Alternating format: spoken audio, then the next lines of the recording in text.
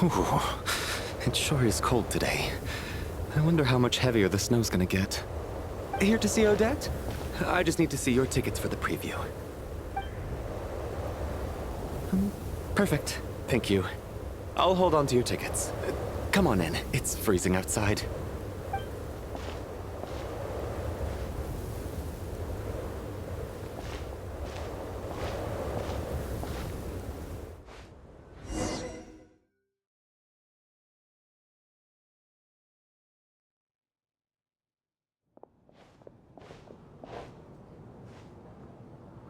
I think I'll leave the Lelek question until after the show's over.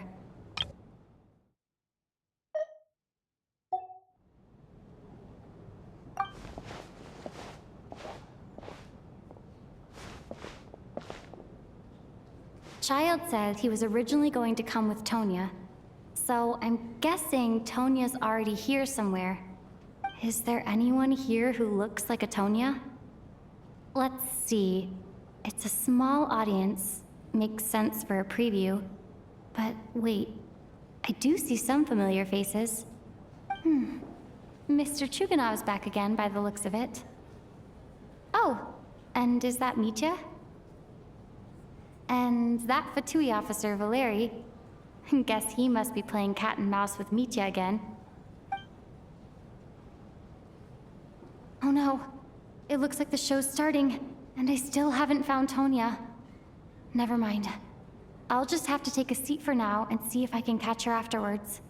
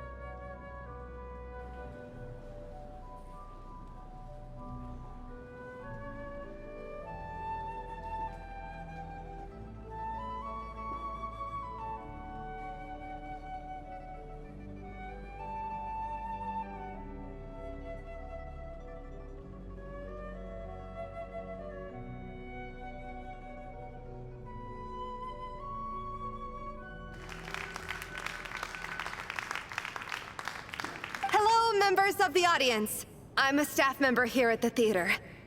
Today's performance was a very special one for us, as it marks the first attempt in a long time to revive the classic Snezhnayan ballet, Spirit Seeker.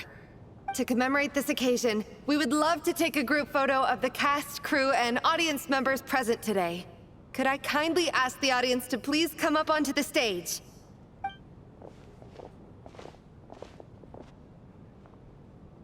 All right, everyone, huddle in a little more.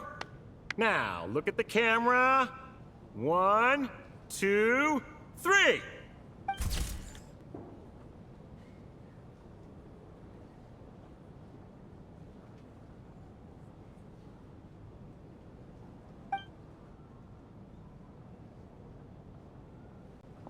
Are you quite satisfied, Mr. Energy Scientist? I rather hope you don't have any other escape plans to add to my workload today. What are you talking about, Sarge? This was simply my way of inviting you to watch Miss Odette's new show with me. And wasn't the performance spectacular? In the future, I heartily encourage you to take a leaf out of my book. Find some soul-nourishing pastimes to enrich your time outside of work. It was indeed a fine performance, but I must correct you on one point. This is not time outside of work. These are working hours. Working hours and non-working hours are just a social construct. Human technology can never advance if we're too rigid in our thinking, Sarge. May we leave now? Already? I mean, I was kinda hoping to soak up the atmosphere for a little longer, but... No? Okay, guess I'm pushing my luck. Didn't seem like too much to ask, but fair enough. Off we go then, Sarge. Back to the land of working hours. Lead the way. That has to be her. She's the only person in the audience around Tonia's age. Excuse me? Are you Tonia? Huh? Your brother's busy today, so I took his ticket. Don't worry about him. He's fine. Oh, okay. Sorry for the trouble.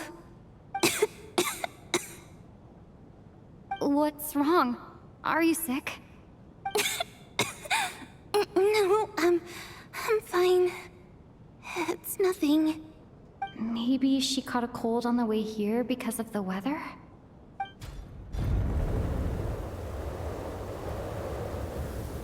I haven't seen snow like this in a long, long time. It's most unusual. I know. It's completely white out there. You can barely see a thing. I've never seen such heavy snow in my life. Let's wait it out for now. You'd be lucky not to freeze to death in this weather, let alone find your way. Well, look at that. Maybe we shouldn't be in such a rush to get back after all. What do you think? Let's wait and see.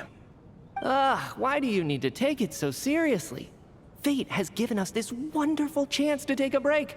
We owe it to ourselves to make the most of it.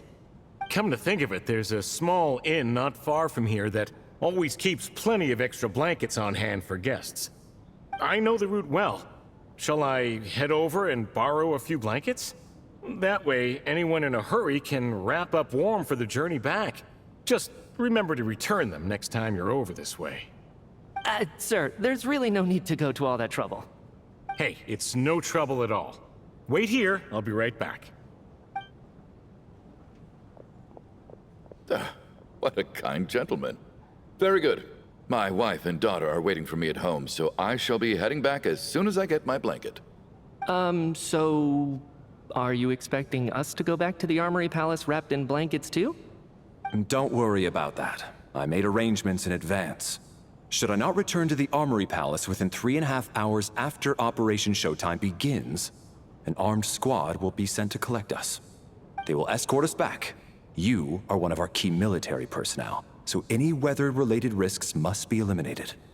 Operation Showtime? So, wait. Every single time you drag me back to work when I sneak out, it's a whole official operation? I gotta say, you've really turned this into quite a moral dilemma for me. It's snowing pretty hard out there. I think you should stay here for now. You seem a little under the weather. Sure. My brother might come pick me up in a bit anyway.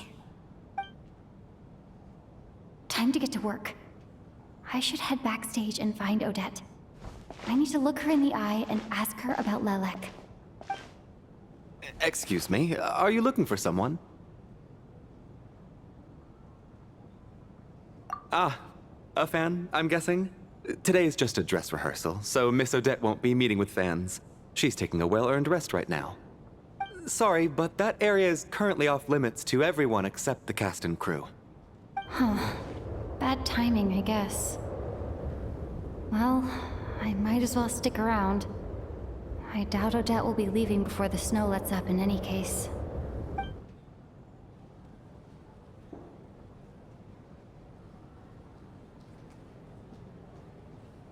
What happened to the gentleman who went to fetch the blankets? How has he still not returned? I was thinking the same thing. It's still snowing very hard. Do you think something might have happened to him? Whatever the reason for his delay, I must say I hate nothing more than people who make empty promises and fail to deliver. Well, I have to treat my employees like that on occasion, but that's different.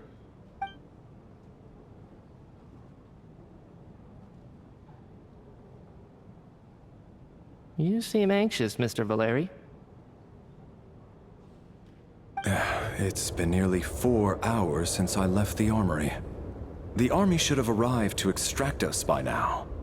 They know how much I despise tardiness and disrupted plans. There's simply no reason that they shouldn't have shown up by now, barring exceptional circumstances. Surely a snowstorm like this one counts as such. Few things in this world can stop the Snezhnayan army, Mr. Mitya. And a snowstorm is certainly not one of them. Why don't you go out and take a look? They might be right outside, waiting for your orders before they dare come in. An absurd hypothesis. I have no intention of leaving your side for even a moment until I have escorted you back to the Armory Palace. This doesn't look like an ordinary snowstorm to me. That guy who left earlier. It looked like he just vanished into thin air. Either that, or my eyes were playing tricks on me. A man-eating snowstorm? Come on. Night hasn't even fallen yet. Spare us the ghost stories.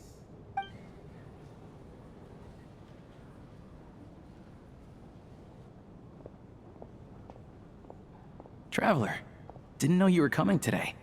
How come you didn't say anything?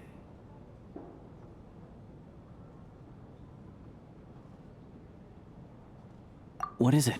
Something the matter? Tell me, I can help. Whoa, that's quite a snowstorm out there. I've been working backstage this whole time, so I didn't even notice. No wonder the audience hasn't left yet. Huh. Is weather like this rare even in Snezhnaya? Yeah, snow like this. I'm sure I've seen it out in the wild before, but never in the city. Actually, I take that back. I don't think I've seen snow this bad even in the wild. This is something else. It's not normal. If even Alosha thinks snow like this isn't normal, could it have anything to do with that monster people have been talking about? We can't stay cooped up here forever. Someone needs to go out and take a look.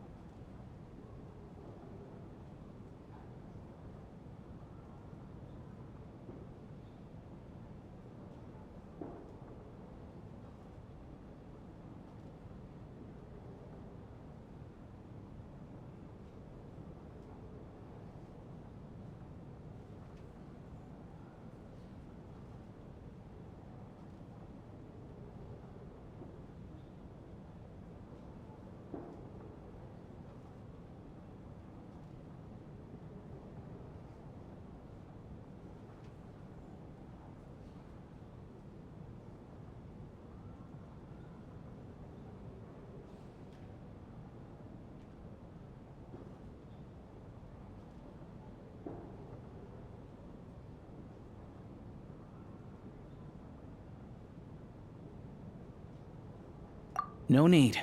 I have plenty of experience with snowstorms. Besides, I work here while you're an audience member. I should be the one to do it.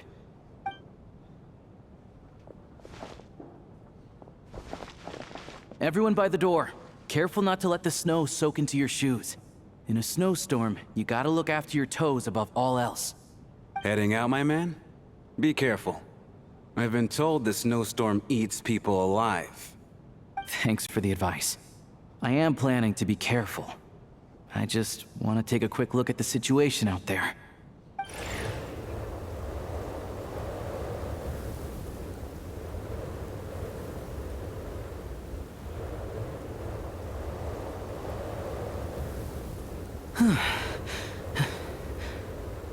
He's back! He's back! How was it? What's going on out there? Did you see any soldiers patrolling the area? Something about this storm isn't right.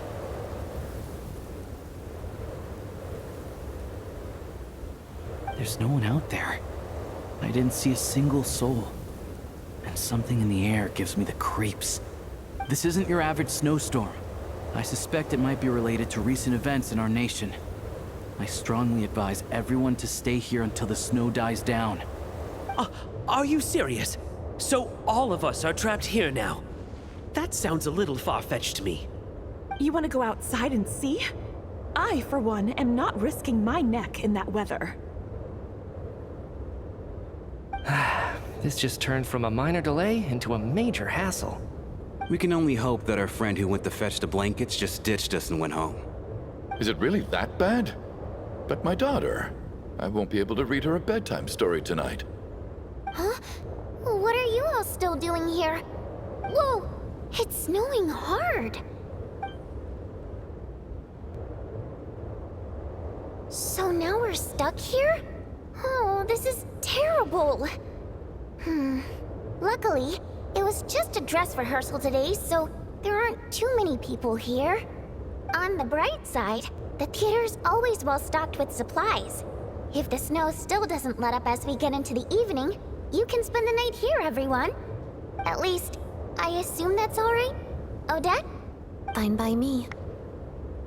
This seems like a sensible backup plan under the circumstances. My thanks to the theater for being so accommodating. What are you staring outside and praying for, my man? You anxious to get home too?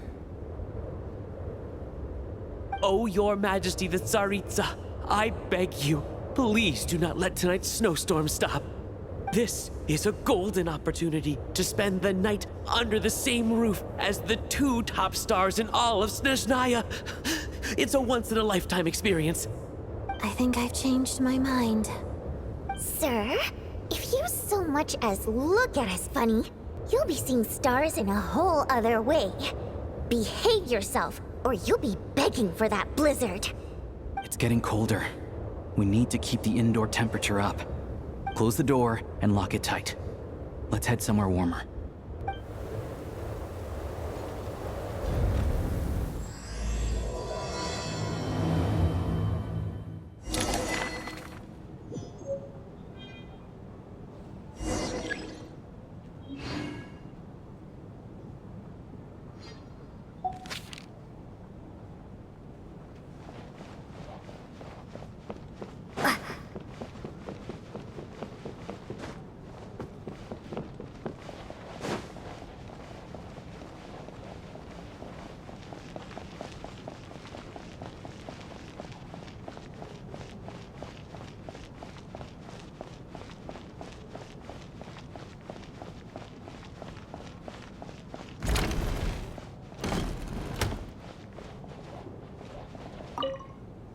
And then there's the aristocrats. Easiest of all to deal with. You don't need to use any force whatsoever. All you have to do is show them the rope you plan to tie them up with. Do you know why? I don't. Do tell. Because nothing horrifies them more than the thought of a cheap, coarse rope leaving creases on their precious million Mora coat. They'll do whatever you ask to avoid that fate. Unexpected, but funny nonetheless. Tell me another one. Well, look at that. I got myself a new listener.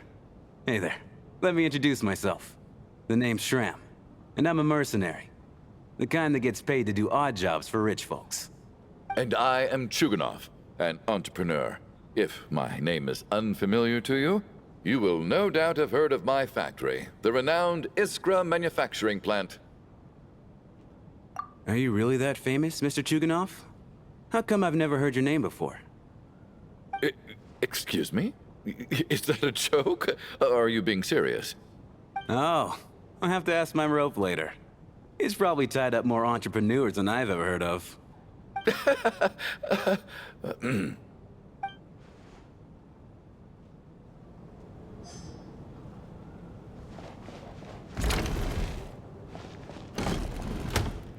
How are you feeling, Tonya? I'm fine. Sorry to worry you. I'm used to it by this point. I take medicine for it. My brother usually helps to get it ready for me. Chap must take great care of his sister. He's never mentioned Tonya's illness, though. You know, I actually find this whole thing kind of exciting. Stuck in a strange place thanks to a snowstorm. Having to spend the night with a bunch of interesting characters. It's pretty cool, don't you think? Exactly. It's like one of those stories where an ordinary school trip turns into a magical adventure. I've always wanted something like that to happen in real life.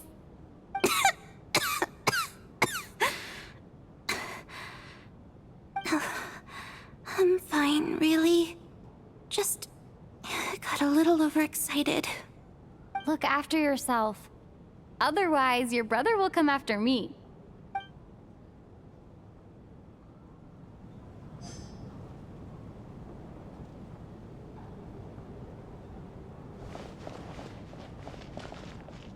My husband has major trust issues.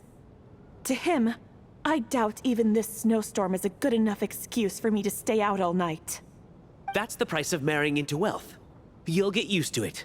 I'm not about to stop you if you want to leave, but don't drag me along. Hello? Can I help you?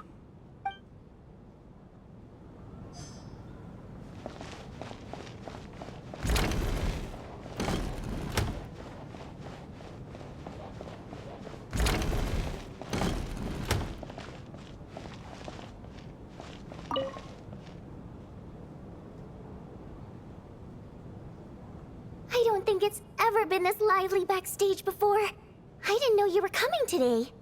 Hey, have you seen Chuganov? I heard he was coming today. Have you spoken to him at all? I'm with you. This could be just the chance we need. Yeah, I gotta figure out a way to coax some more intel out of him. I want to know why he suddenly changed his stance on Project Stuja. What exactly happened before the most recent Vetcha vote? For the Rokad, or just out of personal interest? Shh! There are other people around. Don't say the R word.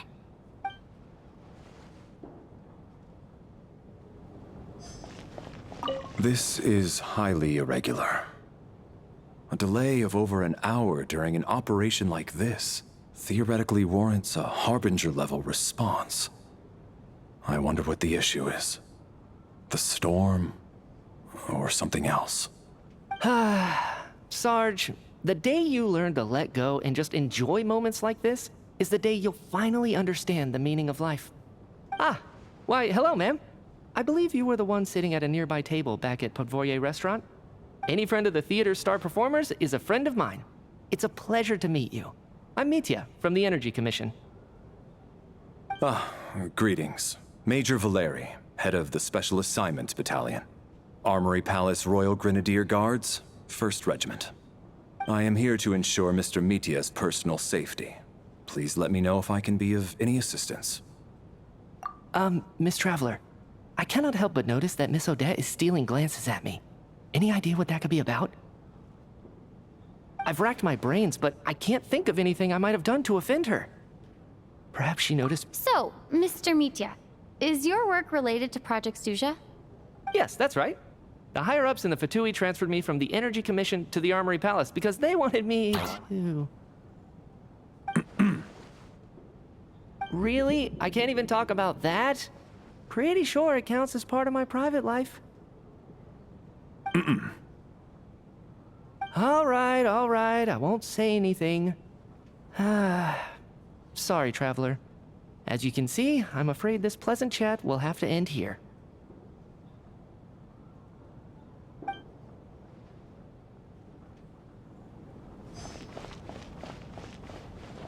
I have to say, even though today was a rehearsal and there were some hiccups along the way, Miss Odette's performance was one of the best I've ever seen, even compared to an actual show. Oh, I couldn't agree more, especially considering the weight of the subject matter. It takes a truly seasoned professional to do justice to a theme like love and regret. Do you think we were coming on too strong? Odette's ignoring us again. What about you? What did you think of today's performance? Oh my, that's very flattering of you. Thank you. I'll make sure to save a ticket for you when the show's performance ready. This doesn't seem like the time or place to bring up the subject of Lilac. I need a chance to speak with her in private. So unfair. Talk about double standards. And now it looks like I've been spotted.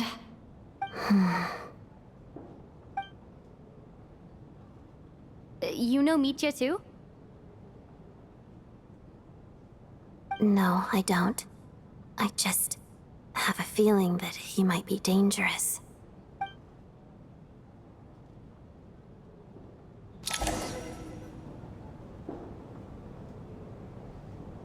How's it looking, Alosha? No change from this afternoon. Heavy snow with no sign of slowing down. May I have your attention, please? The storm is unlikely to stop tonight, and it'll be even more dangerous outside at night than it was during the day. We at the theater owe everyone here a duty of care. Therefore, we strongly suggest that you stay on site overnight and avoid going outside unless absolutely necessary. In a few short moments, we'll give you a tour of the theater's various quarters. You can choose to sleep in the VIP room, the office, or backstage. Or on the stage if you'd prefer. We won't mind. I'll pass on sleeping on the stage. What if the snow is stopped by tomorrow morning? The early birds in the audience might think we're part of some experimental new show. A drama about sleeping? That could be fun. Maybe we could come up with a title for the production. Not bad. Clear selling point at least. Could be a big hit. Anyone who doesn't wish to sleep on the stage, please follow me. I'll show you to the rooms.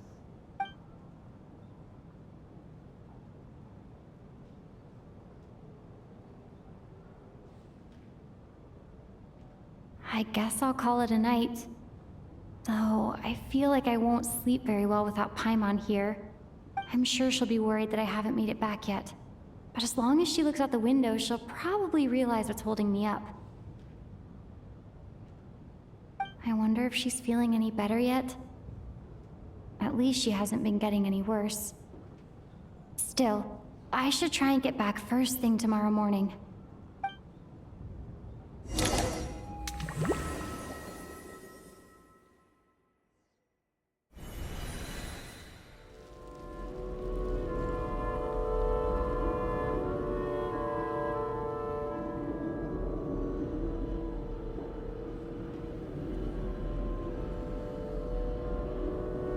Ah, finally. Welcome back to the world of the living, lazy bones. I was about to wake you. The black mist is almost on us. Still waking up, huh? You know, the black mist. It's been chasing us from below ever since we were born. You're just dozy. There's no way you've forgotten. Come on, let's keep heading up. Onwards and upwards is the only way to survive. Don't listen to a word those black mist cultists say. Here we go again. The endless march toward survival.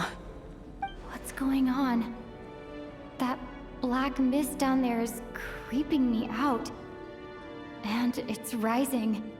Guess I should head upwards and get away from it. The black mist cultists believe that being swallowed by the black mist leads to everlasting peace. But if you ask me, they're just lying to themselves. We're the only heretics left. The only ones who refuse to give in. We have to keep going. But how do you actually know that they're wrong? Dangerous question there, Torgov. The moment your faith wavers, you start a chain reaction that ends in the collapse of your will. Put the question out of your mind. Stay strong and believe that the black mist means certain death. Okay, but it's not my mind that's the problem. My body's about to give up on me. It's already starting to falter.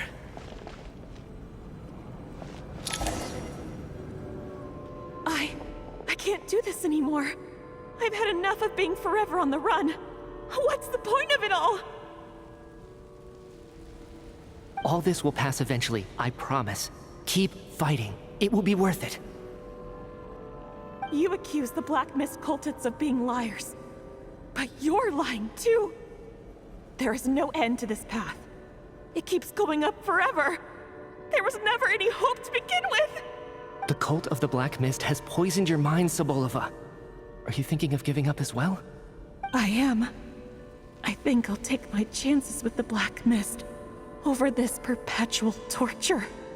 As much as I detest the Black Mist cultists, I'm just too weary. Then I bid you both farewell. Let me put my personal opinions aside for a moment and say, I hope that you both find peace within the Black Mist. Fate always appears so impossibly complicated. But at moments like this, its raw simplicity is laid bare. Their fate was sealed from the instant they entertained doubt. From then on, the outcome was both inevitable and irreversible. Let's go.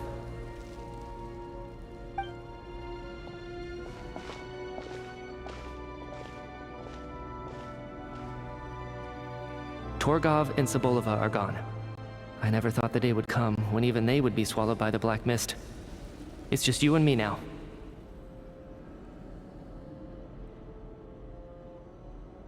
Yes, it looks like it's satisfied. For now. This happens from time to time. But it won't be long before the Black Mist starts chasing survivors once again. No one knows how to stop its advance for good. Well, we should make the most of the precious moments of rest that those two bought for us.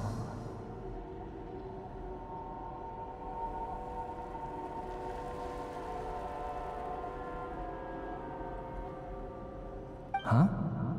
Are you really that sleepy, traveler?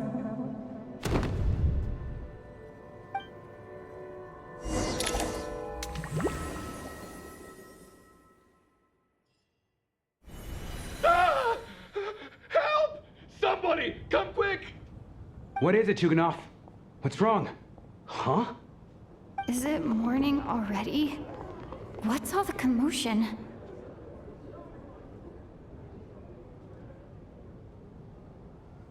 Sounds like it's coming from next door. I should check and see what's going on.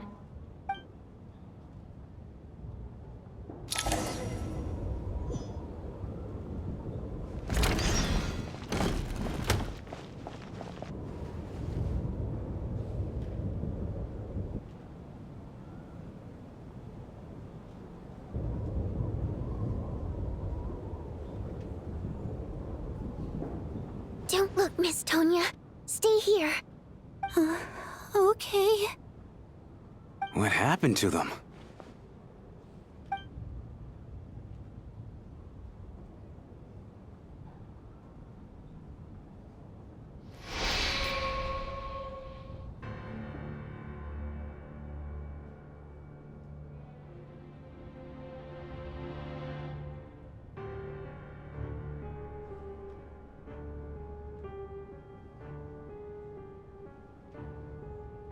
These two people have passed away. And the strange thing is that somehow I knew this was going to happen. I knew that they would be the ones to die. Have I seen this moment before? Or did I have some kind of premonition? I can't remember what it was. Let me take a look.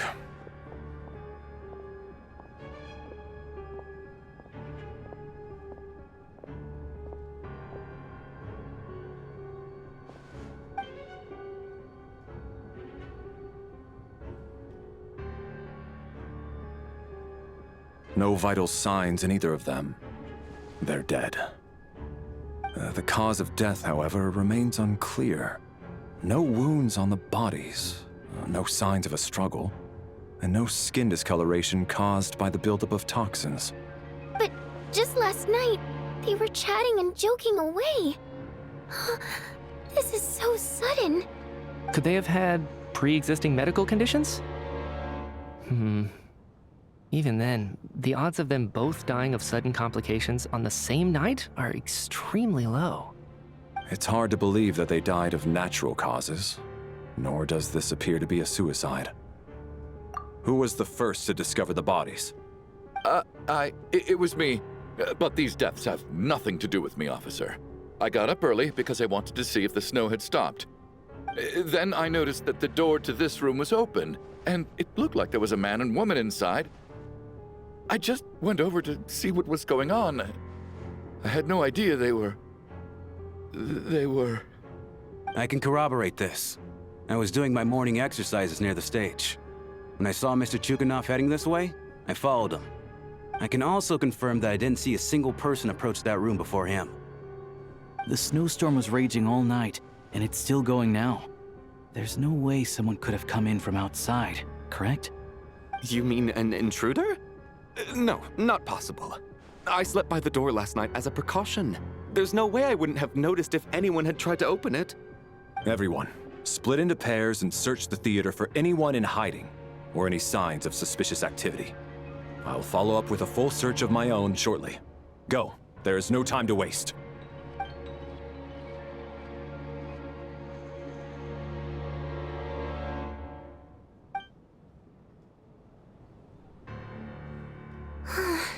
Nothing on your end either?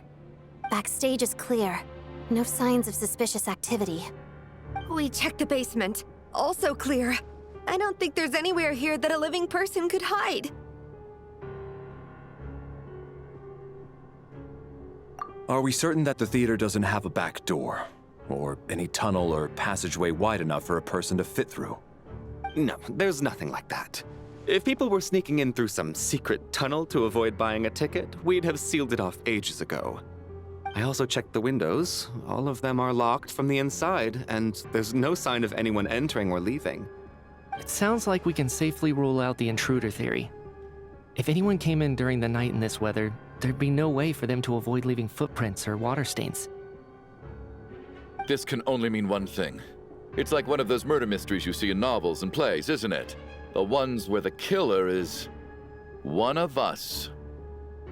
We can't quite jump to that conclusion just yet. Could he be right? It's hard to imagine something like that happening in real life. Set in a theater during a snowstorm, a murder takes place and the killer is among us. It's such a classic trope that it seems unbelievable.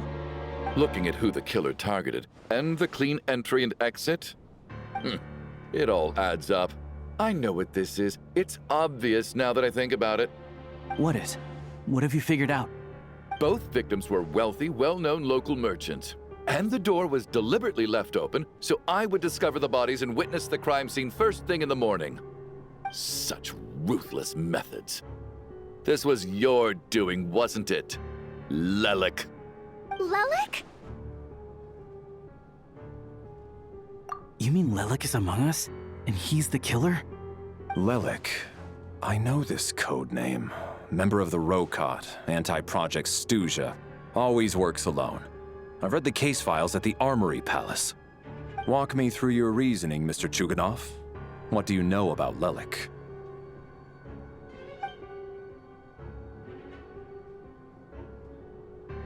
What now, huh? What now, Lelik?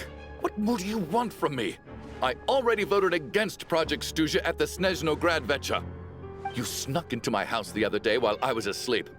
Left a threatening letter. And I did all that you asked. But Project Stuja cannot be so easily shaken. Not with the rooster in charge.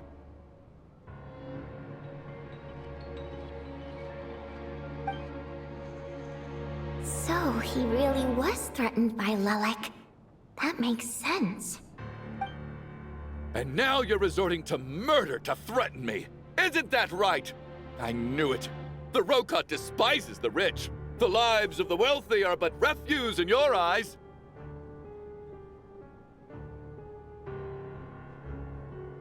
Show yourself! Which one of you is Lelek, Tell me! I'll do whatever you want! Just stop playing these mind games!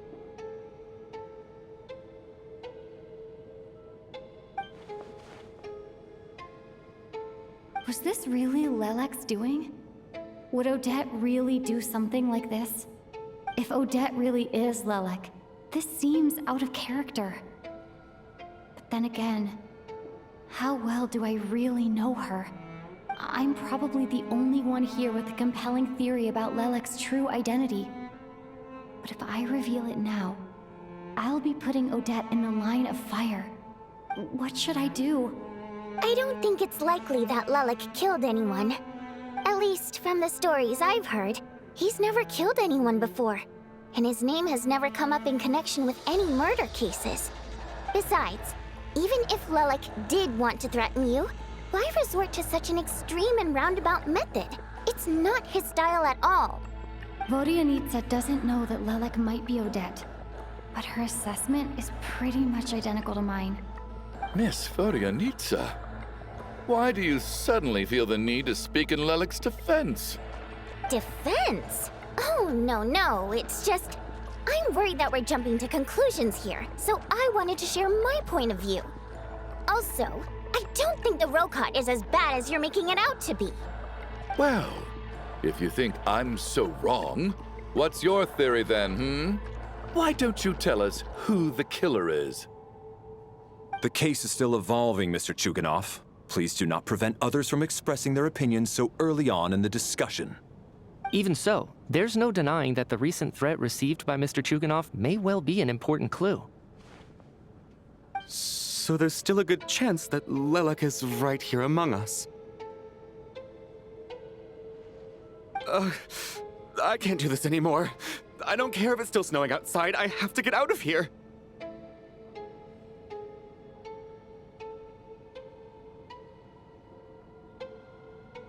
Whoa, take a beat.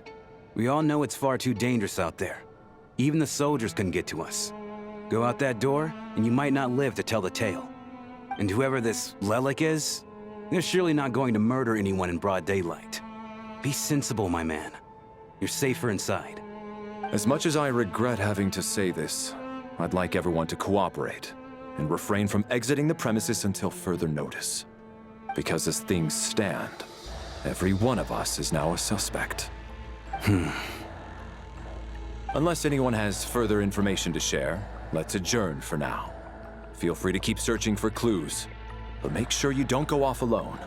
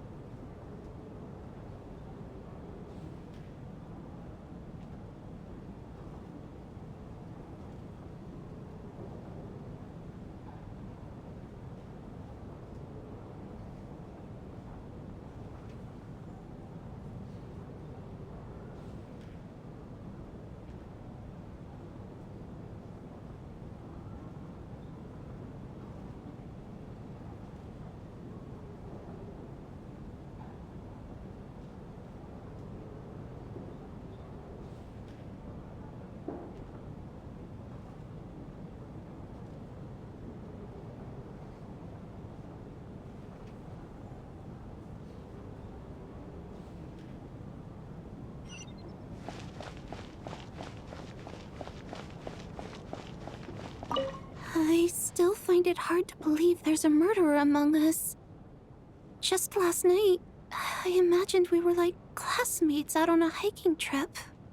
There's no guarantee that you can trust your classmates, especially not when you're locked up together.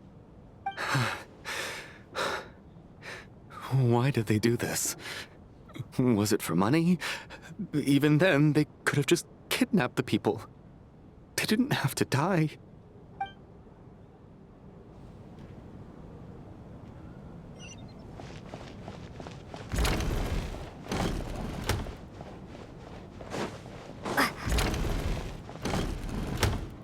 You're right. That was my bad. It was a knee-jerk reaction. I didn't think it through. Luckily, no one suspected my identity.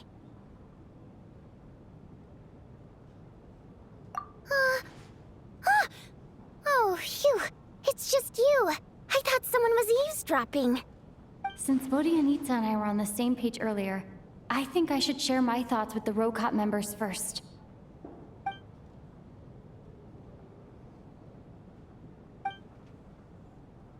Whoa. Are you serious? I don't know if this counts as gossip, but it's definitely on track to be the juiciest this whole year. Odette? Really? Odette? Oh god, how dumb does this make me look? Lelek has been right under my nose this whole time, and I didn't notice a thing. Actually, it's exactly what you'd expect. Sometimes, hiding in plain sight is the best strategy. And now that you mention it, the more I think about it, the more sense it seems to make. It all adds up. What are we up to now? 1, 2, 3, 4...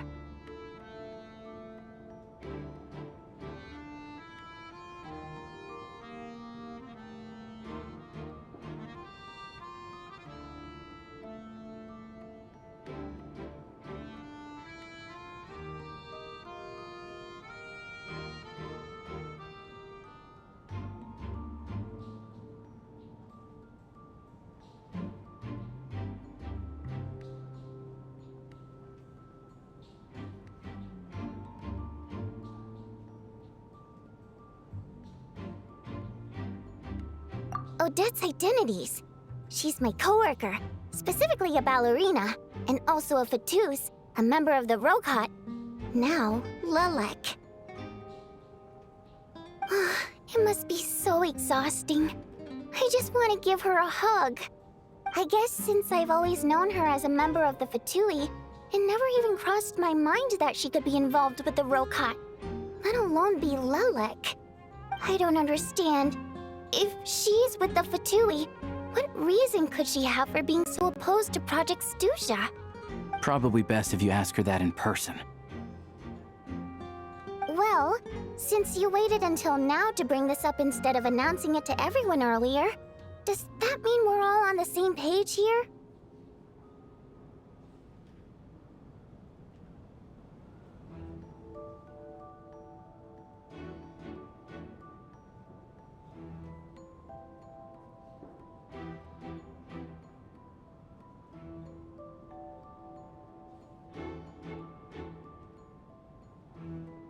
Yeah. Lelek may not follow orders from the Rokot leadership, but as far as I'm concerned, she's never crossed the line. If anything, her actions benefit the poor. We need to confront her face to face. Do you think she'd really admit to being Lelek? I don't know. We'll have to see how it goes. For now, we'll work on the assumption that she didn't kill anyone, and see how much she's willing to tell us.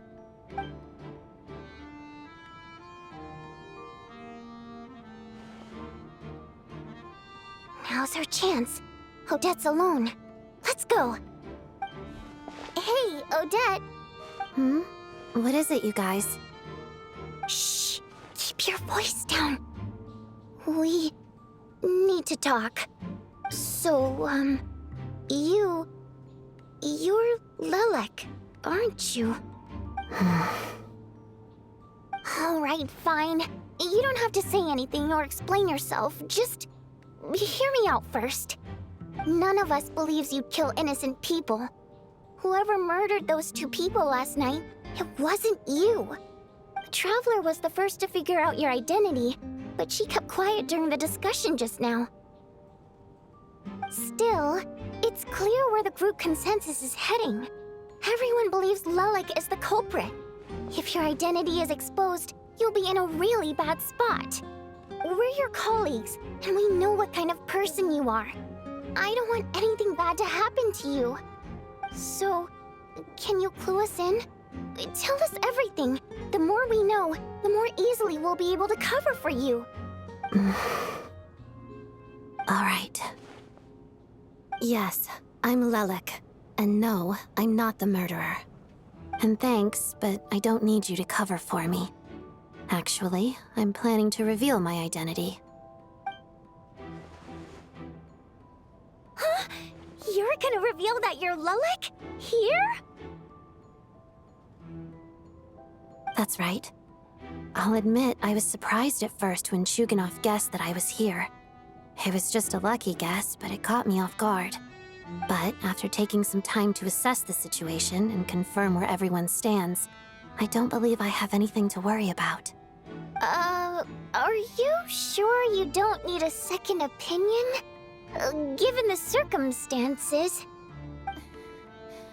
Mr. Valeri! What?!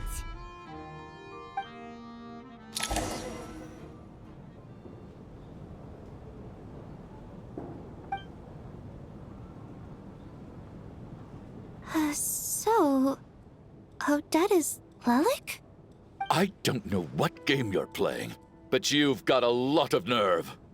It's just one identity. So what if it's exposed? I can disappear and adopt a new identity anytime I please. I made my peace with this when I chose to become Lelik. But more importantly, I promise I am not the murderer, which means that someone else is. So, if anyone still insists that I did this, you'd best produce the evidence now. Otherwise, I suggest that you bite your tongue. Because if you really believe I killed 2 people without making a sound or leaving a trace, pointing fingers at me would surely only make you my next target. Is this really the truth, Miss Odette? That's confidence, all right. I believe you. A real no-nonsense attitude. I can see why Marionette said that she's on track to inherit the title of the Fair Lady. Are you seriously buying this? Hey, officer! She just admitted to being Lelik. Aren't you going to do something about this? I do have one question, Miss Odette. Why have you chosen this moment to come forward and reveal your identity? If I didn't say anything, everyone would be focusing all their efforts on finding Lelik. And that is exactly what the real culprit wants. I don't want to be the scapegoat who lets the murderer get away with this crime. Despite all the accusations, she made the smart choice. A remarkable display of rational thinking under pressure. Clearly, Odette's talent extends far beyond the art of dance. She thought so far ahead. Ugh, why do I always feel like I'm one step behind her in everything? You've convinced me. Dealing with the murder case remains the top priority right now. Let's put the name Lelik and all related incidents aside until further notice. Nevertheless, the group still considers you the prime suspect. I assume you have no quarrel with that, Miss Odette? I understand. You're welcome to keep an eye on me around the clock. I have no objections. Mr. Chuganov? For my wife and daughter's sake, I'll let you off the hook for now. But don't think you're forgiven for breaking into my house and threatening me. Just wait till we get out of here, Lelik. We'll settle the score then.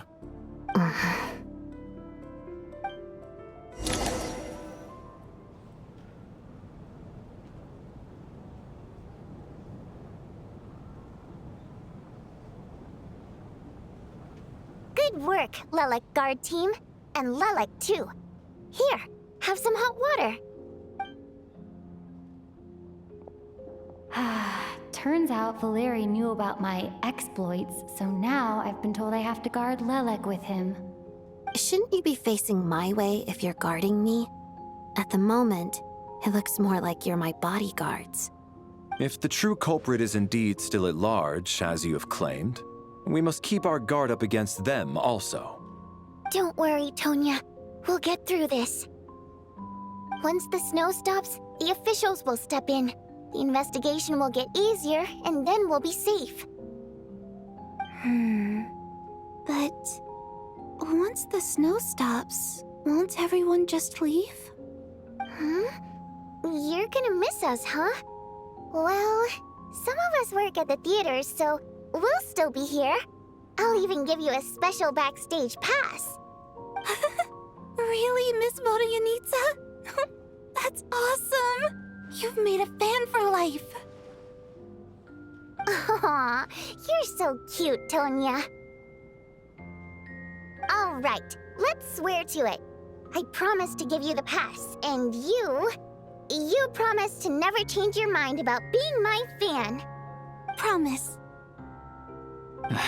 Don't indulge her, Tonya. You don't have to swear an oath over things like that. You really do get carried away sometimes, don't you, Miss Vodyanitsa? Hey, mind your own business.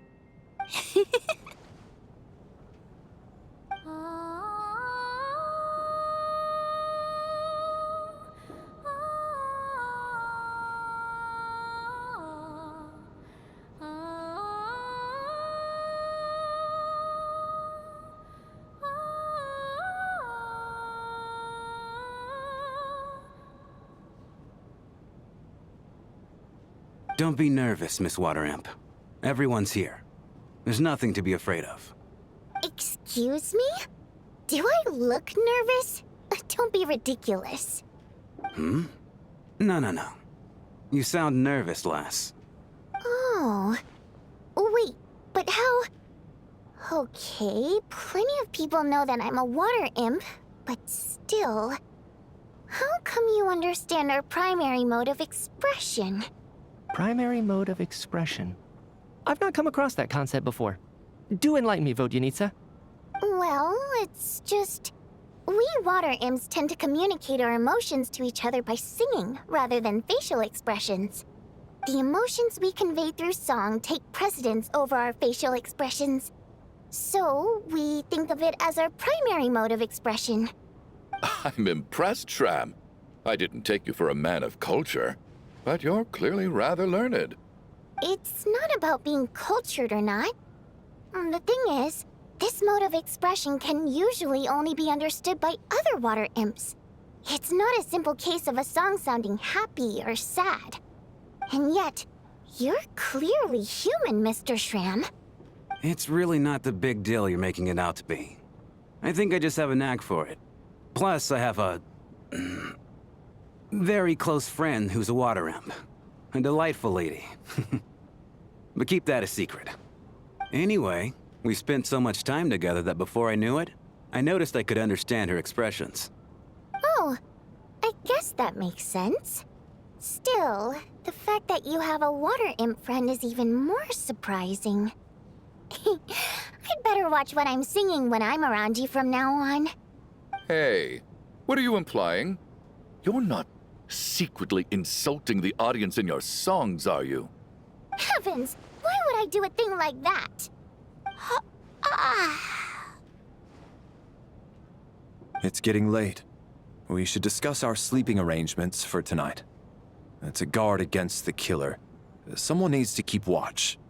I suggest that we don't sleep in separate quarters tonight. It will be safer if we all stay together.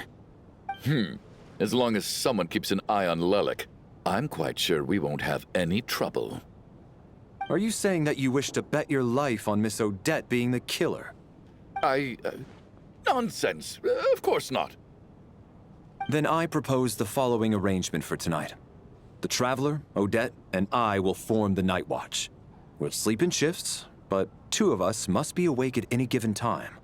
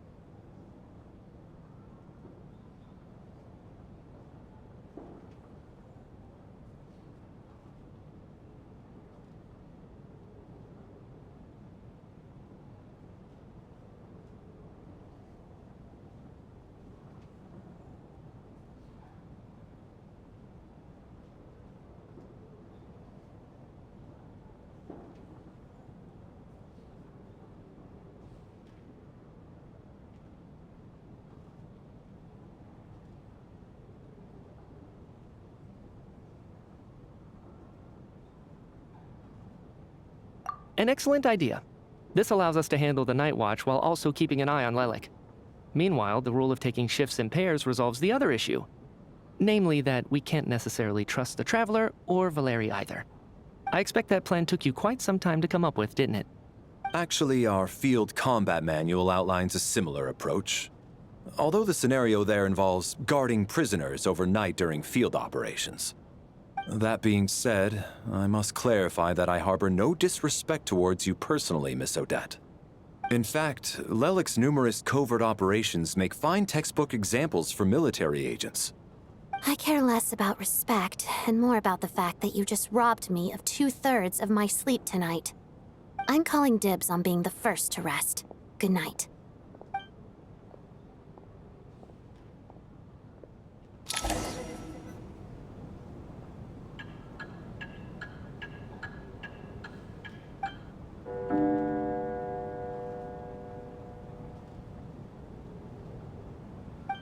It's almost time. We should wake Odette. How are you faring? Oh, not going to argue with that. I'll take a quick nap. If you start to feel sleepy, wake me up anytime. It's finally time for Odette and I to share the night watch. I should wake her up.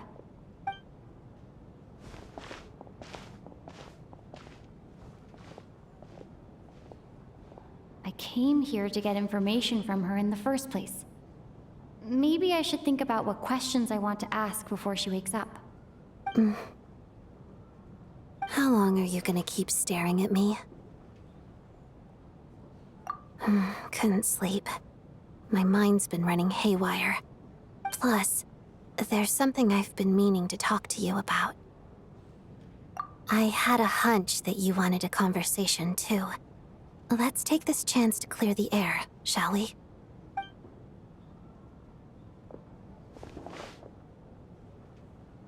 I just had a simple question for you, really. It's, Rosaline. In her final moments, did she have any last words or anything?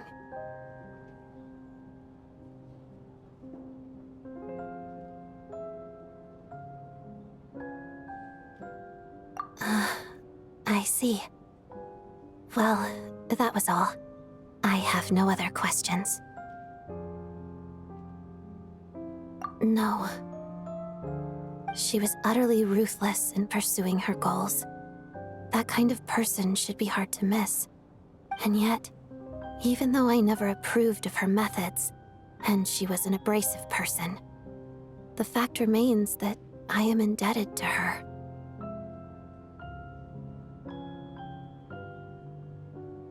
Oh, she told you. I guess that makes sense. I think she and Rosaline were on pretty good terms.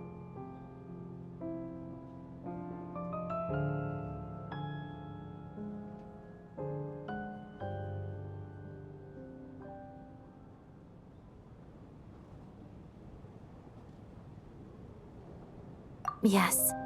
Rosaline wasn't the kind to gossip about this sort of thing. Not that it's any huge secret to me, though. When I was a child, I had to join the Fatui for the sake of my mother and me. I trained under Rosaline. It was extremely grueling, and it didn't exactly come naturally to me.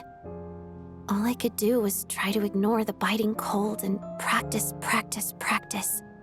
I was a newcomer who'd managed to make a good first impression on a harbinger. There was pressure to live up to her expectations, to be worthy of the fair lady's reputation. Every day was a struggle against the cold, pain, and fatigue. And most nights, I struggled to fall asleep. After enduring all that, I've become almost immune to the sensation of pain. I suppose that was the cost of survival.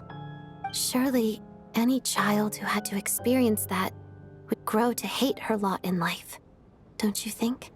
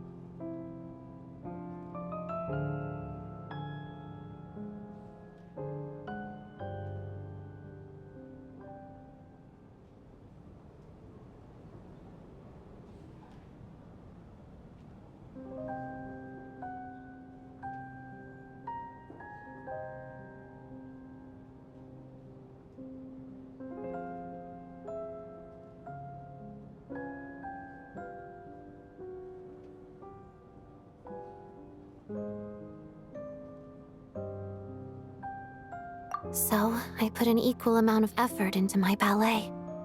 Because in my young mind, that was the only way to defy my fate. It was my way of telling her, the Fatui's demands and your expectations of me are not what I wish for. One day, I will leave. I think she probably blamed my poor performance in training on my passion for ballet. She knew my heart wasn't in it. One time, when I was secretly practicing a dance at night, she suddenly showed up. I knew she was there to catch me red-handed. I told her, "You don't deserve to watch the dance I learned from my mother."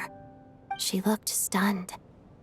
I guess she was surprised that I lashed out first, before she had the chance. But strangely enough, on that occasion, she wasn't fierce with me like she was during training. Instead, she fell silent for a moment, and then left. After that, she never interfered with my dancing or asked me how it was going. She never came to watch me dance again either. Not even once. She was. But even now, whenever I take out this core Ignis, I can't help but think of that night. Of the look on her face. Sort of. Although gift might be too kind a term. This is her flame sealed within ice. A symbol of her favor, yes, but also her way of keeping an eye on people. She knew the location of every piece of core Ignis. If any recipient started acting suspiciously, she'd be on to them immediately. Trust her to make even a mark of approval feel suffocating. So, when news of Rosaline's death reached Snezhnaya, many people immediately crushed their core Ignis. It gave them a profound sense of relief, like they'd broken free from her shackles. But I kept mine. With my sensitivity to pain being as dull as it is, the warmth from this core Ignis is one of the few things I can still feel clearly. I still wonder, did she really come to stop me that night? I wasn't sure, but I was scared, so I said some really awful things. I guess she didn't leave anything behind. Not that I expected her to. It's fine. It's just a bit of a shame that we couldn't settle our differences before the end.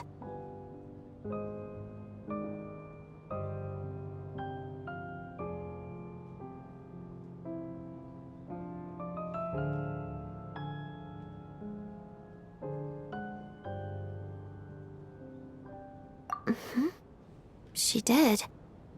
Are you sure she was talking about this event?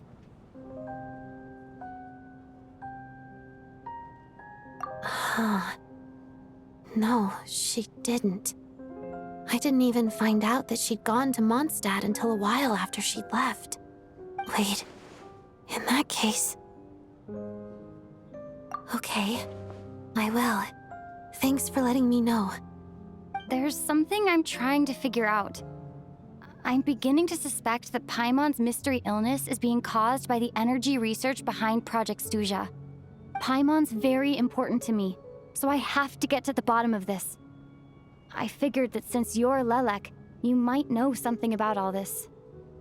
The ultimate goal of this energy experiment is to create a weapon for the final battle. The weapon's construction was completed in Nodkrai. Now, all that remains is to arm it with a sufficiently powerful energy. Yes, the weapon's development and all the related experiments are overseen by Lord Piero, the Jester, and the lab is located deep within the Armory Palace. I'm not sure why this experiment would be making Paimon feel unwell, though. The best way to get to the bottom of it would be to go there in person. Once we get out of here, I'll help you apply for an entry permit.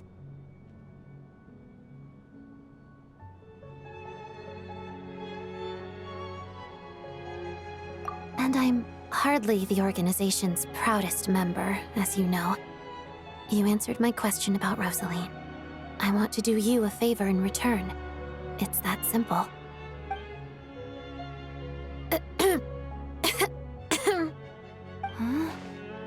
What's wrong? Are you not feeling well? You two seem to be hitting it off. I thought you were sleeping. Of course I was. In the military, one learns to fall asleep quickly, even in the most inhospitable environments. It's vital to staying alert and energized. Why? Is something wrong?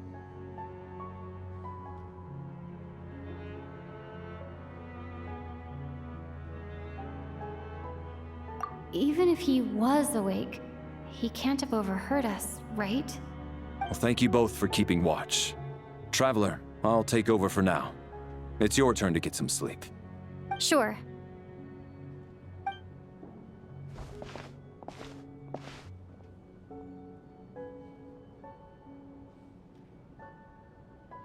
This is our second night here, but at least I found out a little more about Paimon's condition.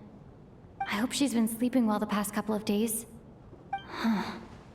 Why do I feel like I'm being watched? Seriously?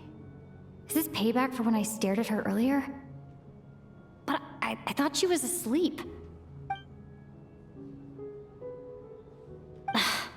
Never mind. I'd better try and get some sleep myself.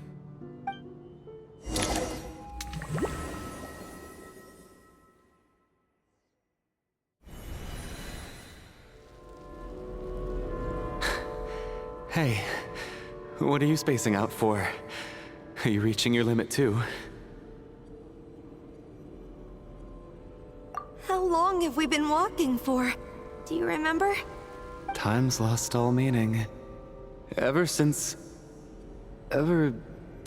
we noticed that thing above our heads. What was it called again? A star key? Or key star? Anyway, the person who named it was swallowed by the black mist. Whatever it's called, ever since we noticed it, we've been walking up and up, hoping that as long as we reach it, we can find a way out of this place. But it seems like no matter how far we walk, we never get any closer. Well, we've come this far. You never know. Maybe we're almost there? Come on, enough moping. Let's go. The black mist is catching up.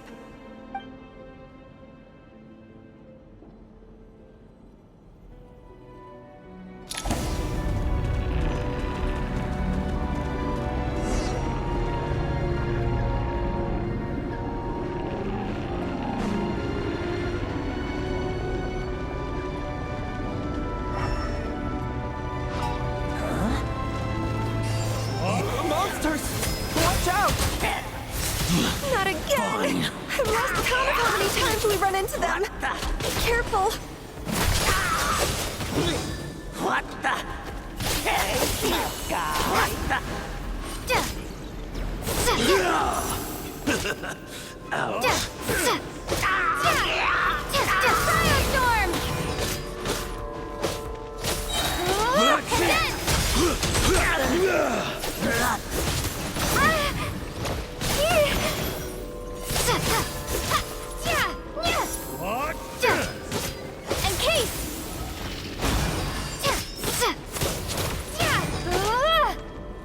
Backup is here.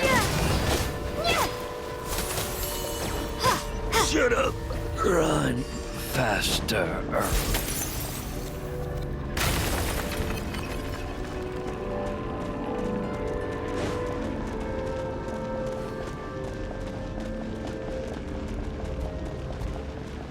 You wanna fight? Again? Let's Get go! ready.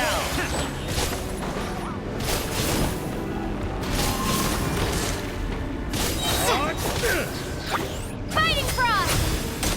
Gotta.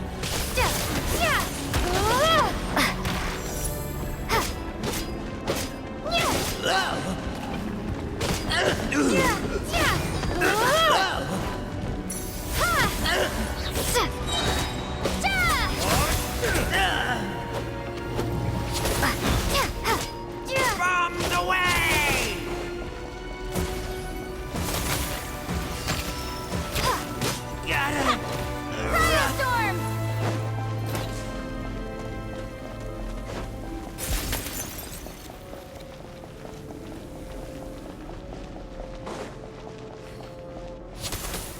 monsters ahead of us, the black mist behind us.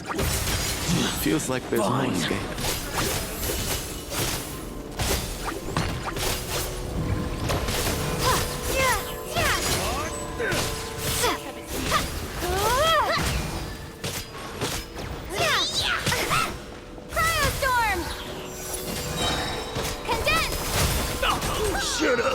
Run faster.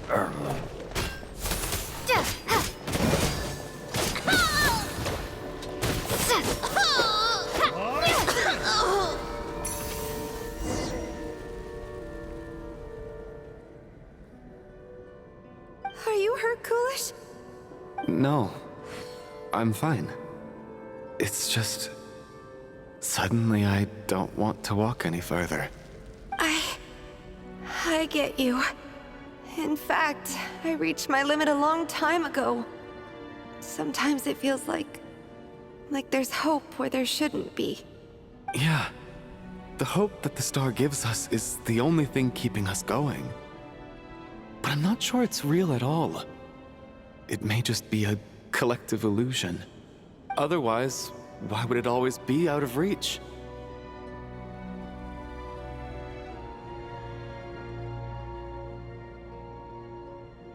We know you mean well, but you're only saying that to try and encourage us to keep going, aren't you?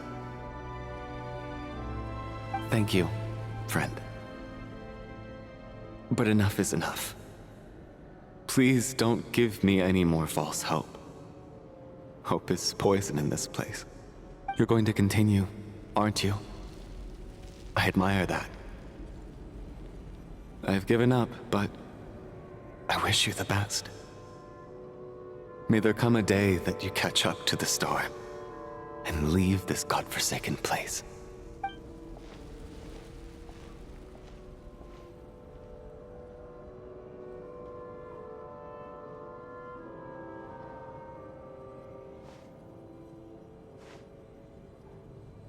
It's not an illusion.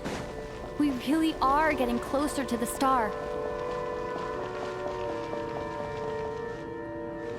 Congratulations. You're the first person to make it here.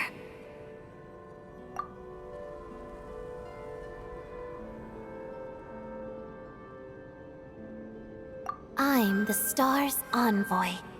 The black mist has stopped rising.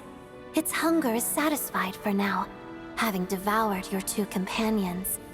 This is a good opportunity. I'll let you get some rest before we continue. What do you mean, leave? The star represents the starting point. It's the waypoint for the beginning. Congratulations on reaching the starting point. Once you are ready, we will head out and walk upwards. I will be right by your side the whole way.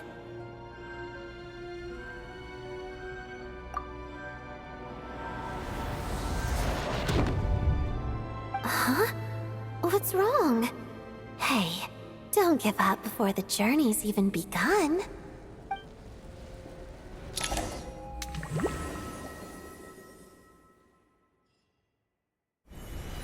Rampana! Rampana!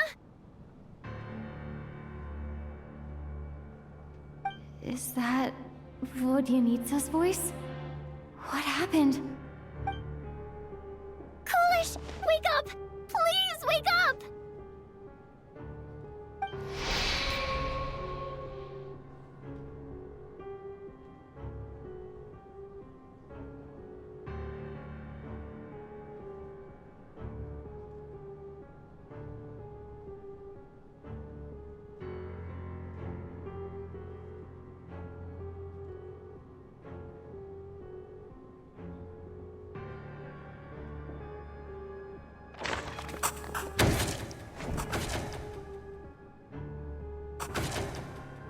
The situation is identical to that of the two casualties yesterday. We cannot ascertain the cause of death. At least there are some elements that we can rule out this time. They slept on the stage with everyone else. So I suppose the surrounding environment can't be a relevant variable. Rampana. Coolish. Weren't some of us keeping watch last night? 3 of us, in fact. How could you not notice something was wrong? I'm as confused as you are. Certainly nothing unusual happened on my watch. Likewise, and from what I've observed so far, both Miss Odette and the Traveler can be trusted.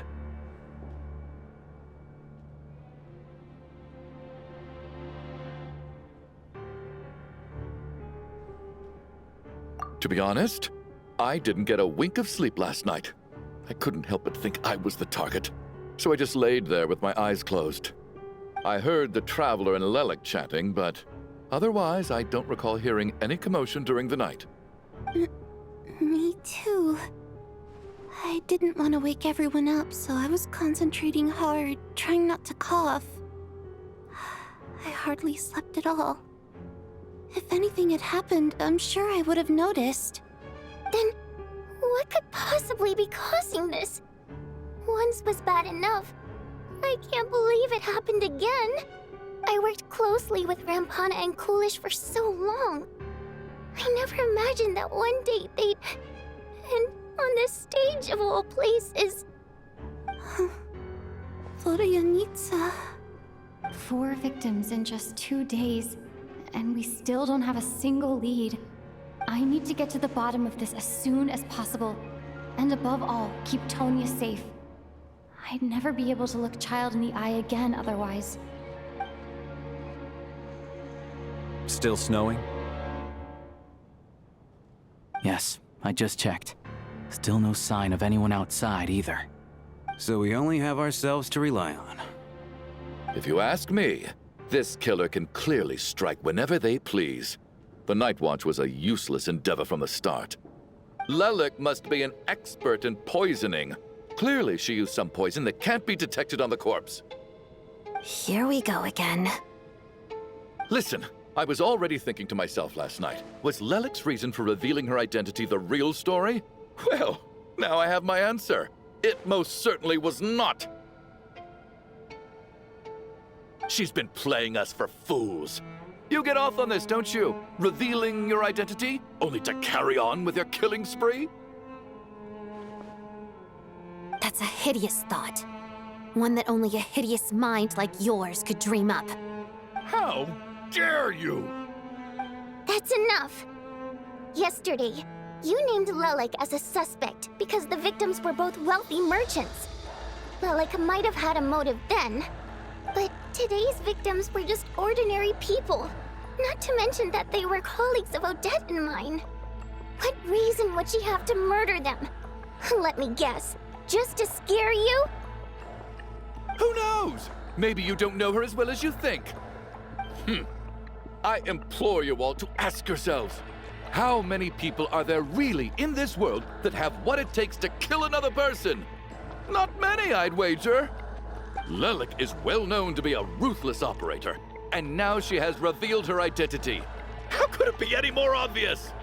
Everything you've said so far is still just conjecture, which doesn't constitute a concrete lead. You need to back up your claims with some evidence. How can you defend her, officer? What did she say to you while you were on Night Watch? Maybe I shouldn't be so surprised. You military types are always colluding with criminals to target the rich.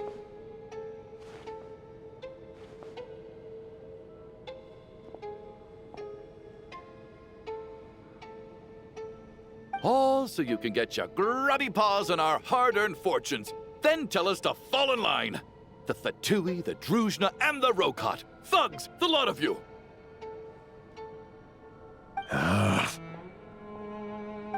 Don't you dare!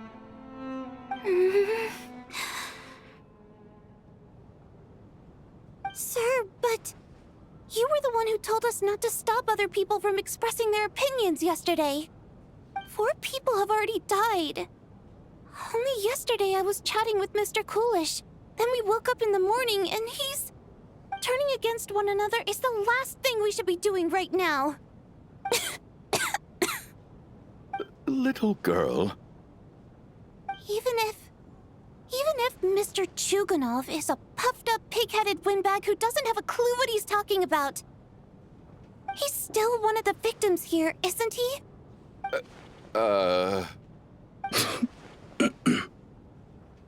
Quite. I had no intention of resorting to violence. But you're right, Miss Tonya. I ought not prevent him from speaking his mind. In any case, I believe Mr. Chuganov has calmed down a little now. We may resume our discussion. I don't think there's any need for that. What is there to discuss? Nothing about this situation is normal. Did you have an idea, Mitya? You're the brainiac here, right? Come on, clue us in. I've been mulling something over. All the leads we have so far concern things from outside the theater. Miss Odette's alter ego, the threats Mr. Chuganov received. But then there's the 2 double murder crime scenes themselves, which have given us absolutely nothing to go on whatsoever. That's highly unusual. Even with the most careful killers, there's always some evidence left behind. So what are you suggesting? I think this could be a supernatural event. It isn't characteristic of human-on-human homicide at all. Correct me if I'm wrong, but aren't you supposed to be a scientist? That doesn't sound like a conclusion someone like you is supposed to make. I got into scientific research because of my insatiable curiosity. But if the present situation defies all known scientific explanations, I don't mind shifting my curiosity toward the paranormal instead. Now that you mention it, I remember when I first came to the theater. I heard rumors about this place being haunted. Haunted? Yeah, I think I heard the same thing. But I mean, they're only rumors, right? We've worked here for years. Surely we would have noticed any spooky goings-on by now. Well, this has taken an unexpected turn. A haunted theater? If Paimon were here, she'd probably be hiding behind me in fear right now. Why don't we take this opportunity to look for clues again with a more open mind? Maybe a different perspective will help us see something different. Very well. Whether it's criminals or ghosts we're looking for, the same rules apply. Everyone needs to tread carefully. I'll move the bodies into the same room for now.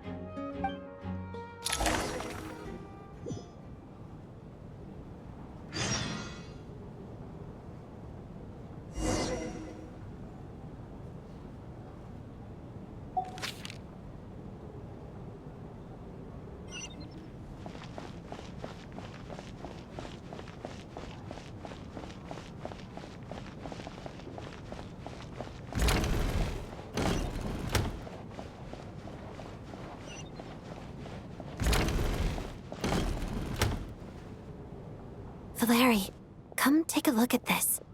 You too, Traveler. Some sort of notebook. What is it for? It's the on-duty logbook for the theater. Kulish was the main person to use it. He mostly used it to record any unusual incidents during a show, audience numbers, exit times, and so on.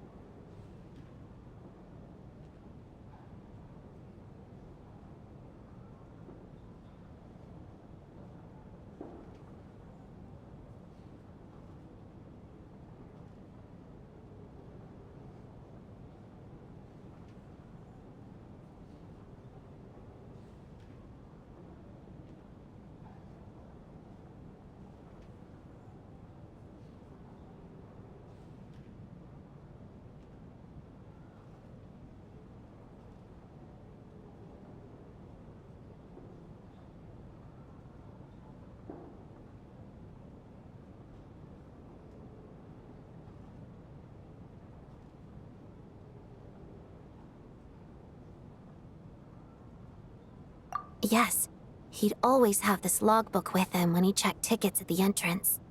This should confirm a lot of key details about the recent show. So, you find anything unusual? Yes. The number of people. I've checked and double-checked, but the numbers just don't match what's recorded in the logbook. Apparently, we have an extra person among us. Are we certain that logbook is accurate? Could someone have sneaked in without buying a ticket or something? Unlikely. Coolish took his duties very seriously. I've rarely seen any errors in his work. Not to mention that this was a dress rehearsal, meaning smaller audience numbers and tighter ticket restrictions than usual. Everything would have been well within his control. We no longer have our tickets with us, do we? They got collected on entry. I assume there's no way we can check them again. Unfortunately not. The theater recycles tickets. Once people are in the door, they don't tend to leave until the show ends, so we collect the tickets at the point of entry.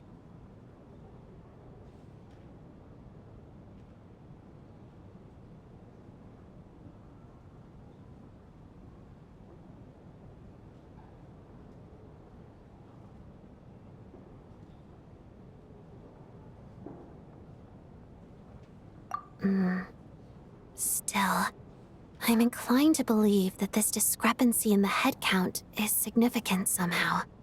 Did an extra person just materialize out of thin air?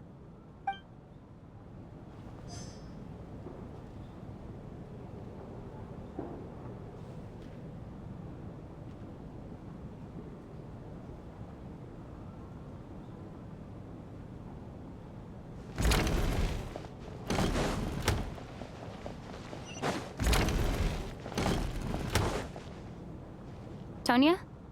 Did you find anything? Not yet. Still looking. So... Are we supposed to be looking for something paranormal? I think I'd prefer teaming up with you than looking around on my own. This looks like somebody's notebook. Shall we read it together?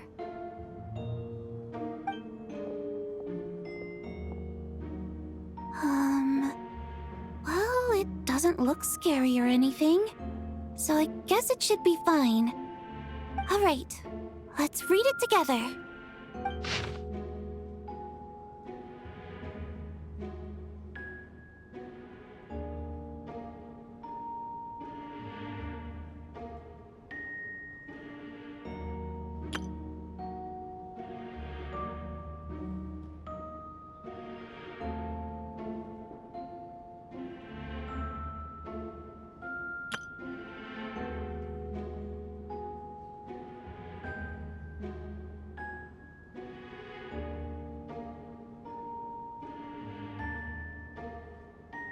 Huh. This has to be Vodyanitsa's writing, surely. Maybe it's a little rude for us to peek at this.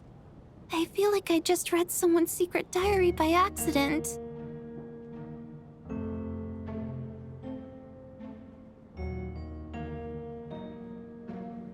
It sounds like she's writing this for her parents, right?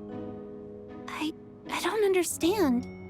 Why put this stuff in a notebook instead of mailing it in a letter? Because her water imp parents belonged to the aristocracy, who were driven out of Snezhnaya by the Tsaritsa long ago. And now they live somewhere new, where the postman can't get to. We're sorry! It's fine. My fault for not storing it properly. I can't leave things lying around and expect them to get ignored when everyone's scouring the place for clues. All right, give me my notebook back. I'll take over the investigation in this room.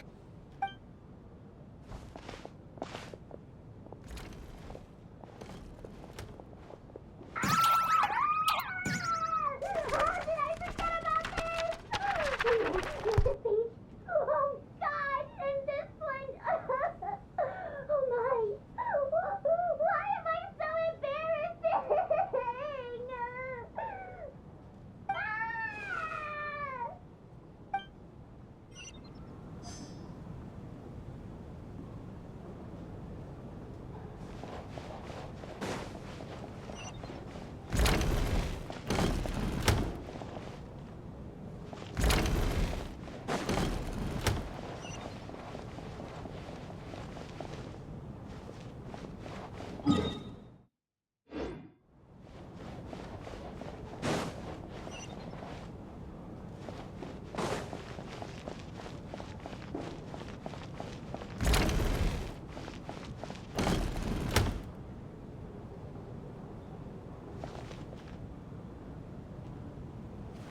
Traveler, since you're here, come take a look at this.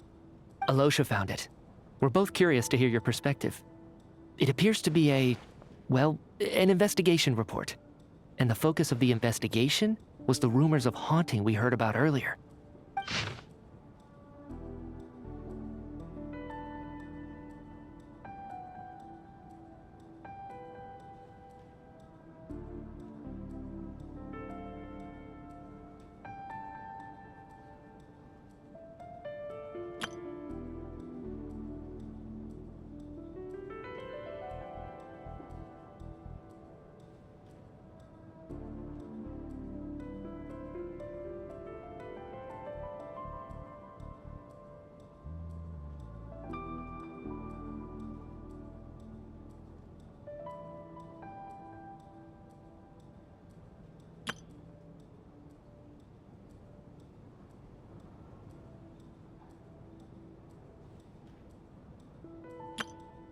An investigation report, huh?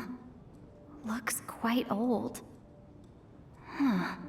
This person's name looks to be of Sumeru origin to me. Was the investigator from Sumeru?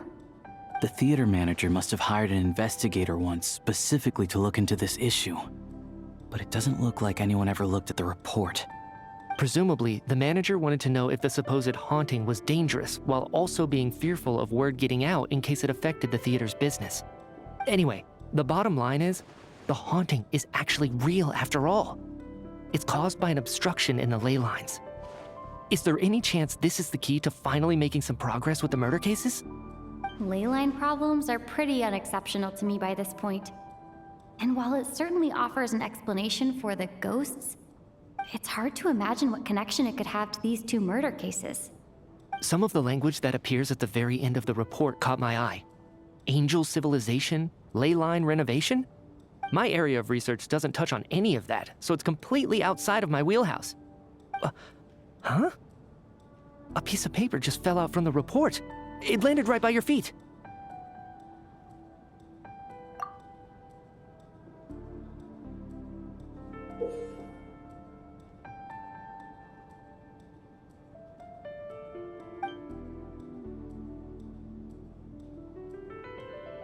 How unnerving. It was tucked inside the report, so it must be a note left by the author. Death is near. Is that supposed to be what's going on here? With us, in the theater? But if so, how did the author foresee it? Could he predict the future somehow? Maybe things are more complicated than we thought. No, wait a second. If we take the report and the note at face value, they completely contradict one another. The report definitively concludes that the hauntings in the theater are harmless and cannot affect the real world. But the note seems to be warning of potential danger. The question is, what exactly does the note mean by death?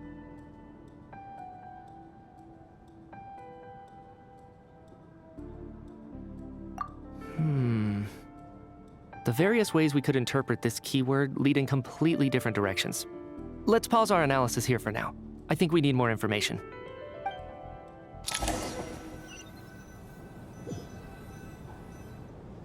If we take all this together, it's not impossible, is it? If anything, it's the natural conclusion. Oh, I beg to differ. This sounds to me like a product of a researcher's vivid imagination. And perhaps it's because I'm still viewing this through the lens of a typical murder investigation. But still, I'm struggling to be persuaded by your theory. Does it really sound that far-fetched? All right, well, let's treat that as speculation for now. I do agree with what you've said, so let's go with your idea for now. Good. Okay, now that we finally have some meaningful leads, I think it's time to reconvene. Let's get the others.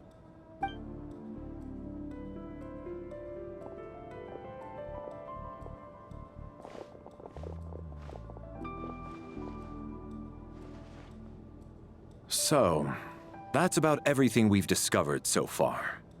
I'll share my theory first. Based on what we've learned from the logbook, I believe the extra person among us is most likely the killer.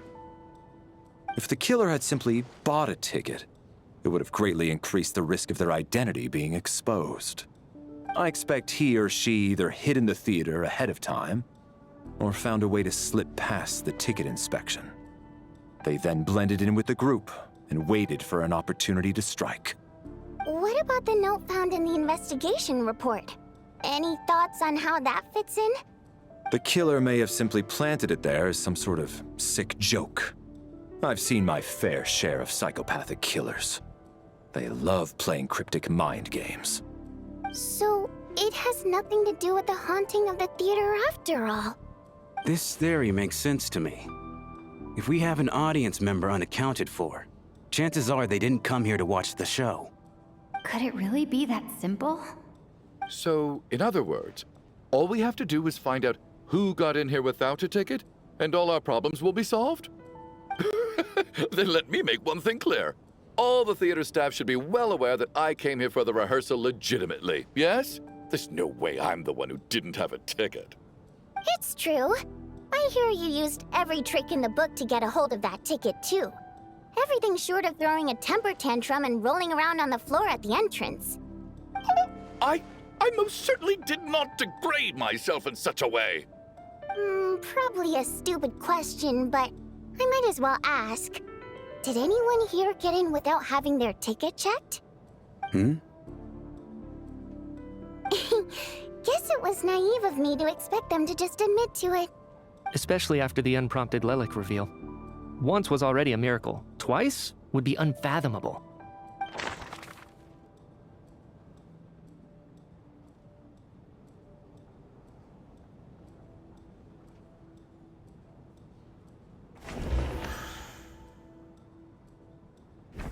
Sounds like Chuganov went to a lot of trouble to get his ticket because everyone at the theater knows about it.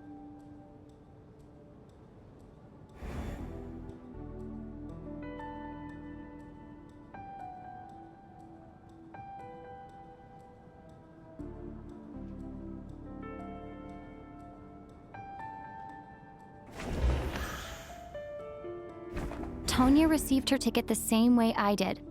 I assume Child got both of them together. And Valeri came to the theater to catch Mitya. Those two should be able to vouch for one another, and their motives are clear.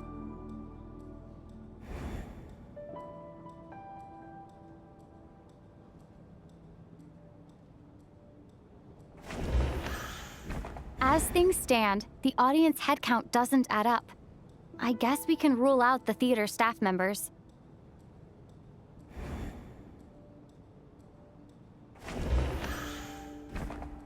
I don't believe any of us here knew Shram before all this. If no one can verify Shram's identity... Mr. Shram, did you really go through the ticket inspection to get in here? Huh? Me? Why am I being singled out, my friend? Do I seem that suspicious? It's not that you stand out as suspicious, more that everyone else has been ruled out as trustworthy.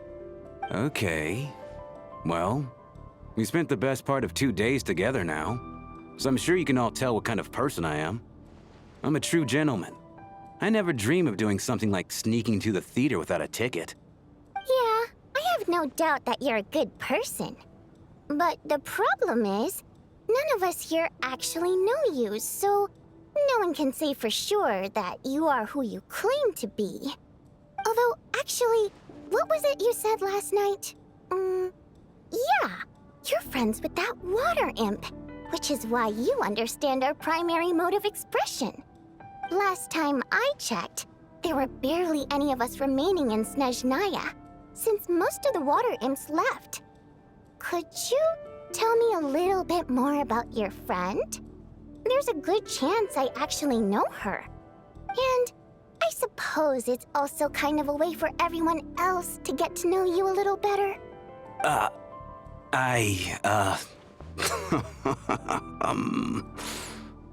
Good grief. Are you blushing? Pull yourself together, man. Stop giggling like a teenage boy. It's revolting.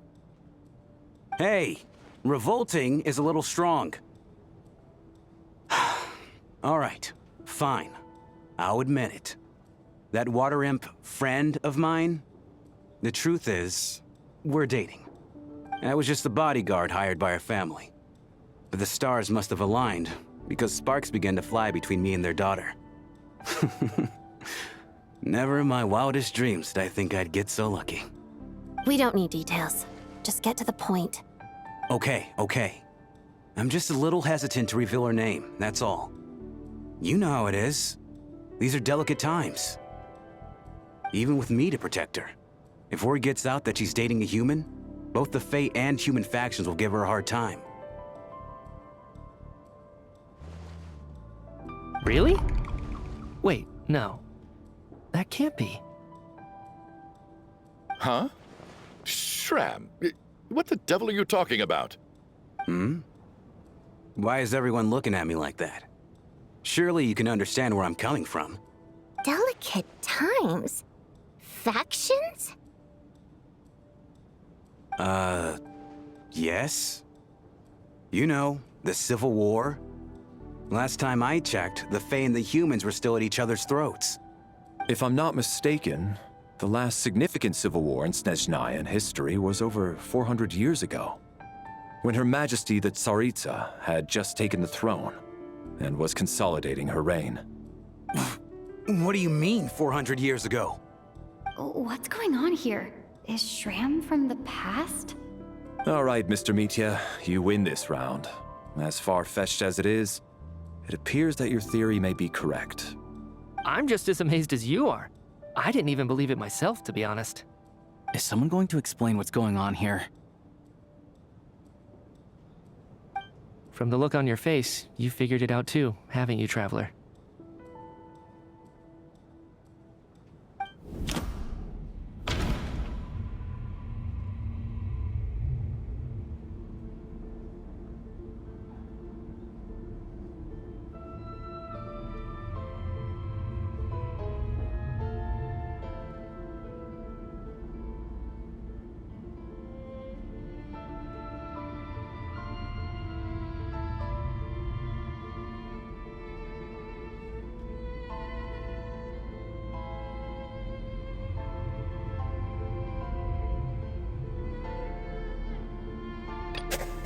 That seems to be the case.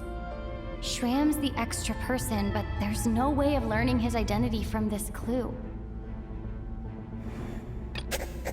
Vodyanitsa's private letter touches upon the history of the Water Imp aristocracy's exile, but reveals nothing about Shram's identity. No. The truth lies within the clues we've already... The theater's ley lines have been modified to block souls within its grounds from returning to them. Some souls can even wander this place forever. Mr. Shram's statement proves he's from hundreds of years ago. And according to the investigation report on the theater hauntings, Mr. Shram is very likely a lost soul wandering the theater.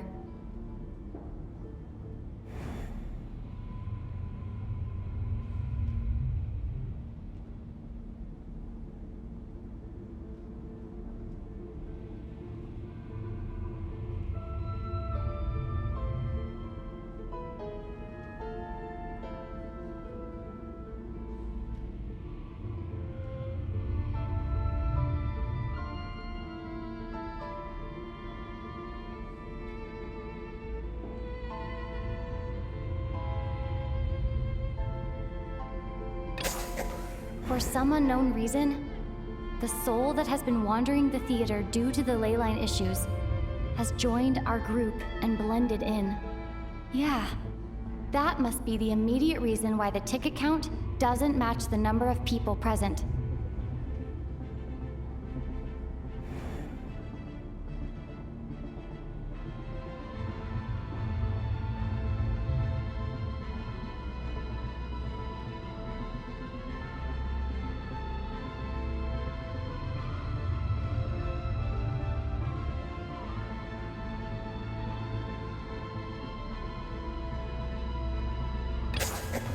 The contents of the investigation report have been verified.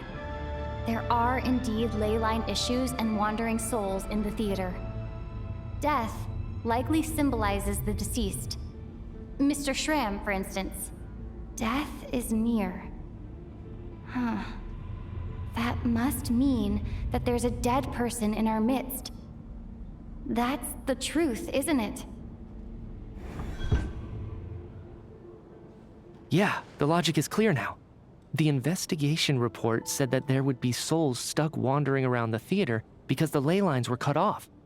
Mr. Schramm must be one such soul who died in the theater a long time ago. In which case, that also makes him our extra person. So when the note said death is near, it must have been referring to death as in the deceased, people who died a long time ago. Someone who died a long time ago. In short, there's a dead person among us. The extra person we've been searching for is a ghost from the past. You mean I'm a ghost? No. Don't make jokes like that, my man. There must be some mistake. But even if I was dead, I know for a fact I didn't kill anyone these past 2 nights. Yeah, even if all that's true, the report also said the souls inside the theater can't affect reality, right? They're harmless. Then what if the problem isn't the souls at all, but the ley lines themselves? The ley lines have a powerful ability to attract and devour souls. Let's say that the ley lines are like a black hole, constantly seeking to engulf souls. But the souls that don't want to return are trying to avoid being sucked in. Huh. Why does this analogy sound so familiar? What happens when the black hole can't achieve its goal? I'm only speculating here, but what if it ended up swallowing innocent souls by mistake, or intentionally taking other souls to compensate? That could explain why we weren't able to determine a cause of death. If you're right, and their souls were devoured by the ley lines, it does make some sense. It does seem to explain a lot of the things we couldn't make sense of. Does that mean it's true? Except there's no concrete evidence. Mitya is relying on a lot of logical leaps. Still, it seems like the best explanation we have under the circumstances. All right, so how could Schramm not know that he's dead? Seems a little unlikely that he hasn't noticed anything unusual even after several days interacting with us. On the contrary, it's perfectly normal for a soul to wander the theater for centuries without questioning their existence or reason for being there. It's simply what's natural for them.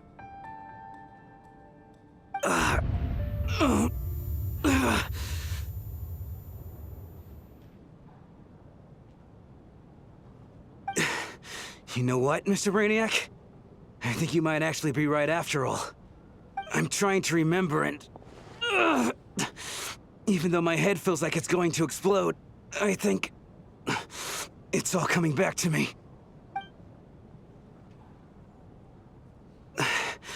I was the one who didn't want to remember my own death, so I forced myself to forget. Well, I'm sure those are painful memories. My lady and I snuck out to go on a date one day. We bought tickets for the theater. It wasn't really my thing, but I was just happy to be together. All of a sudden, a group of people burst into the theater, shouting for all the water imps to get out, performers and audience members included. It was clear the conflict between humans and Fae had reached a boiling point. This time, the extremists were even coming after the water imps who had nothing to do with the war. I thought I could pull one over on them, so I took off my jacket, draped it over my lady, and tried to sneak out amid the chaos.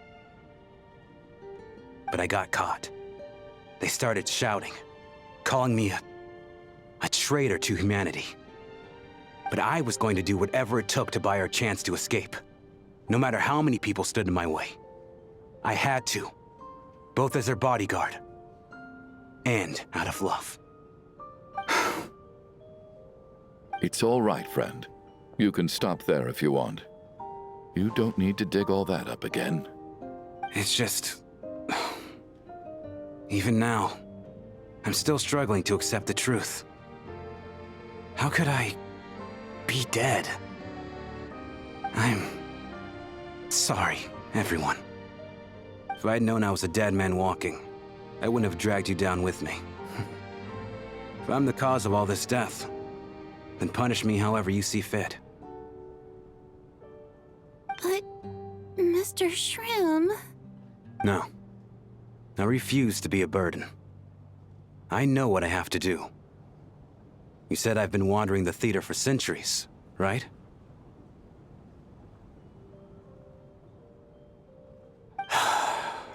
I guess it's high time I got a breath of fresh air. Out there, I mean. I'll leave this place, and take all this death with me. Go out on my own terms. Mr. Shram, I'm sure we can figure out a different course of action. My good sir, we both know I'm not supposed to be here. I should have accepted my death long ago. One way or another, this has to end. Unless you're saying this goes against another one of your military principles somehow. No, I'm speaking on a personal level this time. Let it go, man. Oh, wait. One last thing. Miss Wateramp. My lover. Her name was Litia. Litia Ozarova. Do you know what happened to her? Ozarova. Oh, Auntie Ozarova. That's what we all called her. I remember her as a very kind elder. She had a bunch of kids, too. I'm so glad she survived. And she had lots of kids? Good. That's... good. I could hardly expect her to stay single just because of what happened to me, right? As long as she went on to be happy, that's all that matters. Besides, I'm dead. My soul has been wandering around here for so long because I was worried about her. But now, I can go without regret. There's no need to see me off, my friends. I've enjoyed our time together over these past few days. Perhaps we'll meet again in the next life.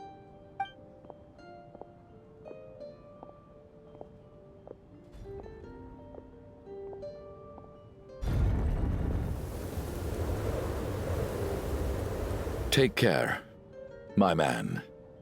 I knew Mr. Shrim was already dead, but... I still feel so sad. Death is cruel, no matter how we might try to make sense of it. So, was the conflict between Fae and humans really that bad back then? I was only little, so I don't remember much.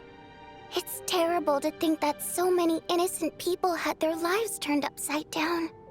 Even the historical records about that time period don't say much about it. All people know is that the Tsaritsa founded the Fatui, drove out most of the Fae aristocracy without explanation, then used her terrifying power to suppress the humans. It seems to me like the Tsaritsa chose to make herself the enemy. She downplayed the conflict, directing whatever animosity both sides had for each other at herself instead. That's also why, despite how brutal the conflict was at the time, there hasn't been much lingering tension between humans and Fae since. Things have been fairly harmonious for the past few centuries. So, the Tsaritsa banished the Fae to protect the Fae living in the city? She offered herself up to be hated in exchange for peace.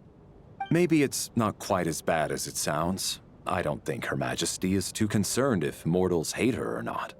And besides, there are very few who truly do. All this time, I had no idea. All right. If Mitia's theory is correct, then I think we can consider this matter settled. Let's all take a break.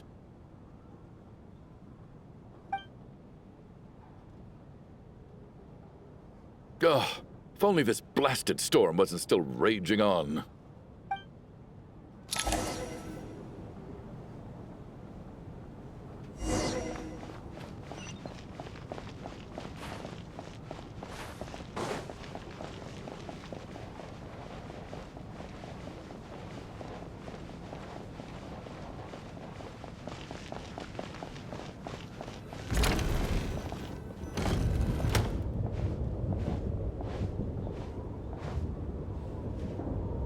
Looks like now we can just rest until the snowstorm stops.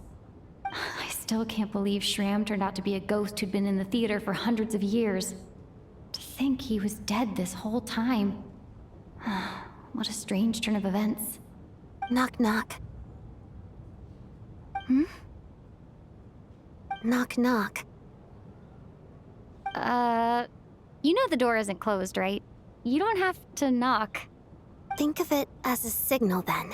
When I'm entering someone else's room and I knock, I'm here as Odette. If I don't knock, it's Lelik.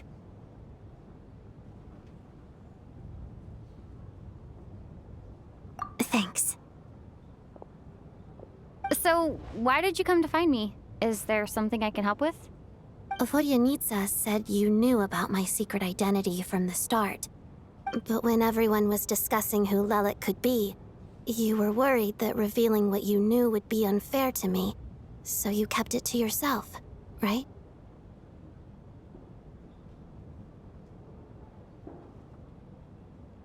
Yes, I'm extremely grateful for that. It's nothing.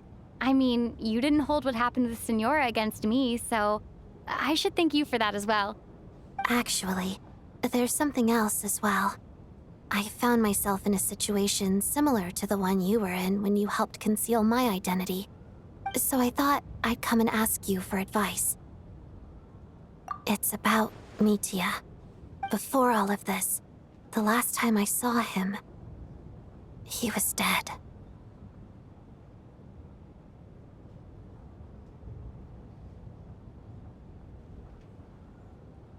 As I'm sure you know, my goal as Lelik was to stop Project Stuja.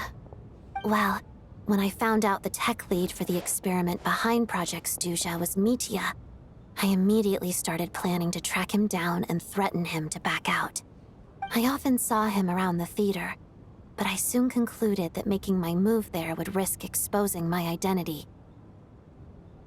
So I decided to infiltrate the Armory Palace and go directly to his lab. That way, the threat would be much more effective.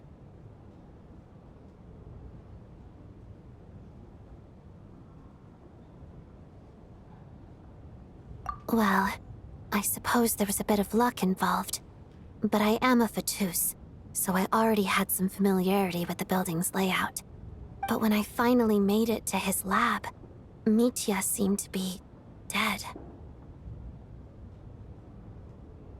I checked his breathing and his pulse. He had no vital signs whatsoever. I'm certain of that. I thought maybe another anti-Project Stuja activist had beaten me to it, and chosen a much more brutal method. So I made myself scarce. That's why you were so on guard around Mitya that first night here. Yes. When I saw him sitting in the audience during the performance, I could barely contain the shock. To me, it was a miracle. Somehow, he'd come back from the dead. But then, the murders started happening and things got so complicated that it wasn't really at the front of my mind. That is, until Mitya himself said there must be a dead person among us. Then I couldn't ignore it any longer. And yet, you thought that bringing it up right away would single Mitya out, just like when everyone was suspecting Lelik. Exactly. I thought there could be something I was missing. Besides, we soon figured out that Mr. Shram was a ghost, and we knew there was only one extra person, so we thought he had to be the one. But now it seems like there's another candidate. I understand why you kept it to yourself. There was so much information being thrown around during that discussion. Bringing up Mitya would have just introduced more confusion. So, what do you think we should do? Let me confirm one thing first. When was it that you found Mitya dead? Around a week ago, sometime in the afternoon. A week ago? That's earlier than I thought. I saw him just a few days ago at a restaurant. That definitely would have been after you found him dead. He seemed completely normal to me, chatting with Vodyanitsa, trying to avoid Valeri. So he was definitely alive on that day. Huh. Well, all I can say is I know what I saw. Here's a thought. The reason we even suspected a dead person could be among us was because of the problem with the theater's ley lines. But Mitya's death happened inside the Armory Palace. The ley line issue affecting the theater shouldn't reach that far. You're right. I guess he doesn't fit the profile of the person we were searching for. I think the chances of it being him are very low. Surely he can't have died for real in the Armory Palace. Unless what? Unless he really did come back from the dead. You're right. Do you think we need to disclose this to the others? Huh, what's this? A private meet and greet? Where do I line up? That's not what's going on here. Well, I was just making the rounds. Thought I'd try to lighten the mood a bit. Vodyanitsa's handing out food if you're hungry.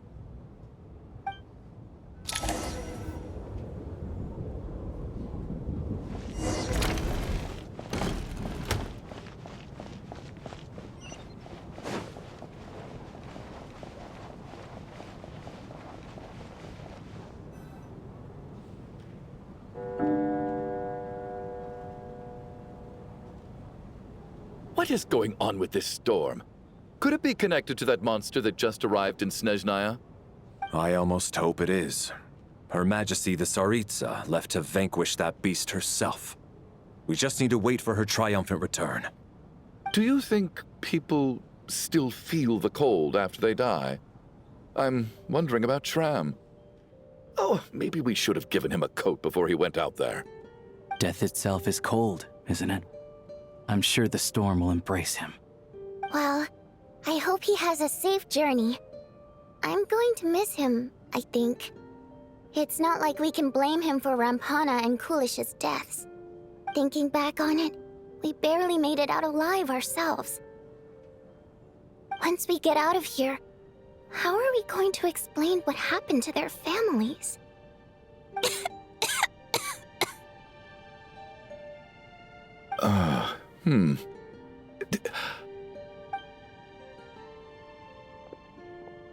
Are you okay? Here, take this. I've never used it.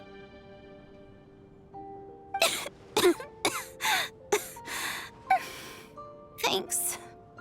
Look who's Mr. Nice Guy all of a sudden. Is it because Tonya stood up for you this morning? At least you know how to return a favor. Yeah, without Tonya, who knows how badly he would have been hurt. I told you already, I never intended to resort to violence. Duh, bunch of rascals. Little girl? I was rather surprised when you spoke up for me this morning. I didn't think I had many admirers here, so, thank you. Oh, no need to thank me. I said some bad stuff about you too. I've been, too embarrassed to admit it, but, you remind me a lot of my daughter. So kind to everyone, but never lets her old man off the hook. Unless my wife and I are having a fight, then she's always on my side. Especially when she was little. Every time I took her out...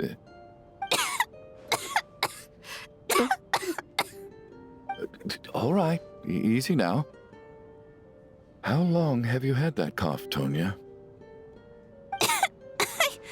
I don't know. It's probably been a while. I'm fine. Are you taking anything for it?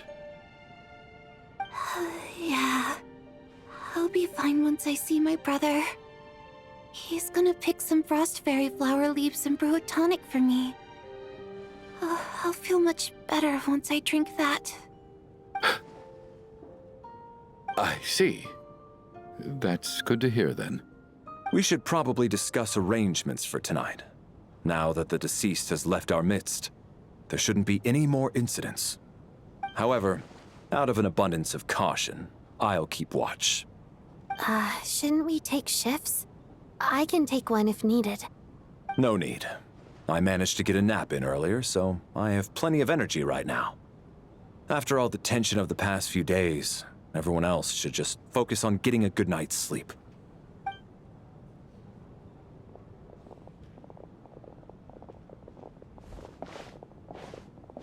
What a long day. This whole situation turned out to be way more complicated than I expected. But Valeri's right. I should just try to calm down and get some rest. The last thing I want is to give myself nightmares.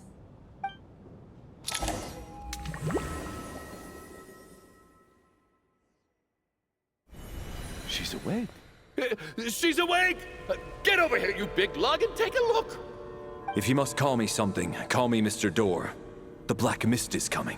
You need to go. Are you all right? Can you walk? We just got attacked by monsters on our way up. That Mr. Door fellow protected us. He just seemed to come out of nowhere. Not much of a talker, but when it comes to taking down monsters, that man doesn't hold back. Curses! The Black Mist is catching up to us. We need to keep going. Mr. Door, I don't believe I've ever seen you around here before. Why is that? There's no need to try to get to know me. I'm just Mr. Door. I have to... Mr. Door! For trouble! Quick, get rid of them! I can just push these ones off. Oh, well, anyway, we're lucky to have you here. Thanks for saving us earlier. No need to thank me. This is where my duty lies.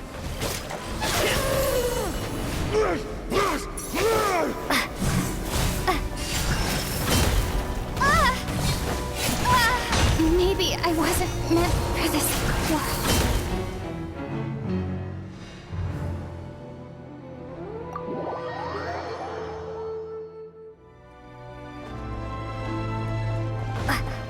Looking for trouble? Fists?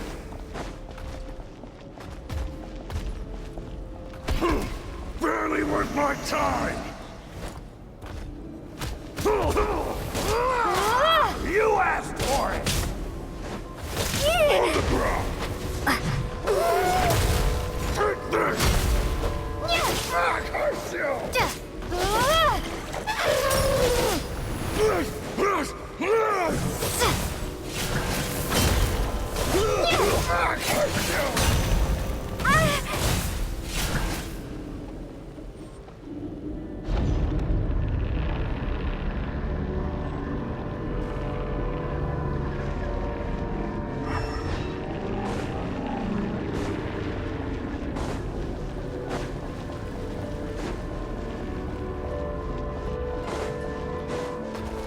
Looking for trouble?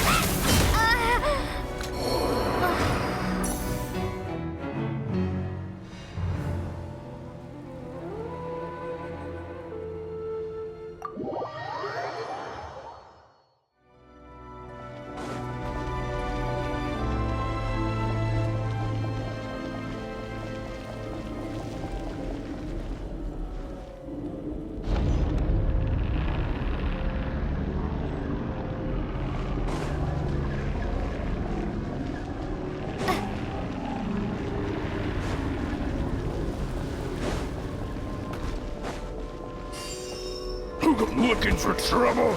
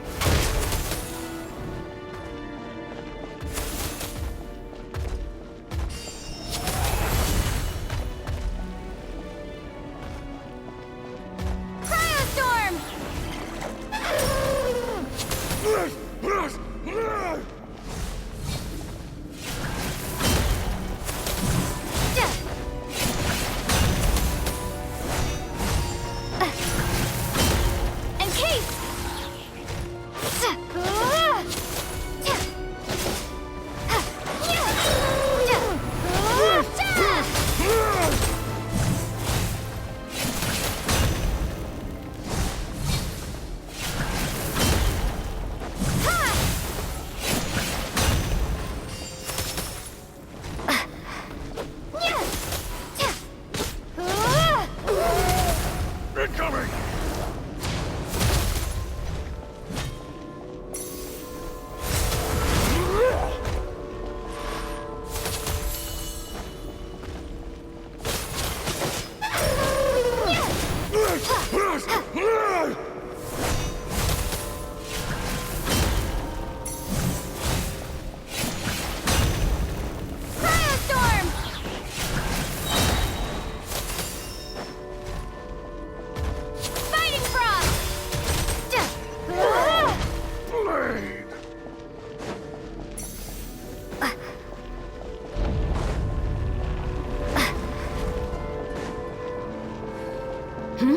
Halt!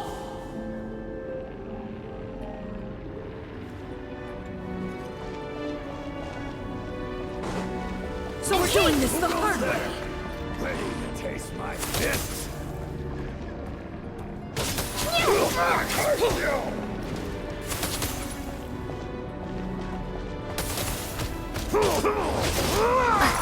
You asked for it!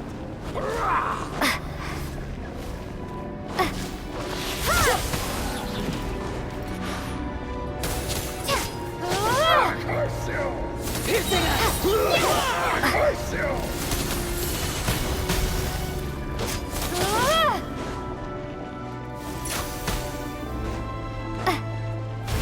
Condense!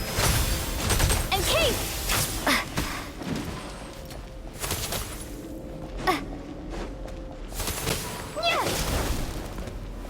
Watch this!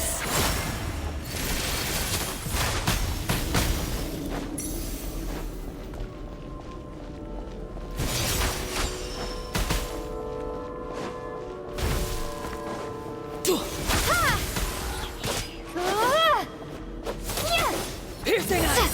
Fly!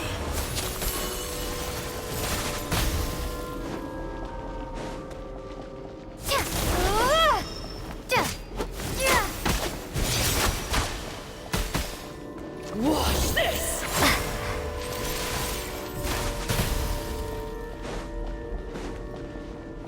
Encase!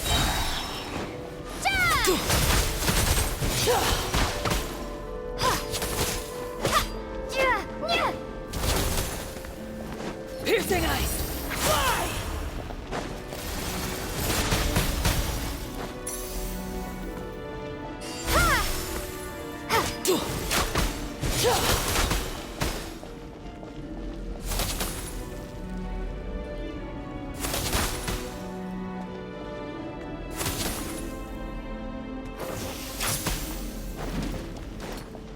Encase!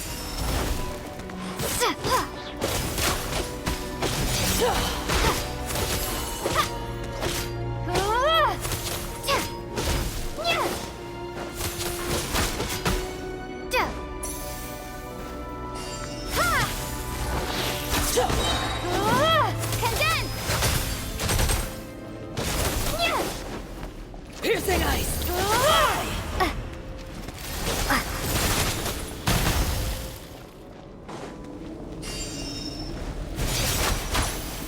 Cryostorm!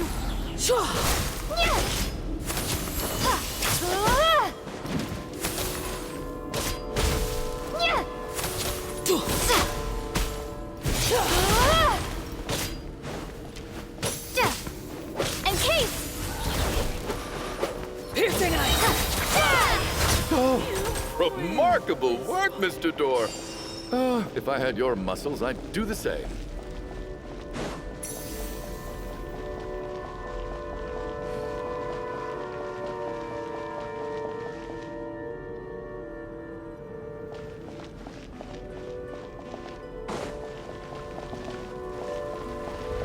Are none of these doors the one you're looking for? No.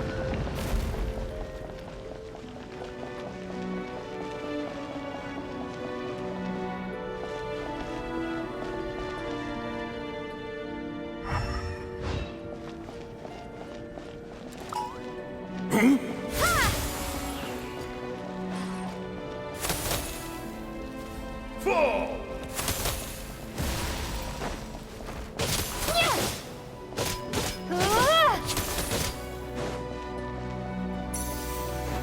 Cryostorm! about this?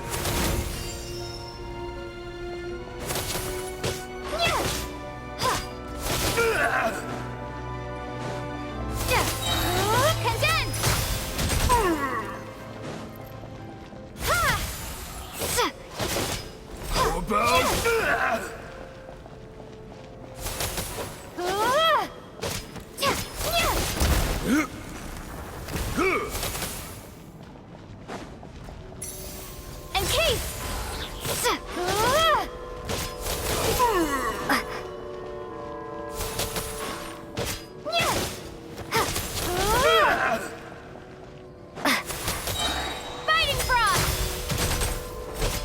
Frost Surge?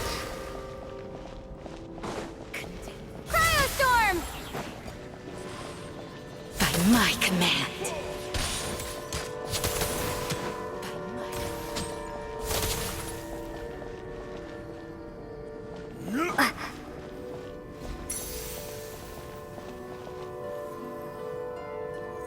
Condense and crystallize.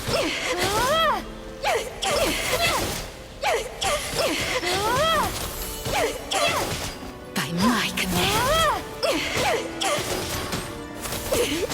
Impossible. Frost Surge! By my command. Frost glistens.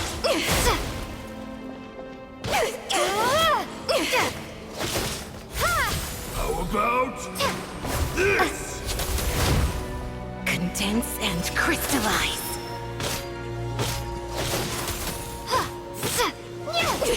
Impossible. Surge! Encase!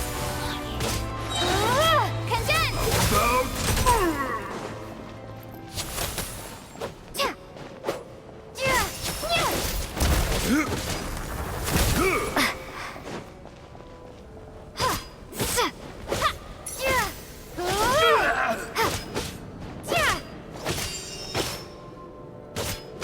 How about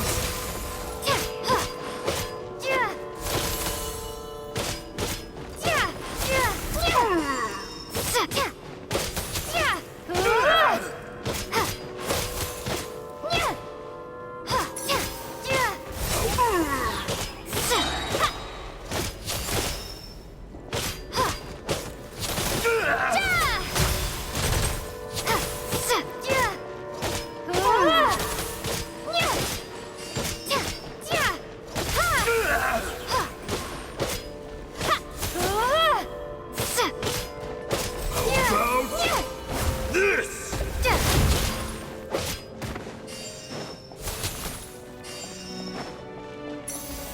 Cryostorm! Fighting Frost!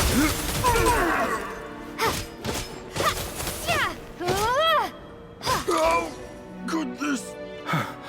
I'm so exhausted. And the black mist is still rising. Oh. Wait, look! There's more monsters down there. Are they coming from within the black mist? No, no! They're gaining on us! Quick, keep going, or they'll be at our heels any second!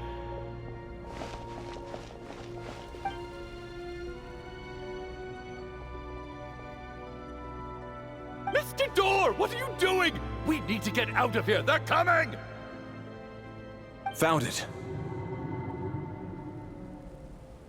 This is my door. What? You mean you're going to stay here? I am a door. This is where my duty lies.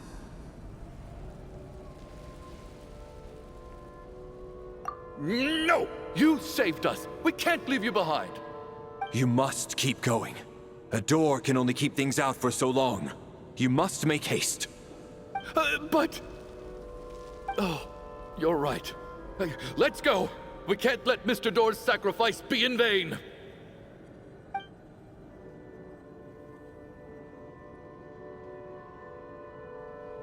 The black mist isn't moving anymore. Looks like both the monsters and Mr. Door are gone. I didn't just imagine all that, did I? Surely I wasn't so scared out of my mind that I hallucinated a door as a human being. Oh, okay, good. There's no way we both hallucinated the same thing. Getting sleepy? Well, looks like we're safe for now. Go ahead. Let's get some rest.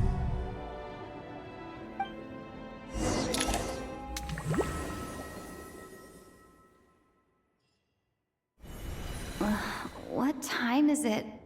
Is it morning? I think I had a nightmare. Oh, I guess everyone's still asleep. These past 2 days have been exhausting. Valeri's keeping watch though, so he's probably the only one awake. Valeri?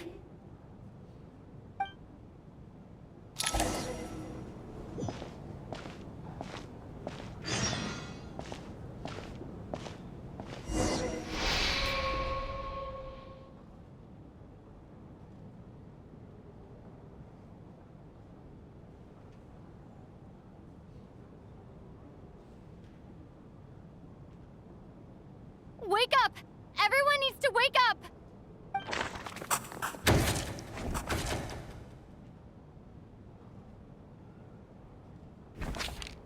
Just like the last 2 nights. No clear cause of death. I've been a real thorn in your side, haven't I, Mr. Valeri? Now you can rest in peace. But for me, life will be all the duller for not having to run away from you, my friend. How's Tonya? Is she okay? I just checked on her, and it doesn't seem like anything serious. She's just exhausted from the past couple of days, and she's still recovering from her illness. We should let her sleep a bit longer. That means Valeri was the only one who died last night. If Valeri was awake and keeping watch, it would have been impossible to kill him without waking everyone else up. That much is certain. This is so frustrating. Why has nothing changed since yesterday? I thought we already dealt with the dead person causing all this.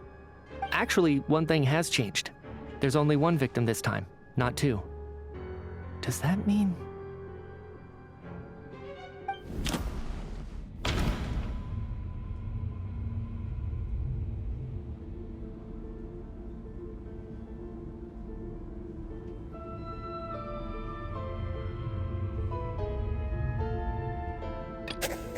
Can a death at night even be defended against?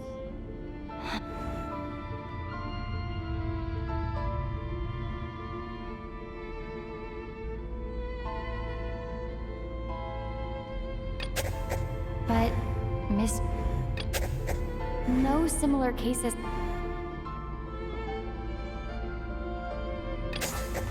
After the deceased Shram left, there was 1 less victim last night. That more or less tracks. It's a reasonable conclusion, considering the only variable that changed.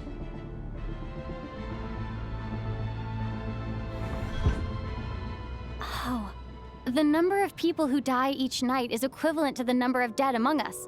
That's your theory, right? Exactly. We identified Mr. Shram, and the night after he left, the death toll dropped from 2 to 1. By that logic, there must be 1 more dead person left among us. Another one? But there was only 1 person unaccounted for in the ticket checks, right? The head count should match up now. Having an extra person was definitely a cause for alarm, but being 1 person short isn't nearly as unusual. Someone could have left in the middle of the show, or made it out before the storm hit. 1 more dead person among us. If Mitia's theory is right, then what Odette told me seems a lot more relevant. It's just, at the time, we had no reason to think there was more than 1 dead person. If only we'd taken it more seriously as a possibility, maybe this could have been avoided. I'm sorry. This is my fault. I had information that could have been helpful, but I held back. I should have brought it up right away. I'm partly to blame as well. I was too quick to dismiss Odette's concerns. What is this about?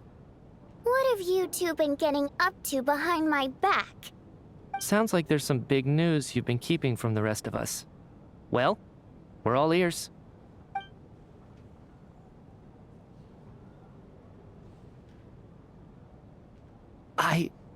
I'm the dead person? Wow, that's certainly news to me. Odette and I talked about it yesterday, but we thought it just wasn't possible, so we left it at that. Yeah, I don't blame you. If I'd been there, I probably would have reached the same conclusion. It just sounds too unbelievable. Let me just try and verify this. I just scoured my memories trying to think back to the afternoon Miss Odette mentioned. But I honestly have no recollection of dying. That's where I'm different than Mr. Schramm. Having seen Mr. Mitya a few days ago myself, I also find it hard to believe he could be the other dead person among us. Well, if it isn't Mitya, then who? Do we vote on it? If you don't mind me asking, Traveler, I believe you mentioned that you know Tonya's brother. Had you ever met her before all this? No, never. Wait, are you saying... Now, just 1 minute. I know where this is going. You can't just randomly point a finger at anyone you want. You're in the hot seat, and all of a sudden you want to divert our suspicions onto somebody else? Trying to pick a fight, Mr. Chuganov? Whenever you open your mouth, all you do is attack people, and I've had enough of it. If you don't want to engage in a civil discussion, you can shut up. You little brat! Did Mitya ask about Tonya because he suspects her? I suppose I only identified her by age and nothing else. Could that mean... I'm just saying, you're going around casting suspicion on people for no reason. How could Tonya be dead? I can vouch for her, if nothing else. I've seen her before. She's the sister of that Harbinger, isn't she? The one called Child. Oh, really? You're telling the truth? Since being here, I don't think I ever mentioned she was Child's sister specifically. Does Chuganov actually know her? If Chuganov can vouch for her, then it can't be Tonya either. In which case, it seems unlikely that there's another dead person among us at all.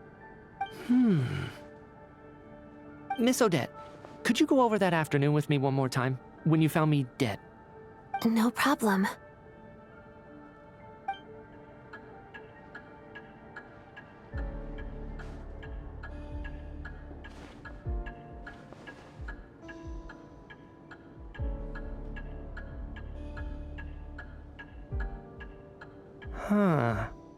No matter how hard I try, I just can't remember anything about dying. But I do remember something else. Miss Vojanitsa, during our last meal together, I told you how some of the researchers were suffering from temporary memory loss. Do you remember that?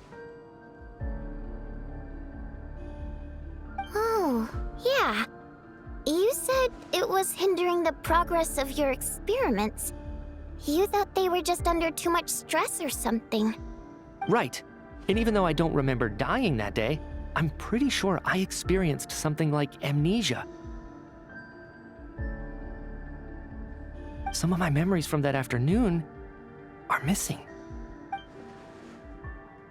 Are you suggesting you're missing the memory of your... Of course. How am I only just realizing this? Humans aren't necessarily aware of their own death.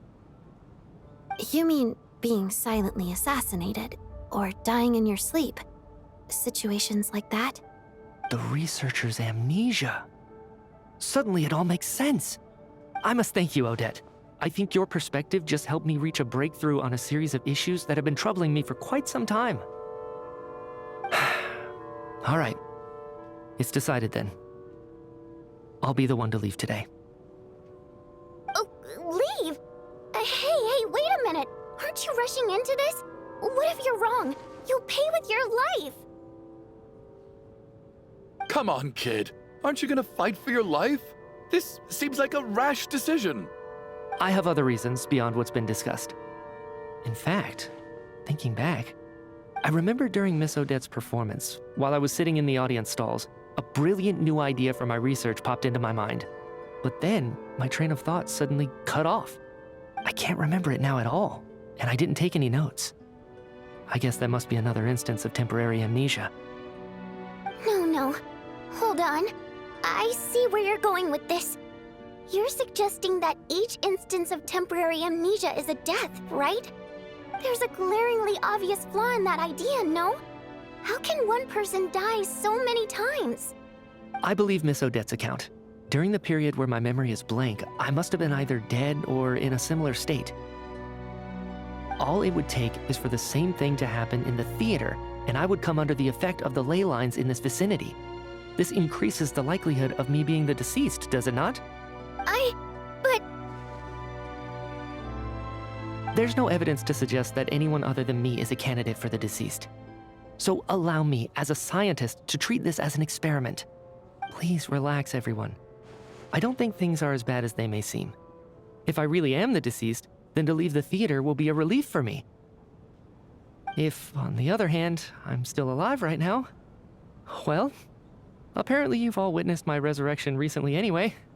Who's to say I won't return from the dead again this time? Mitya's right. This is the only thing we can try right now. I think he's deliberately downplaying the gravity of the situation, though. He probably doesn't want to burden everyone. What is a scientist if not someone who gambles on experiment after experiment in an attempt to obtain the truth? With this snowstorm, the ley line phenomenon, ghosts of the dead, and my amnesia, we've been paralyzed by not knowing and powerless to do anything about it. It's a terrible feeling. But if I do get resurrected, you can be sure that I'll come back with the truth of all this. Just you wait.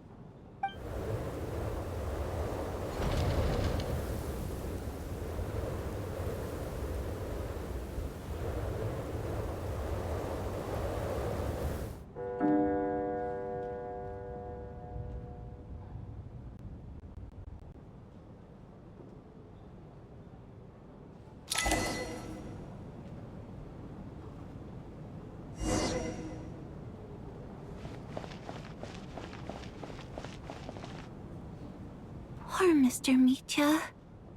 I didn't even get to see him one last time. Maybe it's a good thing that you weren't there to see it. It was a hard thing to watch.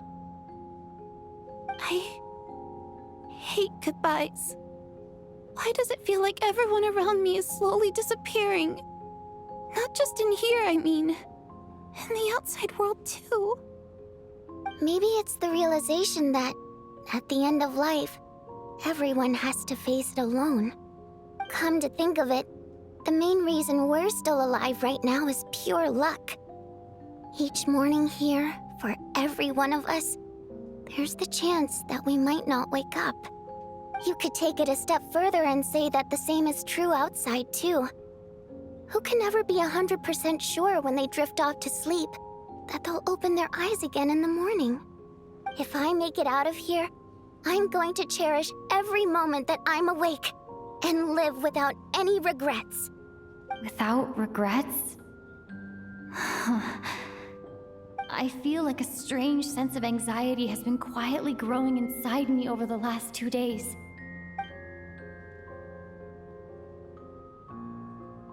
Are you okay? You look really glum. If something's bugging you, let's talk about it. There's only a few of us left here now. After everything we've been through, what's the point in keeping things bottled up? I have a travel companion named Paimon. Alosha and Odette have met her before. She's been feeling unwell recently. You're worried about her, aren't you? That makes sense. We've been trapped in here for days. To be honest, I used to feel like I was just a spectator in this world, watching everything that happens from the sidelines. Maybe it's because I'm a descender? A descender? But with Paimon by my side, over time, I slowly felt my connection to this world growing stronger. She loves eating, sleeping, and having fun, but she's also a great guide. It's her authenticity that makes this whole world feel more real for me.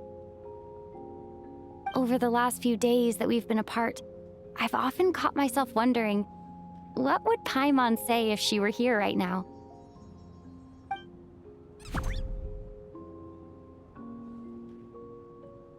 by the time I snap out of it, the conversation has already moved on and I'm still in my own little world. I'm trying to overcome this sense of detachment, but I really miss Paimon. I guess, in a way, she means the whole world to me. I bet she misses you when you're not there as well. Maybe you're her entire world too. I don't know if this will make you feel any better, but back when the water imps left Snezhnegrad in droves, I also felt like the whole world was suddenly empty. I could be surrounded by people all smiling and having fun, and still feel completely separate from it. So, I totally understand how you feel. Later on, I started to think, maybe accepting the fact that our loved ones won't always be with us is something that takes a lifetime. All we can do is cherish their companionship from moment to moment.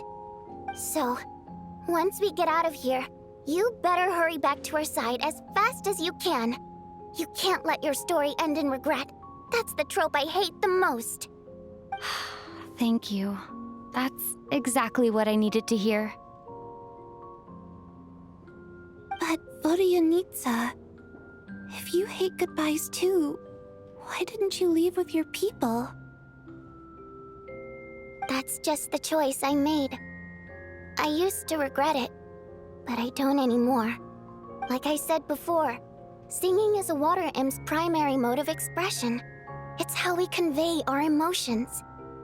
Our songs have echoed through this theater for hundreds of years, each one a story pieced together through moments of joy and sorrow. But does a story exist without someone to read it? To me, the answer is no. So I made the choice to stay. That way, there would still be someone left to sing these songs and listen to their stories. Otherwise, they could have been lost forever. Could you teach me how to understand your people's songs sometime? I want to be able to truly hear them, like Mr. Shram.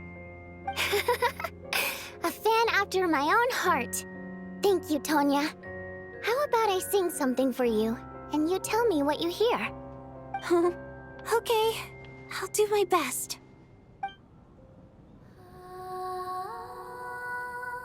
Even a...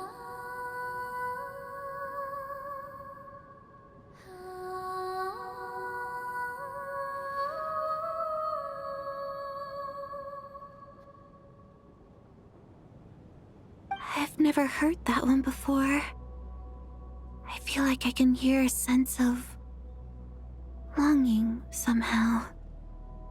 I wonder why that is. Color me impressed, Tonya. You're a keen listener. Most people can only tell if a song is happy or sad. I didn't think you'd be able to pick up on such specific details. So, what's the song about then? Come on, tell me!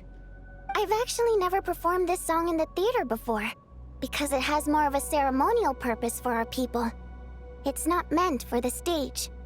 It means something like, "May those we have lost watch over us, and follow this song back home in the night, so that we might be reunited once more."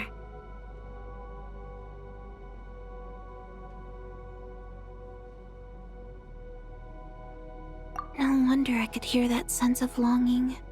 You sing it for loved ones who have passed away. I hope it reaches them.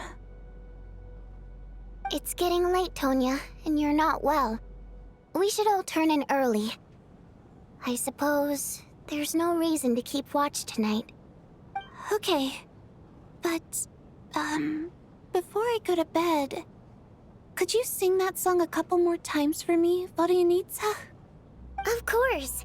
Anything for my #1 fan.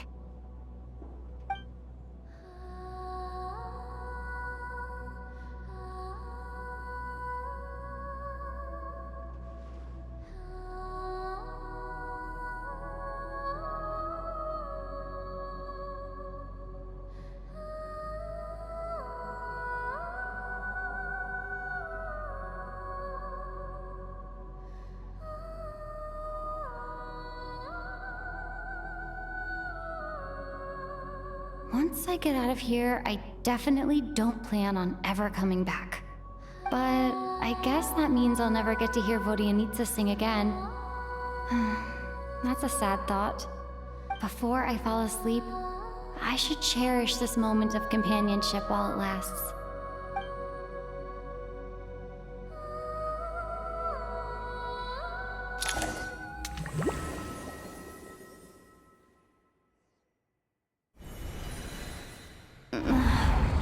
Where am I? It's so dark in here, and I feel kind of dizzy. Am I alone? Huh? What was that noise?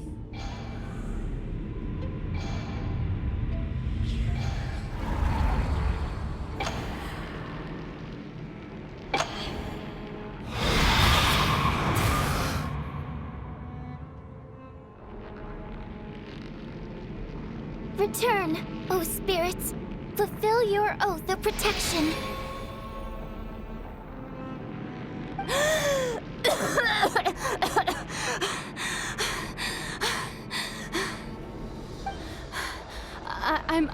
I'm alive?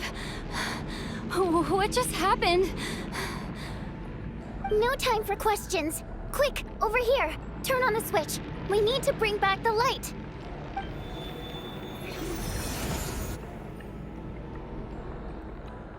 All right, we're safe. The spirit just now is called Night Prayer. The light subdues her, but she'll attack without a second thought in the dark. Sort of. I know it's hard, but you can't let this place go dark, or she'll kill you again. Yep. Luckily, I was here to resurrect you. Otherwise, that'd have been a real bummer. A bit more than a bummer, I'd say. Wait, so you have the ability to resurrect people? Sure I do. I'm your guardian spirit after all. I specialize in soul recall. Oh, it's nice to meet you, by the way. Oh, thanks. It's nice to meet you too. All right, there's no time to waste. The black mist is already catching up.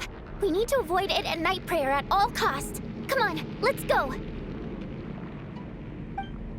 We need to reach the next switch before the place gets too dark. If we bring the light back, Night Prayer won't be able to get to us. Sweet, sweet light! It's back! Shh! It's Night Prayer. We need to move quick, but don't let her notice you.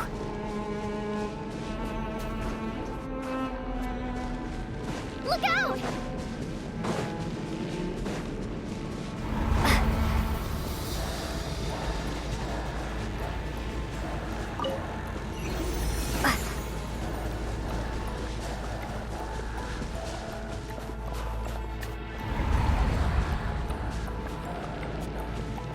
The next switch is over there.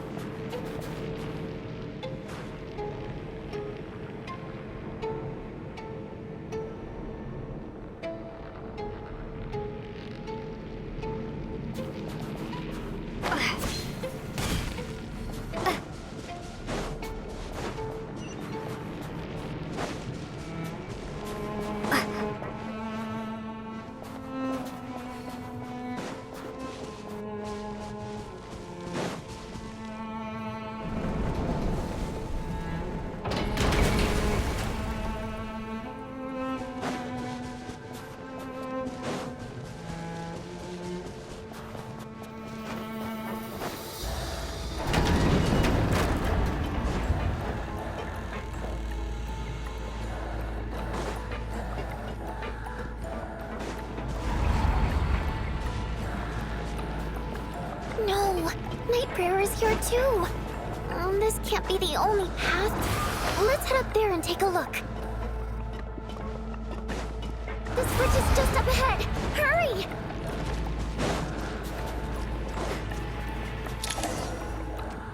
It's too dark. We're not gonna make it! Come on, faster!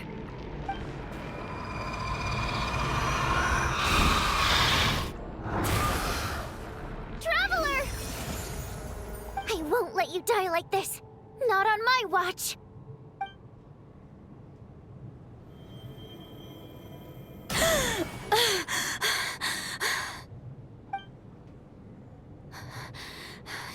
Even though it's not permanent, dying is definitely not a pleasant experience.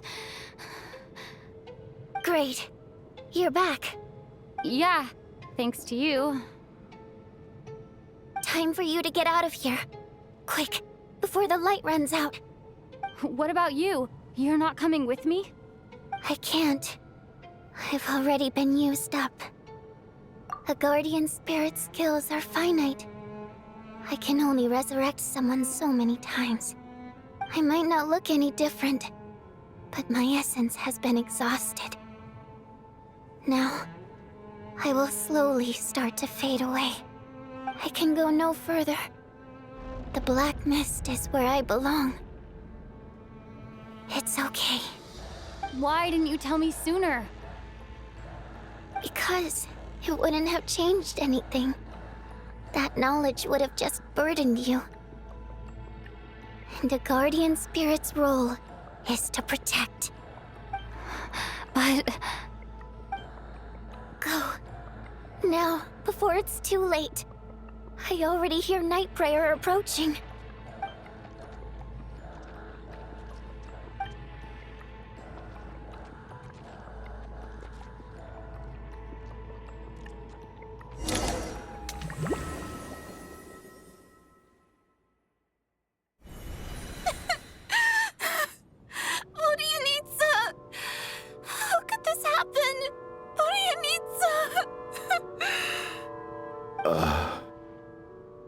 Well, I guess there's no need to inspect the body.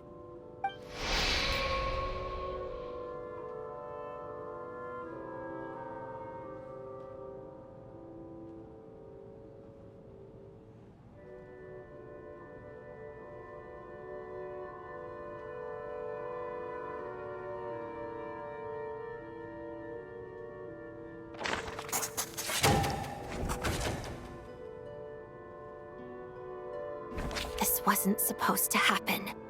You lied to us, didn't you, Chuganov? You've been lying from the start. Take a long, hard look at yourself before you go around accusing other people. I suspected you on day one, Lelik, and now look where we are. By some strange coincidence, you've never been targeted. You just happen to have survived this long? No, you should be the prime suspect. And you, little hunter, ever so content with staying on the sidelines. Yet, you were the one who stopped us from leaving from the start! Why are you trying to keep us here? Now you're just lashing out indiscriminately. That's either a sign of anxiety or a guilty conscience.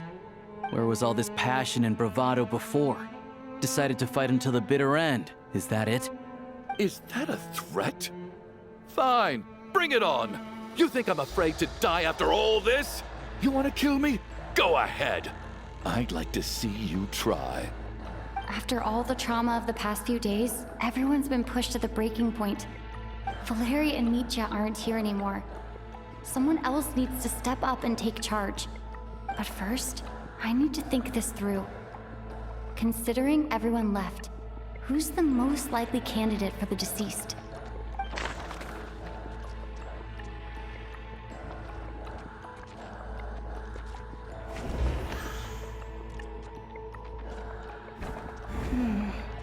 My memories are perfectly coherent. Even after racking my brain, I can't recall any scenes of my own death.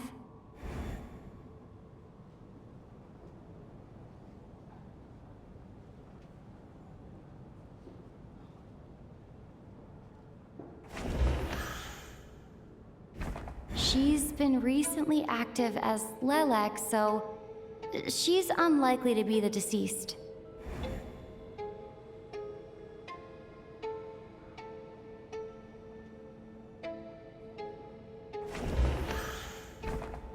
Of those who remain, the only person we've never met before is Tonya. There is room to doubt her true identity. People are easily misled by first impressions. Now that I think about it, Child's sister was in fact a label I imposed on her due to my own assumptions. But Mr. Chuganov vouched for Tonya's identity yesterday, with basically no other possibilities left. Could it be...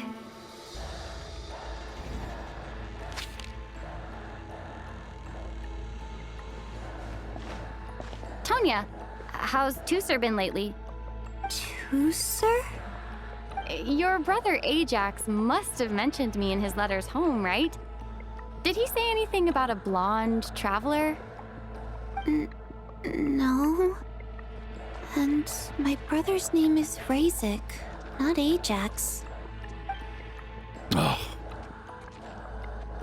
Chuganov, looks like it's your turn to do some explaining. Yesterday you said you could vouch for Tonya. Why did you give us a false testimony? I knew you were behind this, Chuganov. You've been lying through your teeth from the start. Everything about you is fake, down to the wife and daughter you're always talking about. Your entire family man persona is a charade, isn't it? That night, when I infiltrated your place as Lelek, I noticed you were home alone. Didn't think much of it at the time, just thought everyone else was out. But thinking back on it now, that doesn't seem very likely. My guess is, you live alone, don't you? Even that was a lie? But why would he lie about having a family? Oh! Curses! Oh, why is there no end to this blasted snowstorm? If it would just stop!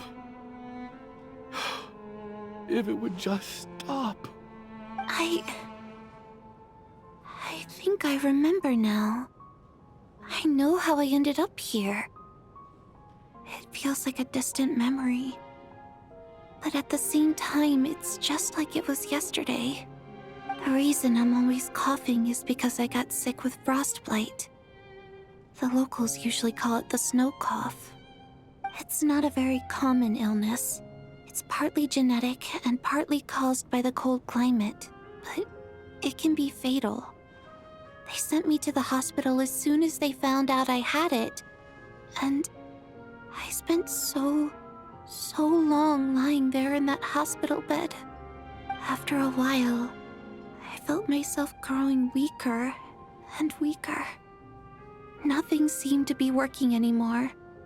Neither the treatment that the doctors were giving me, nor the medicine my brother was brewing from frost fairy flower leaves. So one day, I told my brother that I wanted him to take me outside for once, so things could be like they used to, just for one day. I wanted to meet loads of friends, experience new things. He agreed. He snuck me out of the hospital, and we escaped. We got to the theater, bought tickets, and went inside. Oh, it was all so exciting. I remember the show very clearly. It was amazing. But I found myself getting sleepier and sleepier. Oh, Tonya. When I woke up, I couldn't find my brother anywhere, so I guessed he'd already left. But there's no way he'd leave me behind. So I decided to stay here and wait for him. At the time, I figured he'd probably gone to brew some more medicine for me. I was planning to chew him out for abandoning me when he got back. Tonya, it sounds like by then you'd already... Yeah, I know. I understand now. Dead, aren't I? This cough and the feeling weak, it's probably just my body's memory. After all of that, It turns out I can't blame my brother after all. I was the one who abandoned him. I'm sorry, everyone. I realized this much too late. It seems like death skewed my perception. And now I've dragged you all into this mess. Your name probably isn't even Tonya, is it? Didn't that ever strike you as odd over the last few days? Well, when I was little, my brother and I read a storybook, and Tonya is the name of one of the characters. When we escaped from the hospital, our family and the hospital security were looking everywhere for us. So when you first approached me and said my brother had sent you, and called me Tonya, I thought he must have chosen a fake name that only the two of us would know. Because he was afraid of getting caught. Now, it seems like that was just wishful thinking. At least your memory of death isn't painful. That is a small comfort. Now it's your turn, Chuganov. Talk to us. I believe no lie is ever told without a reason. You're right. I was lying. I happened to know that the Harbinger child and his sister Tonya managed to get tickets, so I lied to you and pretended I knew them. And yes, I was lying about my family too. The truth of the matter is, I lost them a long time ago. I just refused to accept reality. And now I've spent the second half of my life living a lie. I'm a joke. My daughter's name was Iskra. And before you ask, yes, Iskra, as in Iskra Manufacturing Plant. She also died from the snow cough. She was just 6 years old. If she were still alive today, she'd be around the same age as little Tonya here. After Iskra passed, my wife couldn't bear to face those memories either. So she chose to start a new life without me. One day when I came home from work and saw the empty room, I felt like I couldn't breathe. Subconsciously, I started to imagine that they were still there. I soon discovered that this was the only thing that made me feel any better, so I just embraced the delusion. Nothing more than a pathetic means of escapism, I know. But at least it's not a crime. So explain your false testimony then. The night before last, when I was chatting with Tonya, she mentioned that her brother would brew medicine for her from frost fairy flower leaves. Combined with her various symptoms, I suddenly understood everything, including the fact that she was deceased. The snow cough used to be an incurable illness. I would pick frost fairy flower leaves to brew medicine for Iskra too. It took hours and hours on the stove. But the year after my daughter passed away, the jester of the Fatui announced that a cure for frost blight, also known as the snow cough, had finally been developed. It turned out that all previous treatments were completely ineffective. No better than random concoctions. That was the final straw for me. I just couldn't take it anymore. Just one more year. One more year, and everything would have been okay. So, more than anyone, I know full well that in this day and age, no one in their right mind would still be using frost flower leaves to brew medicine for the snow cough.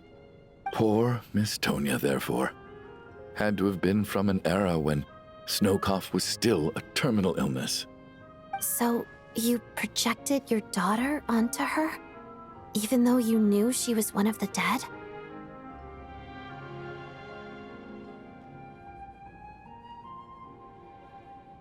That doesn't make any sense. You knew she was already dead. What did you hope to achieve by protecting her? I just don't believe in your crackpot theories, nor do I approve of your actions. How can you just declare a living person dead and throw them out into that snowstorm? Nitya's gone. My good buddy Shram's gone. And now it's Tonia's turn, isn't it? The others I can make my peace with, but little Miss Tonia, here she is, standing right in front of us, alive and breathing, and fighting her own battles. Yet you're quite happy to say she's dead? I just want her to live. Once this snowstorm is over, the very moment it stops, I'm going to march out that door and find someone who can fetch the very best medicine for her snow cough. I'll be damned if I'm gonna let you cast her out into the snowstorm before I have the chance to cure her. Not again. Not this time. Not when the cure is right within our grasp. I'd never be able to forgive myself. Mr. Chuganov, stop. I can't let you do this. Tonia. By the sounds of it, you've known I was dead since the night before last, right? I really liked Mr. Valeri, Mr. Mitya, and Miss Vodyanitsa. And now they're all dead because of me. I'm not happy about that. The reality is, you've been trying to fight your own demons through me. But all you've really done is trap me inside your delusion along with you. No! Listen to me. I want to save you. I do! Well, at this point, I'm quite sure that I'm dead. I don't need to be saved. The time I got to spend with all of you is more than enough for me. Despite all the bad things that kept happening, I got to meet so many interesting people and spend so many days and nights by your side. Since the day I escaped that hospital until now, this has been an adventure I never even dared to dream of. I'm very fond of you all. If it were only possible, I'd trade my soul to bring back the ones who died. If it meant things didn't have to end like this. And that's why I'm not fond of you at all, Mr. Chuganov. I'm sorry. It's them that you owe an apology to, sir. Not me. Well then, I suppose this is it. It's time for my adventure to end. I've caused enough trouble. You're leaving already? It's still early. Don't you want to stay a little longer? No thank you. Oh, and by the way, my name is Patashka. It was nice meeting you all. Feels strange that we're only being properly introduced now that it's time to say goodbye. Patashka.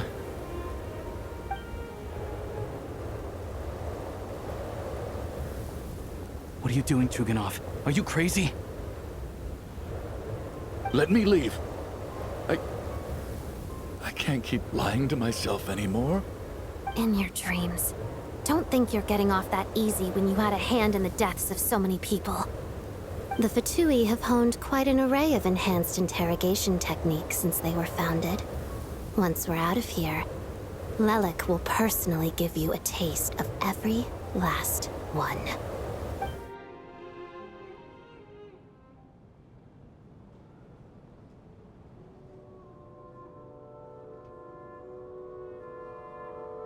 I think we should leave. I doubt this snowstorm is ever going to stop. For all we know, this storm might have destroyed all of Snezhnaya by now. Maybe even the whole world. Wait, we finally solved the mystery of the haunted theater today. Maybe let's at least try to enjoy tonight? Fair enough. I don't particularly feel like dying in Chuganov's company anyway. And yet you won't let me die first. Hey, Chuganov, on a serious note, if we do make it out of here, you should close down that factory of yours. A lot of people are freezing thanks to you. Is this really the time to be discussing my factory? All right, fine. I'll shut it down. Doesn't matter to me anymore. Am I hearing things? Or was that a knock at the door?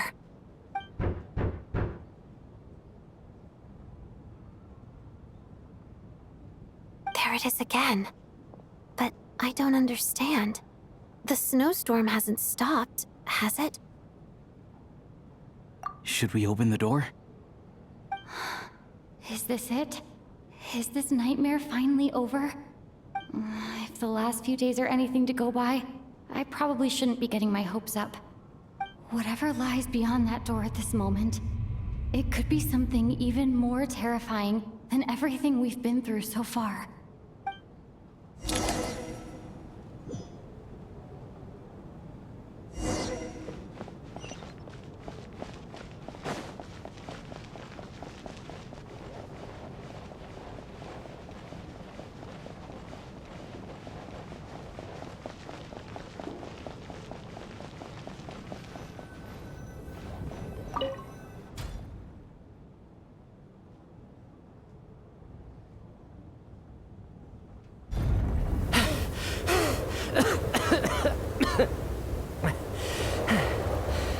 Hey everyone, I'm back. How are you doing? Feeling any better? Much better, thanks. Whew, it is so good to have you guys here. I was a little worried that the theater would be empty by the time I got back. Let me see. Tonya and Vodyanitsa are missing, which means Vodyanitsa died last night. And then you discovered that Tonya was the other dead person. Am I right? Not Tonya. Pitashka. First, tell us how you made it back here. Given the conditions outside, no one should be able to return alive. You're right. The thing that got me back safely was a song. I heard someone singing. After walking into the snowstorm, my mind grew hazy. I don't know how long I walked through the storm before my mind completely slipped away. Then, suddenly, I heard the sound of singing. The voice instantly brought me back to my senses, and I regained consciousness. So I followed the voice, searching for the source of the singing. I searched and searched, until finally, just a few moments ago, there was the entrance to the theater, right in front of me. I've actually never performed this song in the theater before, because it has more of a ceremonial purpose for our people. It's not meant for the stage. It means something like, "May those we have lost watch over us, and follow this song back home in the night, so that we might be reunited once more." That must have been Vodyanitsa's requiem. Who knew it actually worked? That song is meant to guide the souls of the dead. Mitya, that must mean that you... Huh. No kidding. Seemed like I guessed right then. This is what I've been so desperate to tell you about. When I first stepped out of the theater, I was still quite lucid. My memory of it is still pretty intact. I remember the outside world being completely different than what I'd expected. It was like this was a world where only the snowstorm existed. There wasn't a trace of any humans or buildings ever having been there. I don't know how else to describe it, except to say that it just didn't seem like the real world. And as for the requiem, if I was guided here by Vodyanitsa's song, it can only mean that I must already be dead. And this is my soul, not my body. But I didn't experience a clear moment of death while I was out there. Nor do I feel any different now than before I walked into the snowstorm. You don't seem any different to me either. In fact, this is something I've been wondering about for a while now. If souls aren't physical, shouldn't they lack tangible form? Both Shram and Pitashka were clearly deceased, and yet their souls didn't look or feel like ghosts at all. They were visible, tangible, no different than you or me. This raises a truly terrible thought. Is that really what Mitya is suggesting?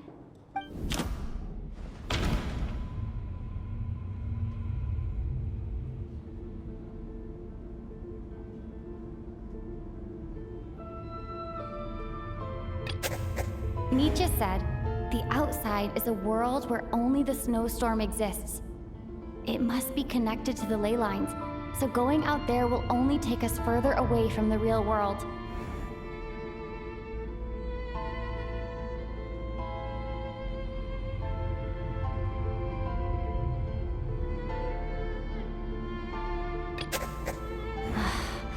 Dreams can't explain everything, and this isn't the Sub-Zero's festival.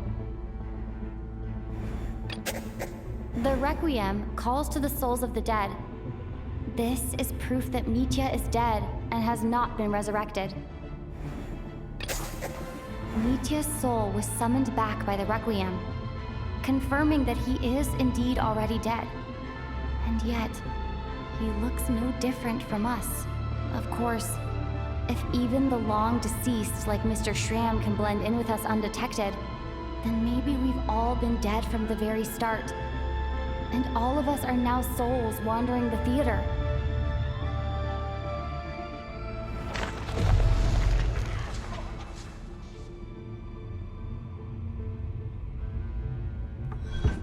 Yes. I think that this is probably the afterlife. What did you say?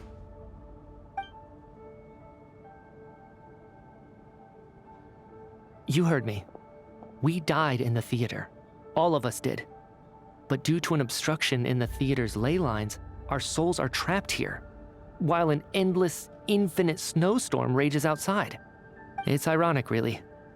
All that time, we were working so hard to figure out who the deceased among us were, when the truth was, we were all deceased. The only difference being some of us died more recently than others.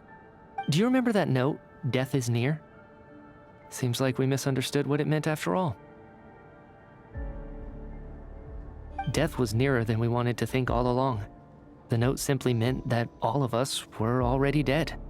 So all our attempts to survive, our search for the deceased, it was all for nothing? Hard to say. At the very least, we helped 2 lost souls find clarity and go to where they belong. The presence of those 2 is probably what caused our souls to be drawn in by the ley lines. In which case, the deaths we've awoken to over the past few days were just souls returning to the ley lines for good. If what you're saying is true, doesn't that make us the lost souls now? Huh, no wonder. This afternoon, when I was moving Vodyanitsa's body, I noticed that the other bodies in the room hadn't decayed one bit after all these days. That's further proof that those aren't physical bodies at all, but merely our shells here in the afterlife. Am I really dead? This doesn't feel real to me at all. No, that's impossible. This cannot be how it all ends. I still find it hard to believe that all of us are dead. How exactly did we die in the real world? None of us have any memories of dying, right? Not even knowing how we died is preposterous. Good grief! Surely there has to be some reason. Exactly. It's hard to rest in peace when you don't even know how you died. It gave me lots to think about as I strode out into the snowstorm. I racked my brains trying to remember the cause of my death, the exact moment I died, the root of all of this, right up until my consciousness faded. Wait. Hold on. Right before I lost consciousness, I think I saw something. I can't remember. And I think I lost my notebook and pen. Mitya, your hand.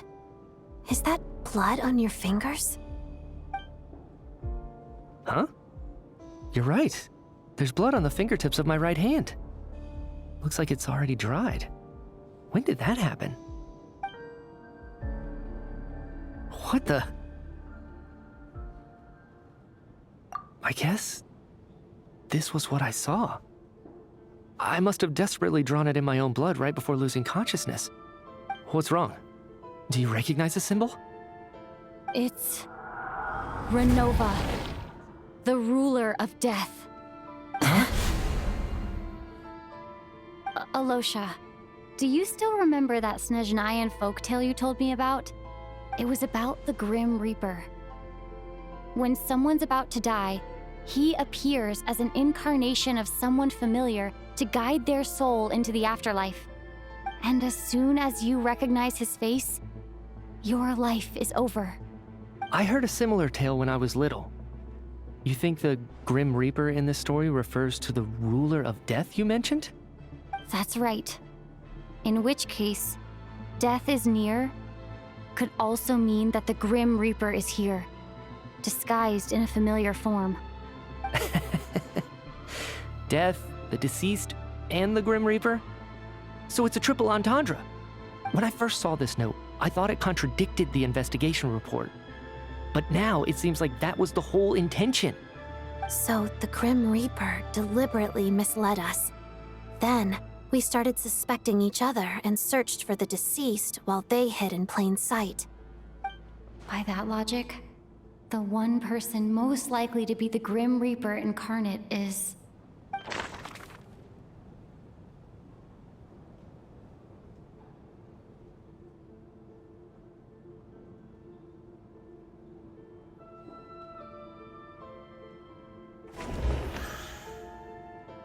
Identifying the Grim Reaper is a major decision to make. I should think it over carefully.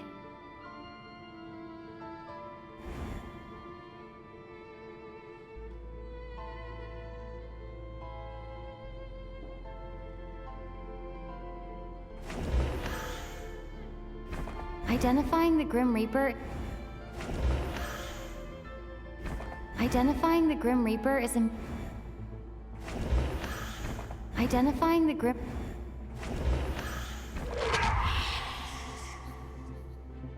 No doubt about it. It's Alosha. Looking back at how everyone has acted over the past few days, Alosha is most likely the Grim Reaper lurking among us.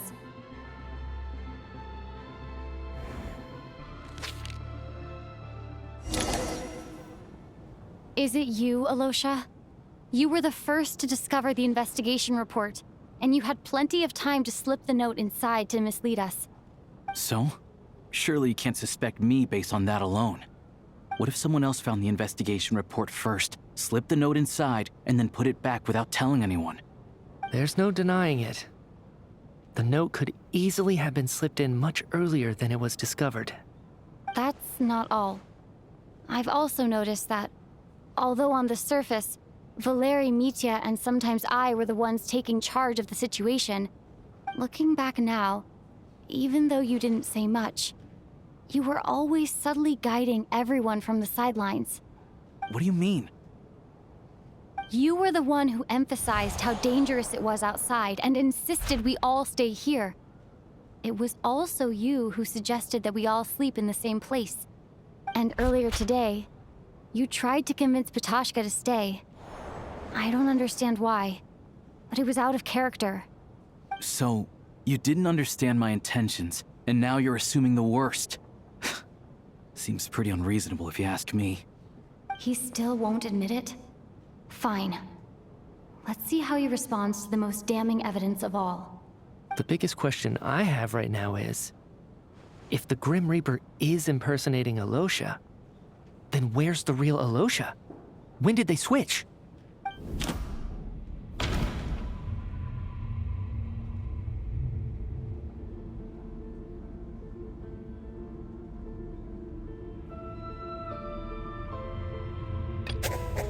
No.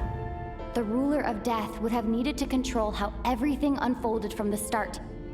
She wouldn't have infiltrated our ranks this late. Let me think about this again.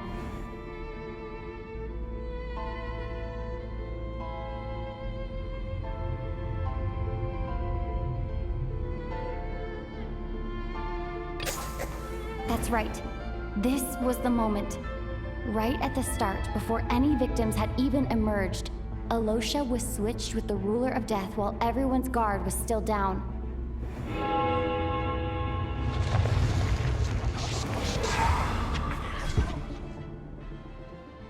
When all this began, right after the performance ended and the snowstorm began to pick up, no one suspected anything unusual.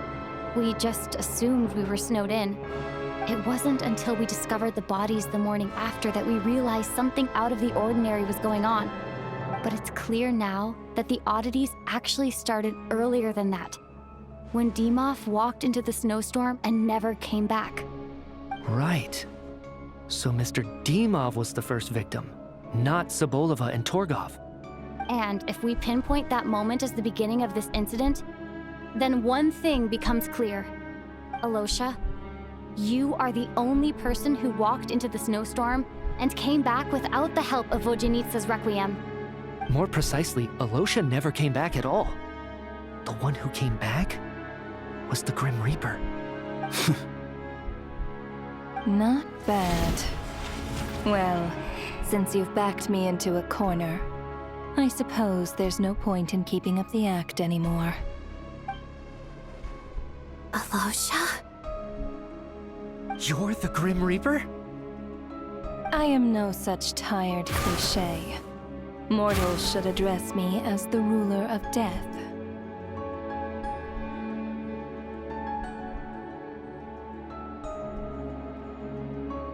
Before being wiped out for good, you identified the two deceased, and even sensed my presence. A commendable achievement.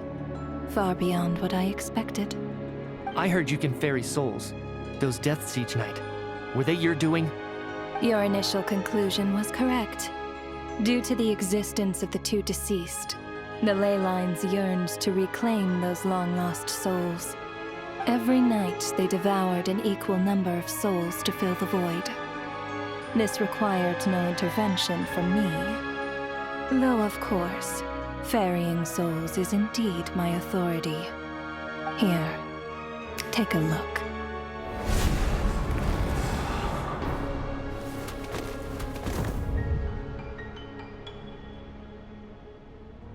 What are you doing? That takes care of today's two.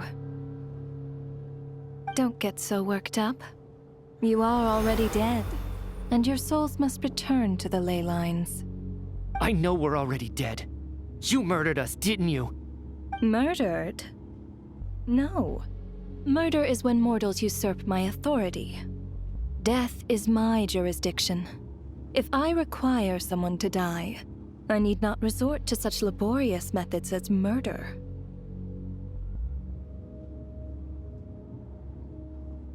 You simply met the criteria to trigger my curse of death.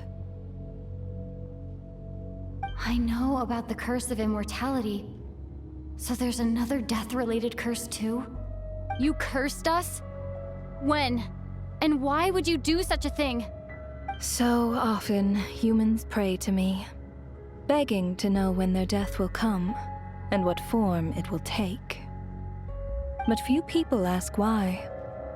If you must have an answer, know that death comes simply because one's time has come. So you're not gonna tell us the truth? Hold your tongue. By all rights, you shouldn't even be allowed to speak with me. Those angels from the past are to blame for the reckless renovation of the ley lines here. It's made my work on this occasion infuriatingly complicated. Work? So trapping us here, making us watch our friends die, that's just another day at work for you? You clearly have a lot of questions. Fine. As a reward for your remarkable accomplishments over the past few days, I shall answer a few of your inquiries, provided they aren't too unreasonable. After the physical body dies, the soul must return to the ley lines for that person's death to be considered complete. My work encompasses the entire process of death, including, naturally, the guiding of souls into the ley lines, with which you are now so familiar. You must also be rather familiar with Natlan's Night Kingdom, I presume? It was I who supported the creation of the Night Kingdom. It provided a convenient means of guiding the souls of Natlan. Here, too, the ley lines connected to the theater underwent some modifications. The angels hoped to make them capable of accommodating the souls of some special creations. But this actually hindered their ability to accept ordinary souls to some degree. This effect manifested itself after you died from the curse in the theater, leaving you stranded in the afterlife, unable to achieve a complete death. But if souls who die from the curse of death fail to return to the ley lines within a short window of time, they will miss their chance for good. Then, They will remain forever suspended between life and death, no longer subject to the authorities of either. So if you don't resolve this matter soon, and see all our souls return to the ley lines before long, we'll escape your control. Nitya is sharp. This must be what Renova was worried might happen, and the reason she got involved to begin with. But if you have the authority to guide souls, why didn't you just show yourself and get it over with? Why hide among us in the form of Alosha? You seek to understand the mind of a god. Very well. I'll tell you. This is a theater, and I decided I wanted to watch a show about death. That's why I encouraged you to take the events to the stage. I found myself getting quite immersed. I suppose the entertainment you provided makes up for all the trouble you've caused me by being so defiant in the face of death. There. Are you happy with my answer? Can't say I am. Really? But it fits the stereotypes you humans have about gods. Just moments ago, you were complaining about how infuriatingly complicated your work here has been. Work is work, I get it. There are times when it's a huge pain, but you just have to get it done, right? That's a rather unique perspective for a human. You are in fact correct. There is a pain point in this case. Due to the obstruction in the theater's ley lines, there is a hard limit on the number of souls they can receive each day, making it impossible for me to ferry all your souls at once. Revealing my identity too soon would inevitably have led to futile resistance, and there was a risk that any souls who chose to run would disappear. Then there was the issue of the 2 lost souls you called the deceased. The way you resolved that quandary was all part of my design. That's what I don't understand. If all of us were souls of the dead, what made their presence among us special? For centuries, they have refused to return to the ley lines, exploiting the issues created by the angel civilization to resist being drawn in. Centuries of obsession accumulated during this process. You may think of this obsession as the resentment of the dead, and in this quantity, it was a bomb that could have detonated at any moment. It reached the point where I could not afford to leave it unchecked. But the only way to fix it was to help them acknowledge their own deaths, make peace with their regrets, and willingly walk into the snowstorm. Only then, with my guidance, could they finally return to the ley lines. Otherwise, you would not like to know what the consequences would have been. I vaguely remember seeing Patashka, but in the most terrifying form. Was that in a dream? Is that what would have become of her if she hadn't returned to the ley lines? I see your dreams brought you many revelations. So you see, death in fact grants wisdom to mortals. Souls connect to all things in the world and see the chain of cause and effect between them. It's nothing unusual. Anyway, giving psychological counseling to lost souls is not my strong suit. That is more of an angel's role. It was something I could not resolve directly using my authority, so I decided it was easier to leave the bomb defusal to you. Meanwhile, of course, their presence caused the souls of other members of your party to return to the ley lines each night. From where I stand, that was killing 2 birds with 1 stone. As both issues slowly resolved one another without me having to lift a finger, all I had to do was stay close by and keep the situation under control. Then use my authority to wrap things up at the end. And, of course, while I was at it, I thoroughly enjoyed watching this drama, dealing with death from a mortal perspective, play out on the stage. Sounds like you had it all figured out, Grim Reaper. I just did the math. You said there's a hard limit to the number of souls the ley lines here can receive each day. It's 2, isn't it? That much is obvious, even to a fool. It's time to review this whole affair. If the ley lines can only take in 2 people per day, I need to go over the deaths from these past few days again.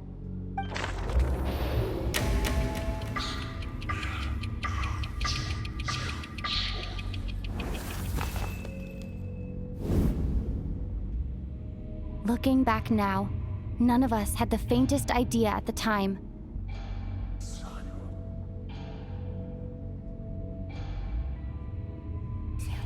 From the moment the staff member named Demoff walked into the snowstorm, the incident had already begun.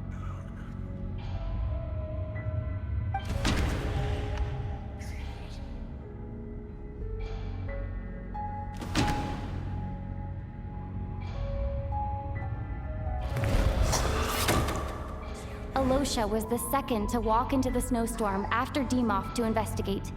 During this process, the ruler of death assumed his identity, making him one of the victims.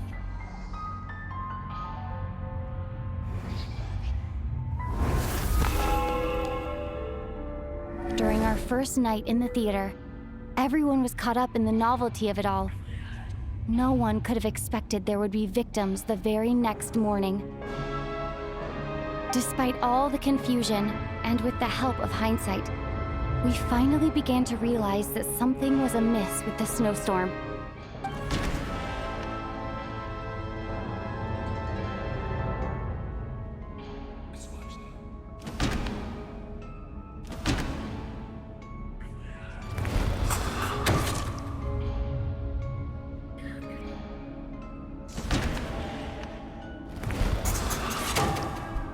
The ley lines devoured Torgov and Sobolova on the first night.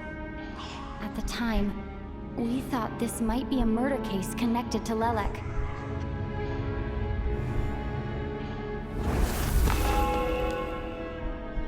Odette and I spoke a lot that night. 3 people were on watch, but in the morning, we discovered that someone had fallen victim all the same.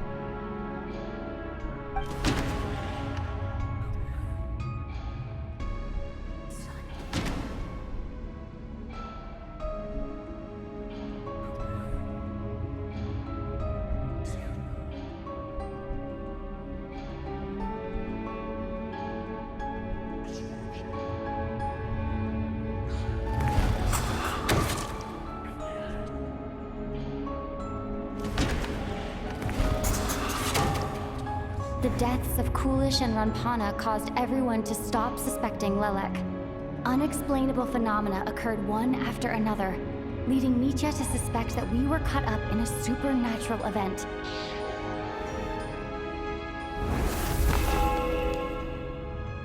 Later, we discovered that there seemed to be an extra person among us, and subsequently discovered the existence of the deceased.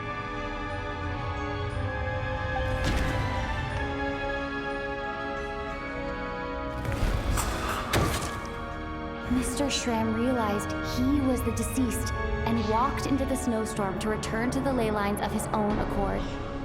It turns out there really was a dead person among us.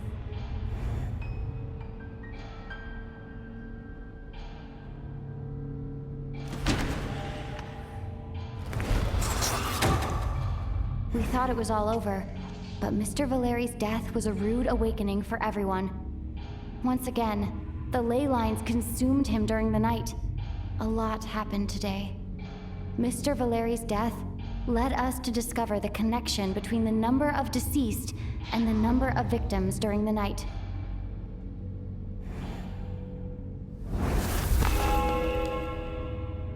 The fact that there was more than one deceased seemed to bring us back to square one. Odette revealed some information she had been keeping to herself.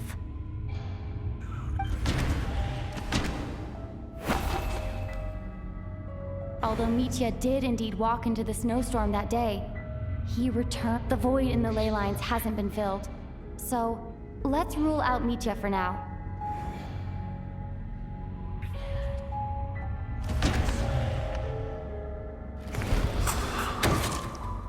Vodyanitsa was swallowed by the ley lines in her sleep. But the requiem she sang before falling asleep was quite a game changer.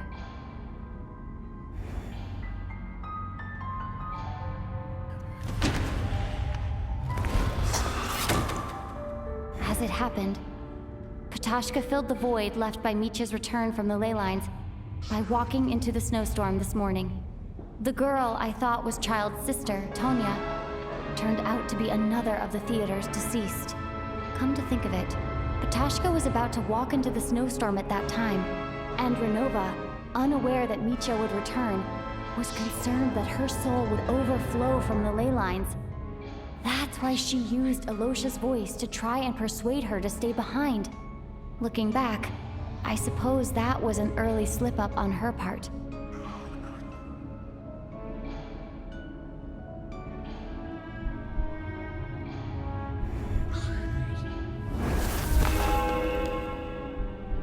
No one could have expected anyone who walked into the snowstorm to return.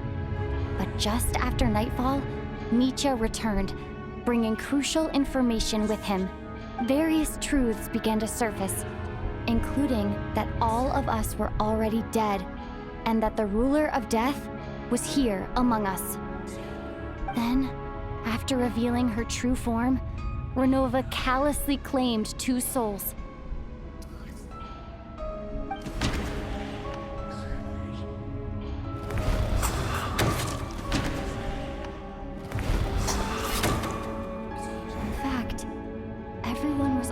Dead by the time we took the photo. And in the days since, we've experienced many more partings in the afterlife. Now, only Mitya and I remain, and the true culprit behind everything still stands before us. In Mitya's eyes, I see the same anger and frustration that I feel.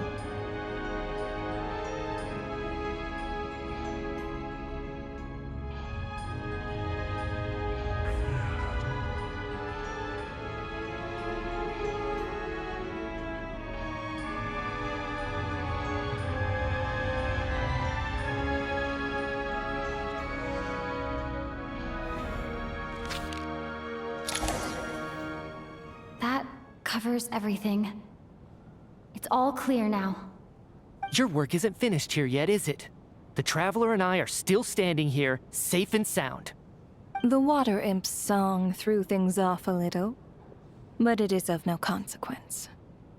The ley lines have already anchored your soul, and the first ray of light tomorrow morning will take you back. I, meanwhile, need to review my attitude towards the Water Imp race.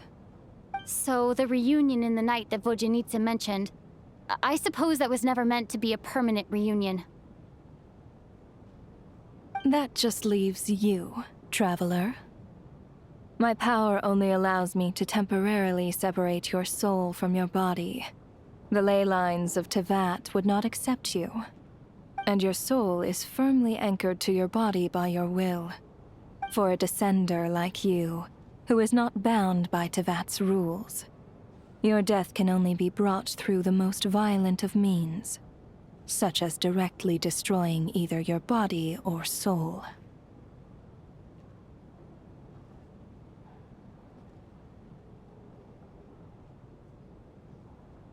I have no interest in involving myself with Descenders. For now. Although, this may change if Asmodee remains missing, or you insist on interfering with our affairs. One last question then. All our struggles and sacrifices here, they were meaningless from the very beginning, weren't they? Death abides no reason. Besides, what you call sacrifice is merely a concept created by humanity. To me, it is nothing more than a self-indulgent charade in the face of death. Mere mortals fantasizing that their actions could reclaim something from my grasp. A truly laughable idea.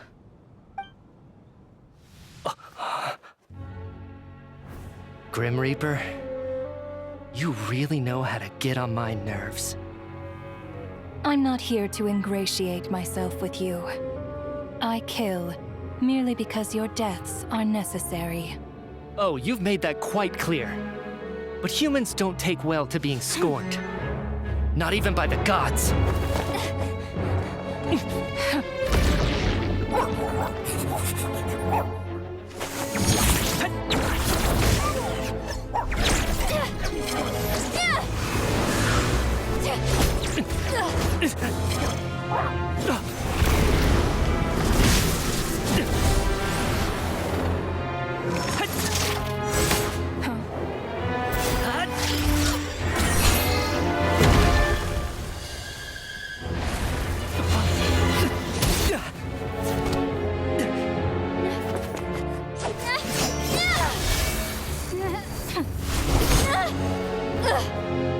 This is futile. You must know that you are powerless against me in my own domain. I suggest that you save your strength. For what? Maybe we can't change anything. But if nothing else, we can at least teach you to have some respect for the dead. Audacious.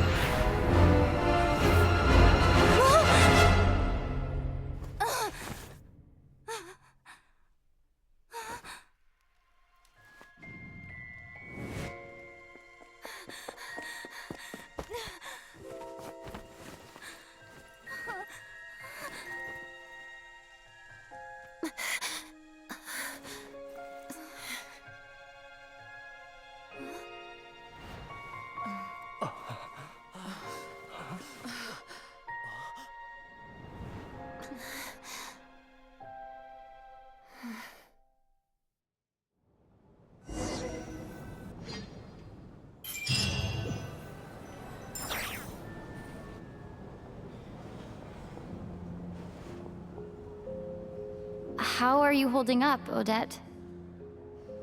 What happened to me?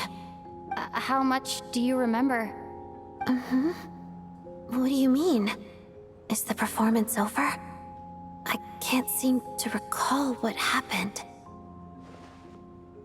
Has Odette already forgotten?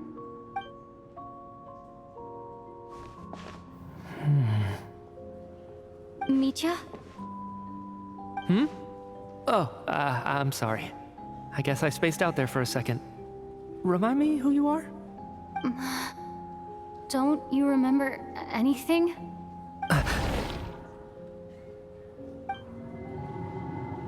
Yeah, I remember now, comrade. Looks like we guessed right. Just like me when Odette found me at the Armory Palace, for some reason, everyone killed by the Ruler of Death eventually came back to life. Just with one catch. They forgot what happened while they were dead. Odette and the others have already forgotten everything. Why were you able to remember this time? Could this be the reason? You said this is the Ruler of Death's symbol, right? I don't see anything there. You don't? Huh. Okay, I guess that makes sense. I carved this into my hand in the afterlife, so it's not visible in the physical world. Does that mean I carved this symbol into my soul? What an unsettling thought. Still, at least I get to remember what happened. I suppose it's a blessing in disguise. What about you, though? The Ruler of Death mentioned that you're a descender? Is that why you can remember? A full explanation would get complicated very quickly, but that's essentially it. Well then, now that it's all over, let's figure out what we've learned. The first thing I notice is that everything here is precisely as we left it, right before our deaths. This confirms that time passes differently in the afterlife than in the real world. They say that right before death, time slows down and your whole life flashes before your eyes. That must be how you know you have one foot in the afterlife by that point. Anyway, clearly the few days we spent in the afterlife probably only amounted to a few short minutes in the real world. This also aligns with previous reports of widespread temporary memory loss among the Armory Palace personnel. Now it seems likely that those were all brief deaths caused by the Grim Reaper's so-called curse of death. To those unaware of the truth, dying and coming back to life must feel similar to a short bout of catatonia.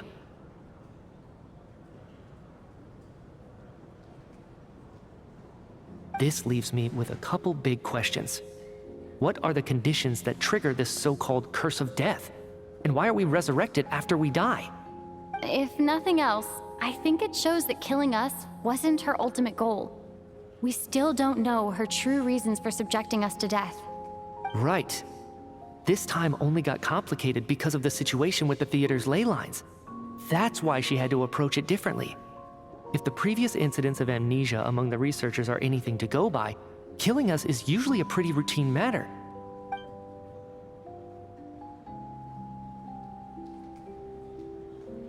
Come to think of it, wasn't I about to note something down before I died? I can't remember what it was, but I think it was something related to my research project. Sorry, Traveler. I'll catch up with you again later. Right now, I have to make a trip back to the Armory Palace. Ma'am, if I may, no one of your description has ever shown up in my investigations into Mr. Mitia's friends.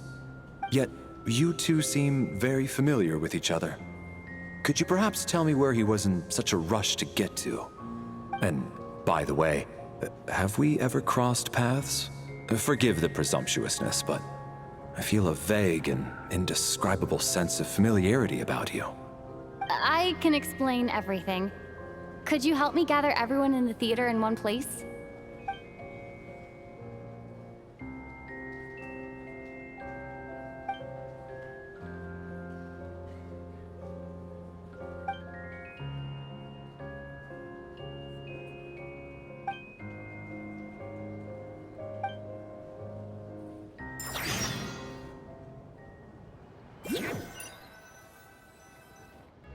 So, Chuganov really is going to shut down the factory. I guess this theater incident actually did us some good after all. So, you said I promised to take you to the Armory Palace while we were in the afterlife, yes? I believe you. I think I even have a vague memory of it. Agreed. Let's check in on her first. The whole reason for our trip to the Armory Palace anyway is to figure out what's going on with her health.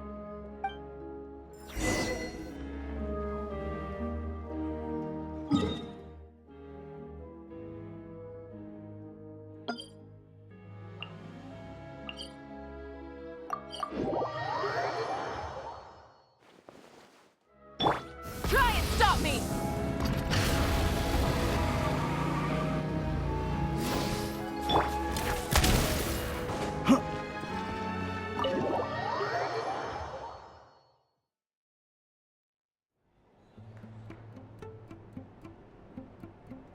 I'm finally back.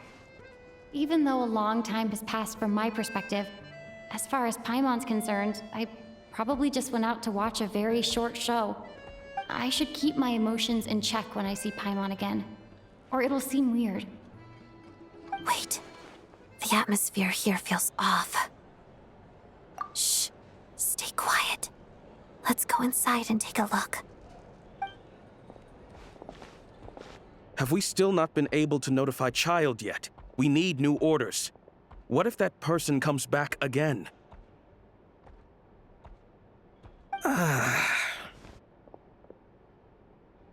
I'm so sorry. Under the circumstances, there was really nothing we could do. Tell me, what happened to Paimon? It was the Jester. He came here in person and escorted Miss Paimon away. He's the director of the Fatui. His authority supersedes all others and cannot be questioned. There was nothing we could do. How long ago did he leave? And what was Paimon's status? It was about an hour ago. Miss Paimon was fast asleep at the time. The Jester simply walked off with her as if it was only natural. I assure you, he absolutely did not use any force. Do you know where they went? The Armory Palace, most likely.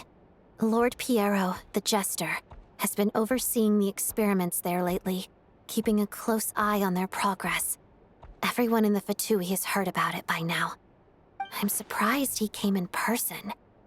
Whatever his reason for taking Paimon, he'll most likely return to the Armory Palace first, which is exactly where we were headed anyway. Then lead the way, Odette. Okay, let's go.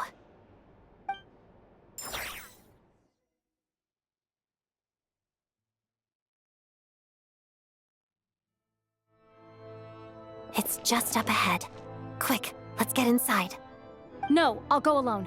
You know I'm planning to force my way in. You're with the Fatui, so you should stay outside. I was hardly planning on taking you through the official channels anyway. I'm here to force my way in, just like you. I may be a Fatus, but I'm also Lelek, enemy of Project Stuja. Paimon's safety is paramount right now. With me around, you'll have an extra pair of hands. There might be devices inside that are easier for an insider to deal with. If you say so. Let's go. There's no time to hesitate.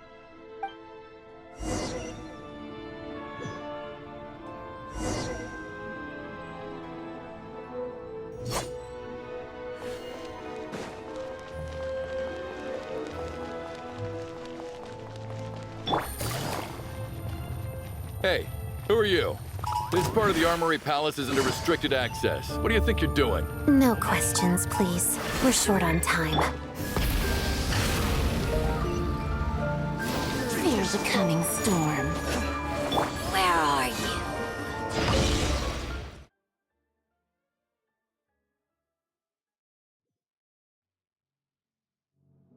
Such defiance.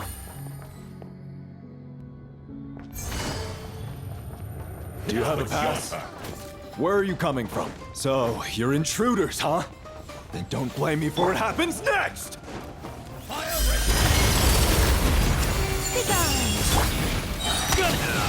It's dog eat dog! Gotcha! Here comes the catch. Rise with the sun! Light of the blazing sun! Let's begin.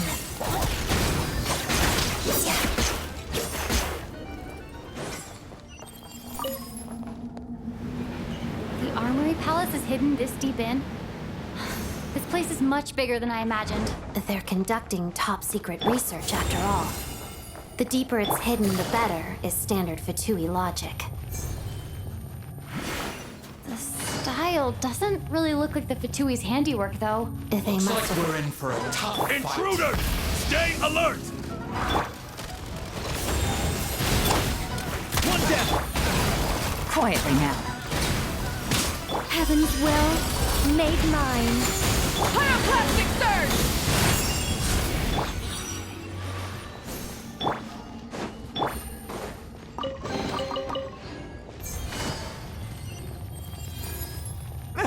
Intruders? Just what are you guys trying to do here? Short words, your... Begone! Here, boy! Game's up. Phone's over. Quietly now. Lots of the snowflakes. Pot of death. No one interferes with the Jester's work!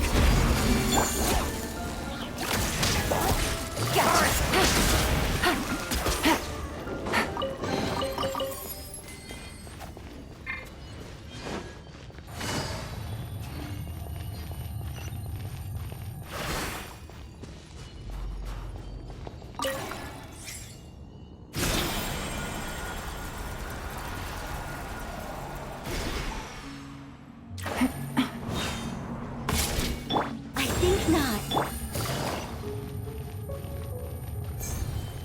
Looks like no one's guarding this place. There's something off about that decoration over there. Look out! Let's deal with these before we move on. begun! Bullseye!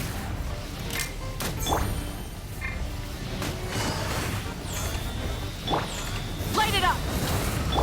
Shadow me. I think not.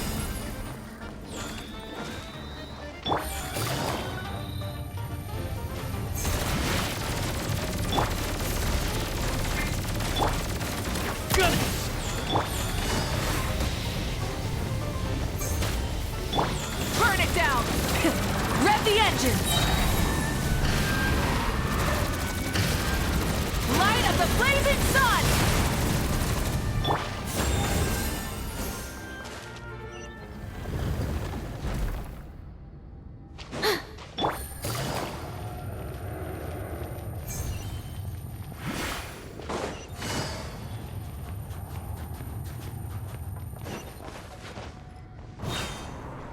Take it easy.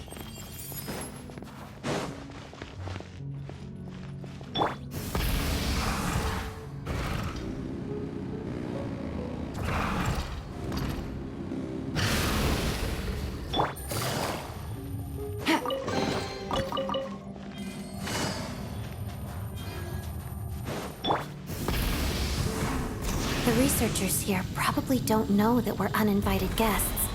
Let's try not to hurt them. What's the big star from the theater doing here? That's Miss Odette. Was the whole reason for Project Stuja to support the research here at the Armory Palace? Just what are the Fatui and the Tsaritsa planning?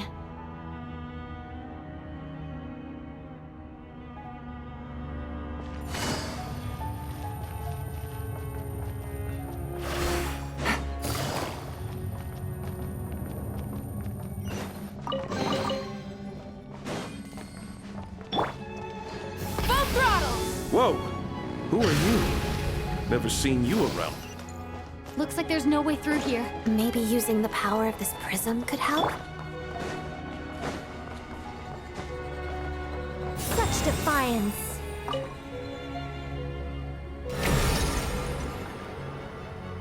I think I see some images. It's the prism's power at play, causing images of the past to reappear, albeit only...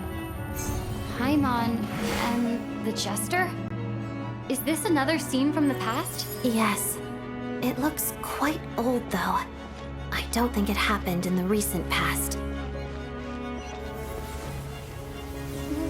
What's going on here? What happened? The source seems to be the Armory Palace. They must have started some large-scale experiment. Wait, what if this has something to do with Paimon? We need to hurry!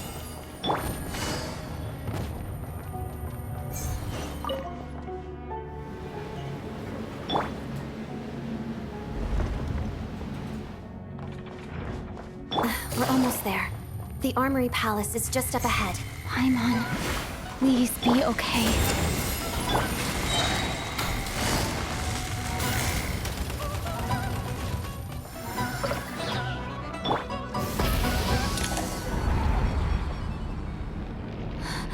What's going on? Wait, I remember this feeling. It's the curse of death. No, no, not now. Why is the curse of death striking again already?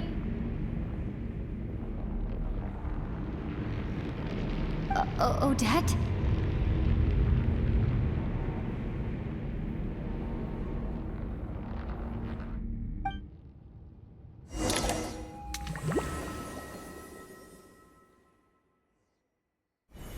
Is this the afterlife again?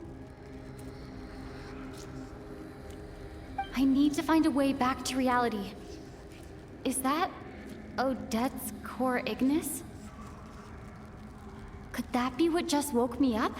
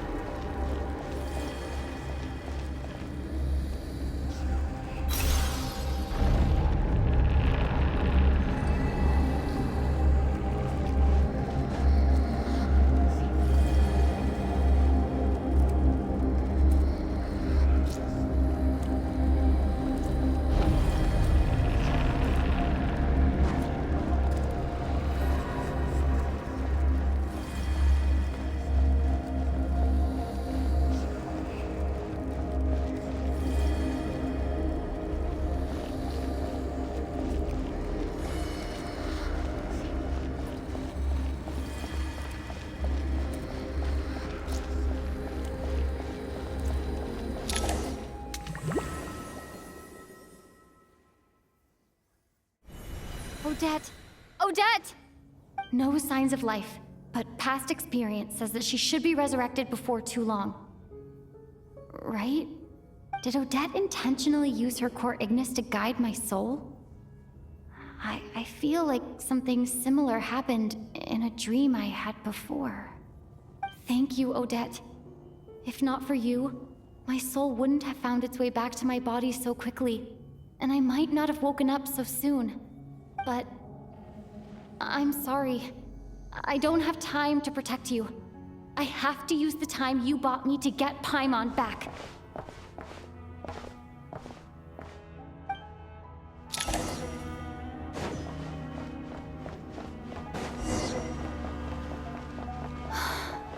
Sure enough, everyone here has been affected by the curse. Paimon! Paimon!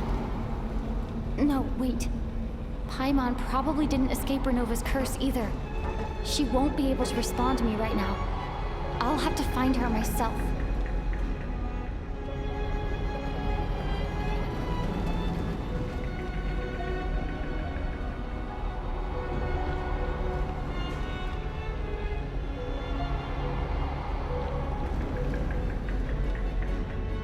Nitya! Is this the laboratory he works in? What happened here to trigger the curse of death again so soon? I'll have to ask him when he wakes up. Finding Paimon has to take priority now.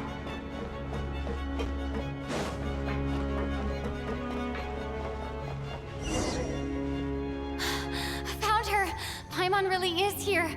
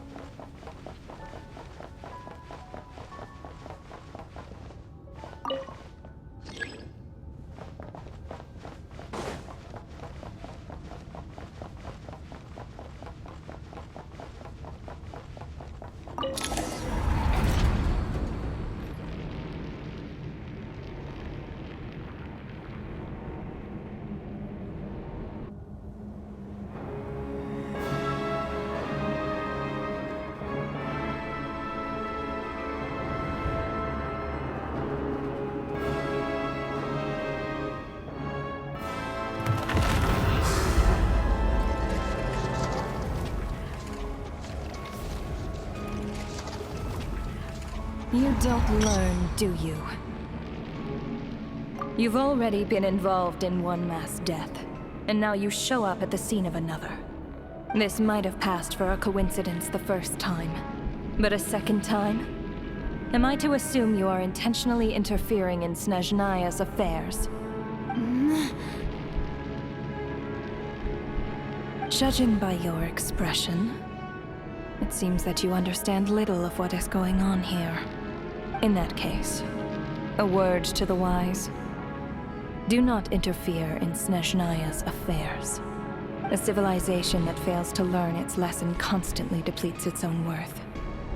It will one day lose any reason for its existence. And as a descender, you are perfectly suited to be the lifeline to which a dying civilization might desperately cling. Consider your position carefully.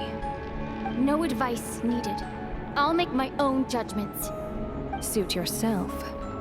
When the day of reckoning arrives, not even a descender can hope to escape unscathed. The time for resurrection fast approaches. The mortals here are not yet worthy to behold my form. So that will be all for today.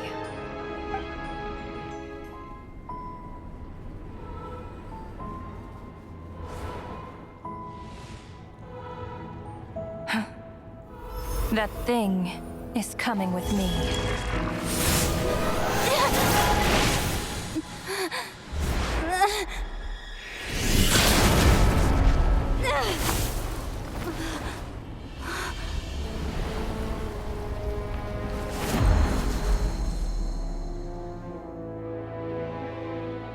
You awoke sooner than I thought. The curse of immortality is stubborn, unable to enter the ley lines, yet not content to remain a spirit. Ruler of Death, what do you want? You perplex me. Both you and you. That thing may be a creation of Celestia, but it possesses none of Celestia's power, let alone authority. Your obsession with it baffles me. No matter, the resurrection will soon begin. It's worthless anyway. I'll reclaim it next time.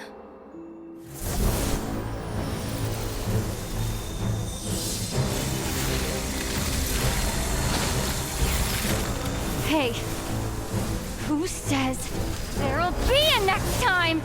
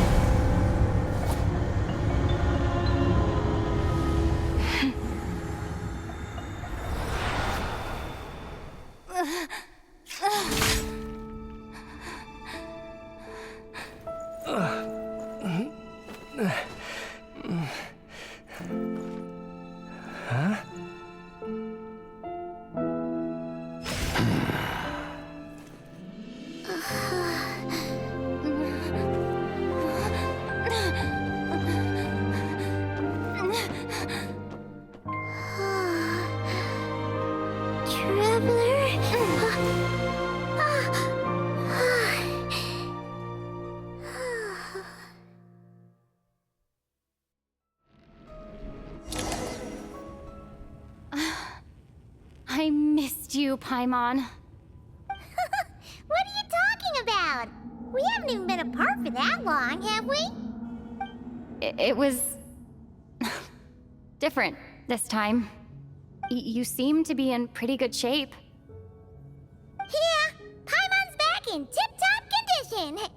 It's the weirdest thing. Paimon fell asleep earlier, and when she woke up, she found herself here. The Jester and that guy talking to him used some kind of energy on Paimon, and she could kind of feel it canceling out that other thing that was making her feel unwell. So, Mitya helped too? Apologies for leaving in such a hurry at the theater earlier. I was in a rush to verify some theories.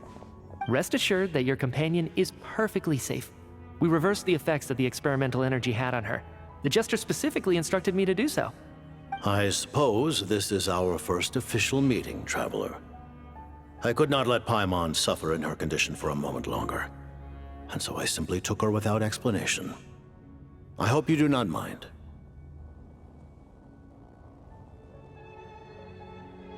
But why would a big shot like you care about what happens to Paimon?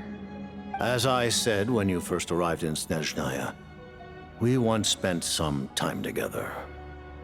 In the distant past. Oh yeah, you did mention that. Yet, Paimon did think you seemed strangely familiar the first time we met. I'm afraid the reminiscing will have to wait. Mitya, let us continue with the report. What conclusions, if any, did you reach from conducting the final experiment of our energy research ahead of schedule? The good news is, my hypothesis regarding the Ruler of Death has been verified. As for the bad news, I recommend we suspend the experiments and Project Mistelton until further notice. Currently, we have no means with which to make a breakthrough. I say this purely as a scientist, guided by reason alone. I will trust your judgment. We shall put the project on hold until the ruler of death has been eliminated. Wait, what are you guys talking about? You want to get rid of Renova? Like, how? By killing her? By whatever means necessary, so long as it removes the threat she poses to us. Until then, everything we do will be in vain. After what just happened, I've ascertained Renova's goal. Or rather, the trigger condition for the Curse of Death. Okay, let's hear it. What she's doing is blocking Snezhnaya's technological progress, preventing us from possessing any means with which to threaten the heavenly principles. Just like the little lapdog she is. So, any ideas, research, or experiments that lead to technological progress can trigger the curse. Just now, for instance, I was set to launch a final phase energy experiment ahead of schedule. If the experiment was successful, we could have achieved a crucial breakthrough. As expected, though, the moment the experiment began, all the researchers, technicians, and witnesses died from the curse. All that effort, not to mention the energy and materials we relied on Project Stuja to gather for us, went to waste. In the end, nothing was gained. Does that mean something similar happened when we were at the theater? That's right. During the performance, I thought of an important breakthrough regarding the experiment, and wound up dragging everyone into this. So the nature of the curse seems to be something like, when moments of technological progress occur, all life in the vicinity is taken away. What a violent method! Of course, that meant the curse was normally limited to the Armory Palace. Since outsiders are forbidden from entering, this mass death phenomenon went unnoticed, until Odette came along. I believe she was the first witness. The Curse of Death was triggered just before she infiltrated the Armory Palace that day. But you mentioned something about a final stage experiment. Doesn't that mean you've actually made some progress? That's right. Even with the gods locking certain key components out of reach, humanity can still advance technology in incremental steps accumulated over time. But, as I'm sure Renova anticipated, even incremental progress has its limits, a point where the truth you're seeking must be put to the test in an experiment. You mean the experiment you were just about to do?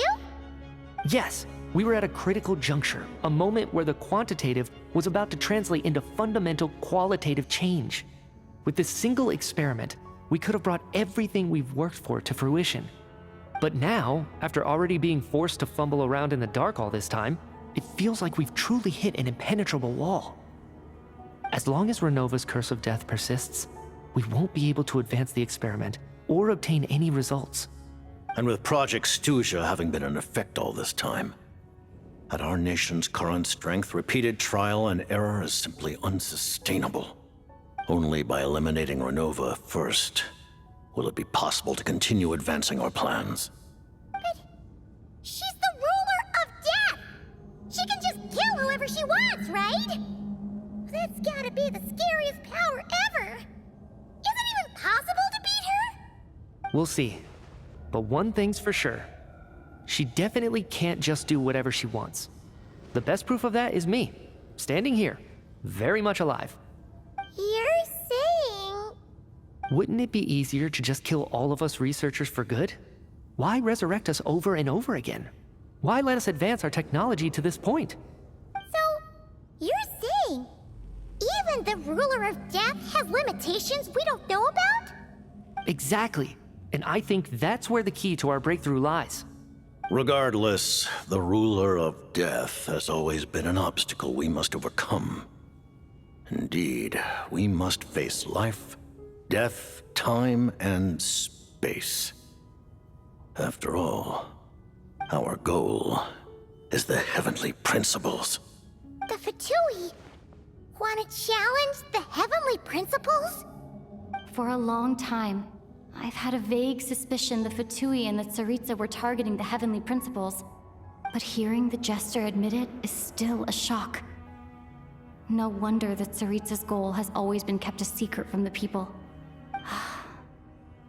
What kind of road will that lead Snezhnaya down? In that case... Lord Jester, I would like to request some leave. I'd like some time to organize my thoughts and go over the data. Granted. Get some rest, put the experiment out of your mind, and take care that the curse of death doesn't affect any civilians.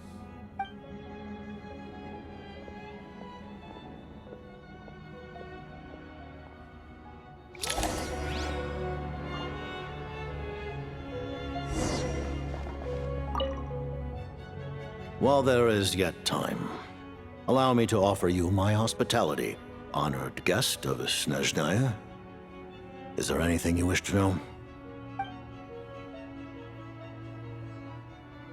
I remember hearing the term Mistelton from Columbina. Yeah! Paimon wanted to ask about that when the name came up just now. What is it? Paimon's heard of Project Stuja, but not this one. As you know, Project Stuja is a series of measures enacted to consolidate our nation's resources, the greater purpose of which is to serve Project Mistelton. Many of the things you have encountered thus far are essentially for the advancement of that project. This includes the Kuvaki Experimental Design Bureau in Nocturne. Researching Kuvaki was merely a facade. Its core objective was to use local resources and research findings to build Mistelton itself. And that's a weapon built for the final battle against the Heavenly Principles, isn't it? Huh? How did you know that? I was given some intel, and I made some deductions. Wait. You must mean that thing over there. Oh, Paimon's gotta take a closer look at this thing. Especially after you guys sent so many people to Nocturne to work on it. Kuvaki alone will not break through Celestia's defenses, let alone challenge the Heavenly Principles. The Heavenly Principles are no doubt accustomed to combating the power of the Light Realm, and elemental energy is simply the power of the human realm, converted to that form by the Heavenly Principles themselves. Any attempt to use this power against its creator would be a futile endeavor. For now, therefore, we have set our sights on the form of energy associated with the Third Descender and the Stellar Linchpins. This may hold the potential to allow Mistelton to contend with the Heavenly Principles. You could say that by reverse engineering the Stellar Linchpins to extract the energy within, we have obtained a source of anti-Celestia energy. The Kuvaki Experimental Design Bureau, Project Stuja, and the new energy experiments. Huh. So, Project Mistelton is what ties it all together. And it looks like your plan is almost complete. No wonder the Ruler of Death came after you.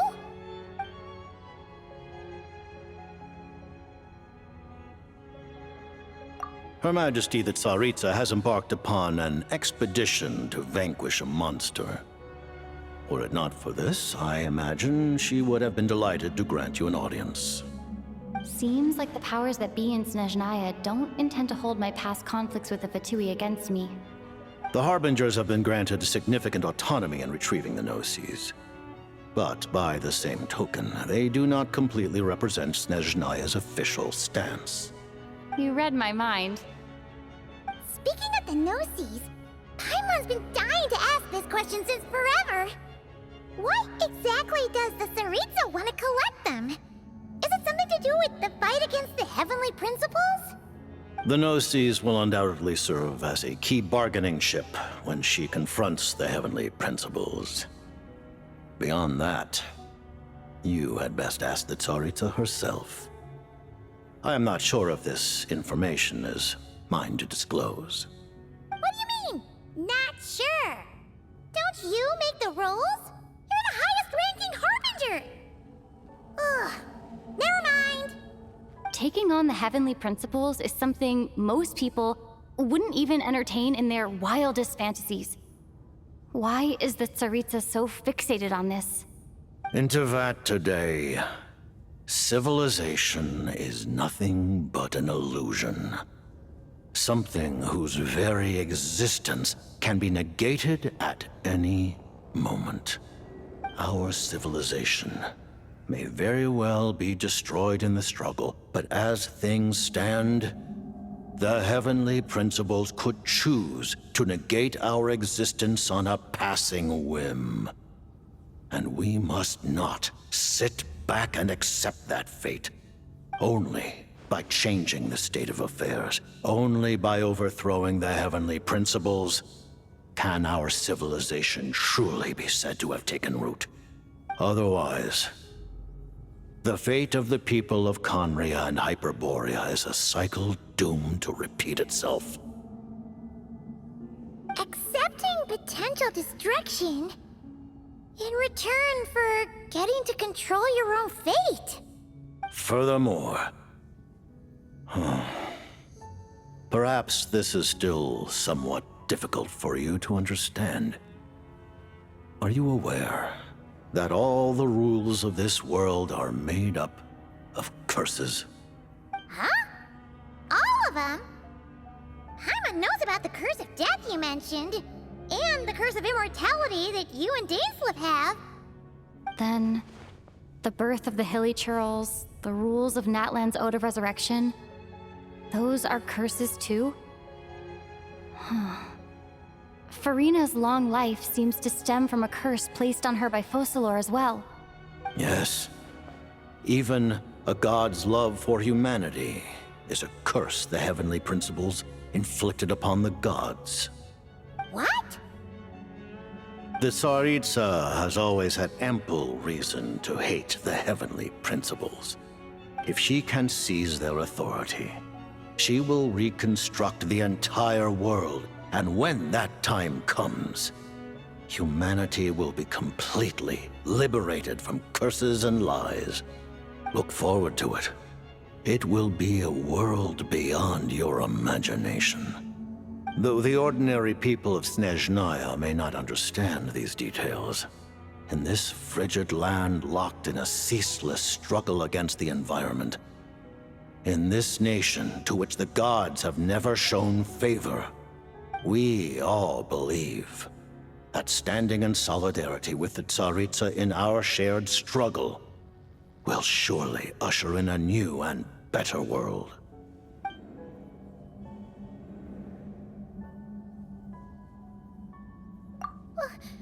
Paimon really doesn't remember. He's basically a stranger. You've got to believe Paimon. Allow me to explain. The reason Paimon reacted to the anti-Celestia energy developed by the Armory Palace is because she comes from Celestia herself. More specifically, she is one of its creations. Paimon? A creation of Celestia? Oh, right. I was blinded by anger earlier, but thinking back on it, Renova also said that Paimon is a creation of Celestia, but she lacks Celestia's power or authority. As you know, the lunar fragments in Nodcry were pulled down from the sky using Fatui technology. But the first application of this technology was in Conria over 500 years ago. I used this technology upon the heavens, and the response I received was none other than Paimon descending from Celestia. I presented her to the Vinster King, but he took no interest in this gift, nor did it satisfy him. Paimon then took up temporary residence in my palace until, of course, the arrival of the Cataclysm. Wait, Paimon's a little confused. You're talking about things that happened in Conria 500 years ago. You're saying Paimon was there for that? But Paimon doesn't remember any of that. Falling from the sky, being given away as a gift? None of it. Having lived through the Cataclysm, perhaps you too were burdened with some manner of curse. Although, losing your memories would indeed be the smallest price I've ever seen paid. But it's not just her memory from Conria. Paimon doesn't even know how she spent the last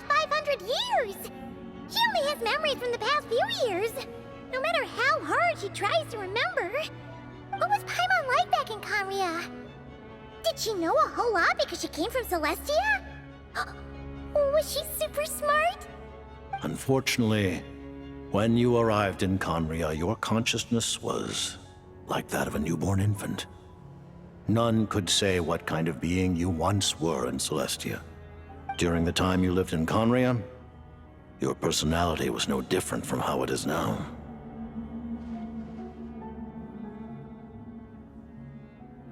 Aw, man! Paimon's plan to get her memories back and become super smart is ruined before it could even start. You know, even though Paimon lost her memories, she still feels weirdly close to you for some reason. That must mean you took pretty good care of Paimon back then, huh? On the contrary, I completely ignored your existence. I was entirely focused on my struggle against Thruptatier the Wise. But now, as I see it, it is as if you are the only sane thing that survived that era of insanity. And thus, are worthy of protection. Noted. Man, Paimon's gotta stop projecting friendship on everyone she meets. But, Traveler? Even though you know Paimon's some creation of Celestia now, you still want her, right? You're not going to abandon her? Oh, phew! That's a relief. Paimon's just learning about this, too. She's barely even processed it.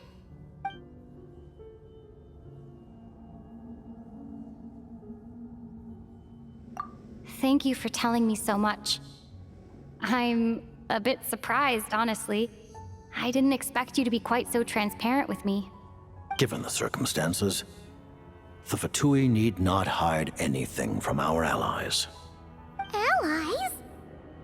To advance Project Mistleton, we must first resolve our issue with the Ruler of Death. And if I presume correctly, you have no intention of letting her actions go unpunished either, do you? That's right. Ever since she said she intends to reclaim Paimon when we next meet, I figured reconciliation was out of the question. Against an opponent of this caliber, deliberating over our allegiances would waste time we do not have. We must join forces unreservedly with whomever we can, if we are to stand anything like a fighting chance. You're going to challenge the Ruler of Death? Just for Paimon? But Paimon's only...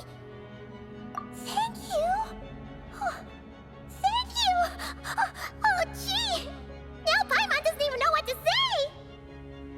Anyway, Paimon's super touched!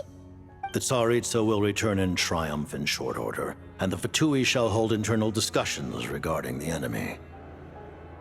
The time for us to meet again will come very soon. Got it. Thanks for your help with Paimon. I'll be sure to look after her for you. There was just one other thing. Well, it's just a request, really. Paimon really wants to see what this Mistleton thingy you're gonna use against the Heavenly Principles looks like. Of course, Paimon knows it's top secret and stuff, but she just had to ask. It's okay if the answer's no. Certainly you may. Oh, for real?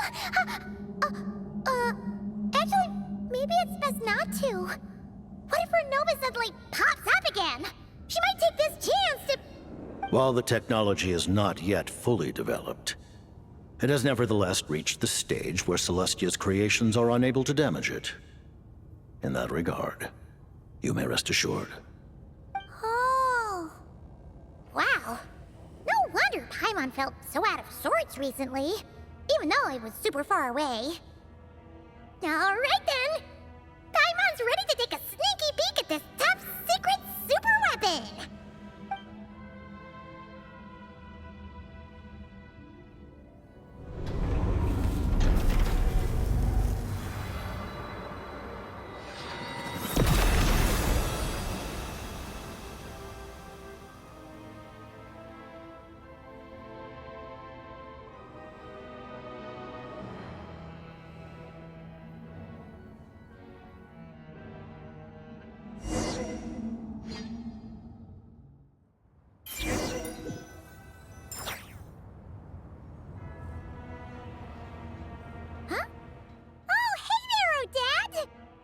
Paimon?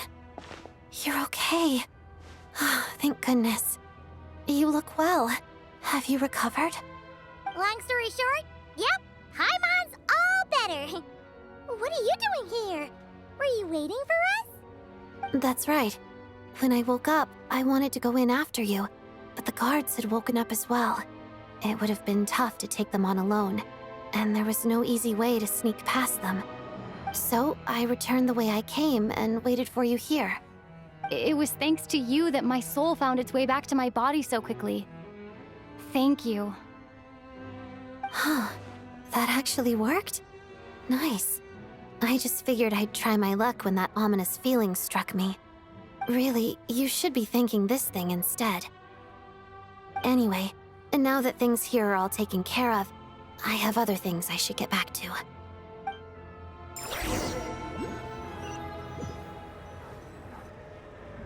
Ah, Director Chuganov, you're back.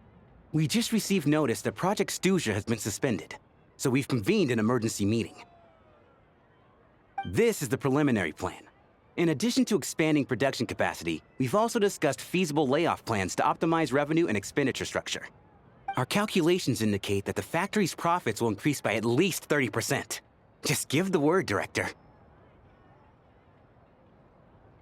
That won't be necessary. Leave the energy for those who need it. Whether they use it just to get by or to run a business, that's up to them. Start preparing to halt production and lay off the staff.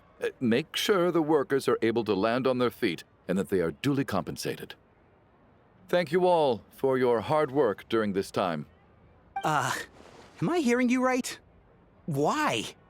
After all the tough times we made it through, now is exactly when we should start to turn a profit. I just suddenly don't want to do this anymore. Huh. Does there have to be a reason? Iskra, it's time to rest. Dear esteemed members of the Rokot, given the effects of Lelik's radical actions upon our organization's reputation and social stability, a decision has been made to permanently withdraw this codename from use. Considering that Lelik did what they did for the benefit of the people, the Rokot has nevertheless negotiated with the authorities, ultimately securing a waiver for all penalties due to them. Lelik will be suspended for a period of time. Depending on their future performance, they may be allowed to adopt a new codename and continue acting as part of the Rokot. The purpose of this notice is to remind everyone once again that motives and methods are equally important when one operates in the shadows. Even with Project Stuja's suspension and our interim operational victory, we must guard against complacency and rashness and work to consolidate the progress we have made so far. We act only for the greater glory and solidarity of our nation. May the aurora shine ever on, and the tundra always stand firm.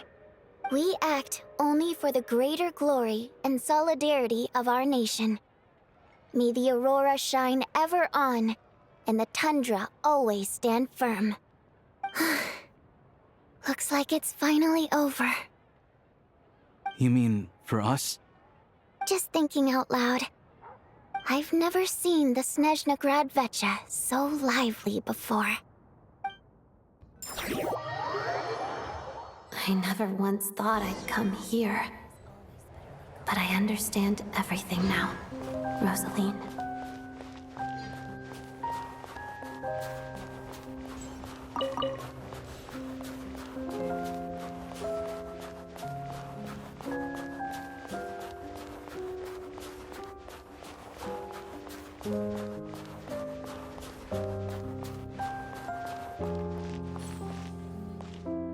I've seen Spirit Seeker performed many times, including by your mother.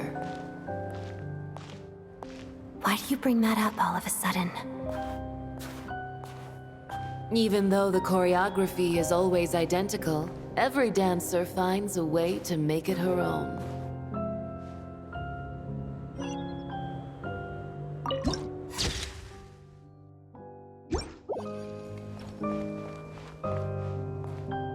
So you actually want to talk to me about ballet? I just think it would be a pity if the dance was lost to history. She didn't teach it to you, did she? That was an unusually subtle taunt for you.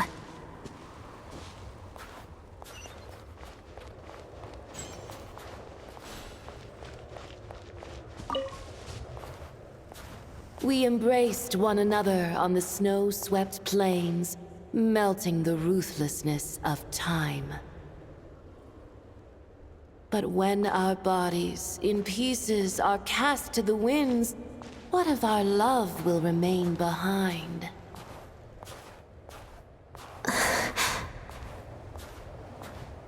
Don't tell me you can't sing. Shush.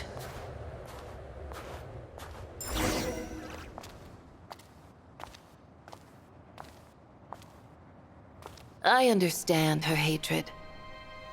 The Fatui robbed her of the life she should have had. I never opposed her dancing. Yet still I became an enemy of her ballet. I'll just keep my distance. Many despise me. I'm used to it. You're certainly not one to shy away from confrontation. But children, they need a different approach. I'm hardly the most maternal figure. Yet, she is a child. In my experience, while a father commands authority, he must still yield to love. You should tell her what you think about her dancing.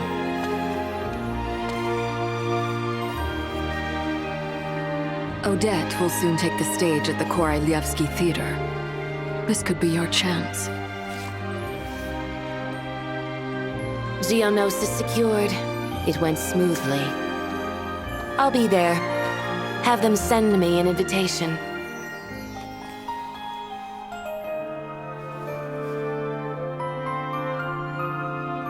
Sadly, things didn't work out. Her final words are inside that block of ice. This? Aren't these for monitoring her subordinates? Not yours. This one isn't her witch's flame, but my two worlds' flames. The two worlds' flames can burn away memories. It was my parting gift to Rosaline.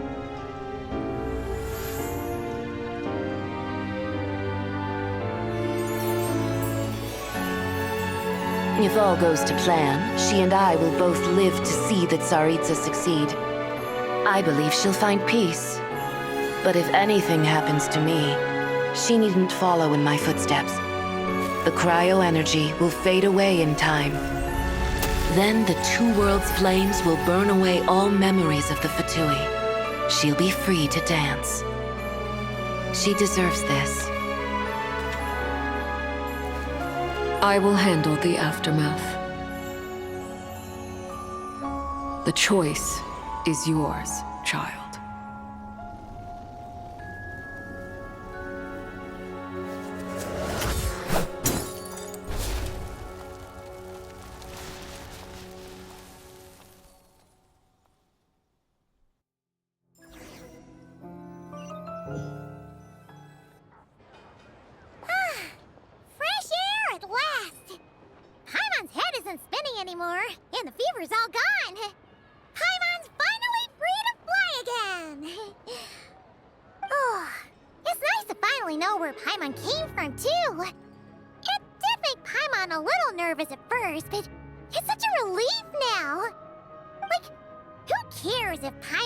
Creation of Celestia. She's probably not anyone that important. Probably just the fairy of food and fun or something. And like you said, this doesn't have to change anything between us. You're not gonna just... Hey! Hurry up! Why are you walking so slowly?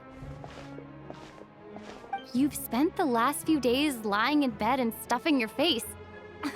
I didn't think you'd be able to fly this fast. Says who? Paimon's as agile as ever. They don't call her White Floaty for nothing. Paimon originally wanted to check out the bookstores in Snezhnograd, but she's more in the mood for flying around right now, so let's save that for later. Wait, They've got light novels from Yai Publishing House here too! Huh? And this is Paimon's favorite mystery story from Fontaine! Wow! It got a sequel! The local Snishnayan books look pretty interesting too, but also kinda heavy. Not the easiest things to look around. I thought you were in the mood for flying around. Paimon can read while she flies. Hey! Look at these two dolls! Which do you like better?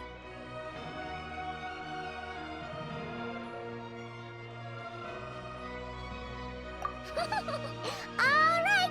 Boss, we'll take both. Paimon will have the other one. Oh, I thought we were only getting one. All right, fine, I'll pay. There you are. Thanks for visiting. Paimon will grab this and then... Huh? Huh? Huh?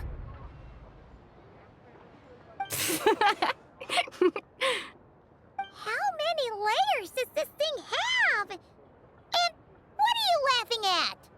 Huh. You knew all along, didn't you? A whole bunch of people are gathered over by the plaza. Hey, look! That looks like Tartaglia!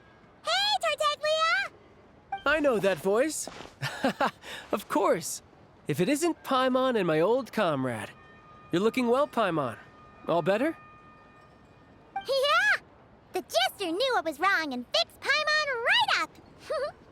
Thanks for sending someone to keep Paimon safe, too. Oh, yeah. About that. That was kind of embarrassing. Who could have known that our director would go looking for you in person? So sorry for the misunderstanding. Oh, right. Let me introduce you. This is my little sister, Tonya. Hello, Tonya. Hello, hello. Firstly, I'm really sorry about my brother. Sounds like he's caused you no end of trouble. Hey now, why'd you have to start with that? Not that it isn't true, of course. So she's the real Tonya. She said you two didn't manage to meet up at the theater. She waited ages for me, and when I didn't show, she got a little worried and went outside. I know, right? He didn't bother to say a word to me. I searched up and down the city for him, and he only told me about it when I finally caught him at the gates of Glupov. I've been rushed off my feet lately, so I didn't get the chance to go home. I just figured the Traveler would fill you in when she got there. Well, the snow was bad, and you're never late. So I was really worried about you. How was I supposed to know that you'd stood me up? I'm sorry, Tonya. I really am. I'll make it up to you somehow. Just... please don't tell Mom and Dad. Although the mix-up led to a series of misunderstandings, it's probably for the best that the real Tonya didn't get caught up in that mess. Besides, it's obvious that Tartaglia isn't usually one to break a promise. He only gave his ticket to me because he had to look into Lelek. No, it's fine. It just meant I didn't get to see the show in the end. By the way, what did you think? You were one of the first people to see it, you know? I would say... the best is yet to come. Huh? What kind of review is that? Hey,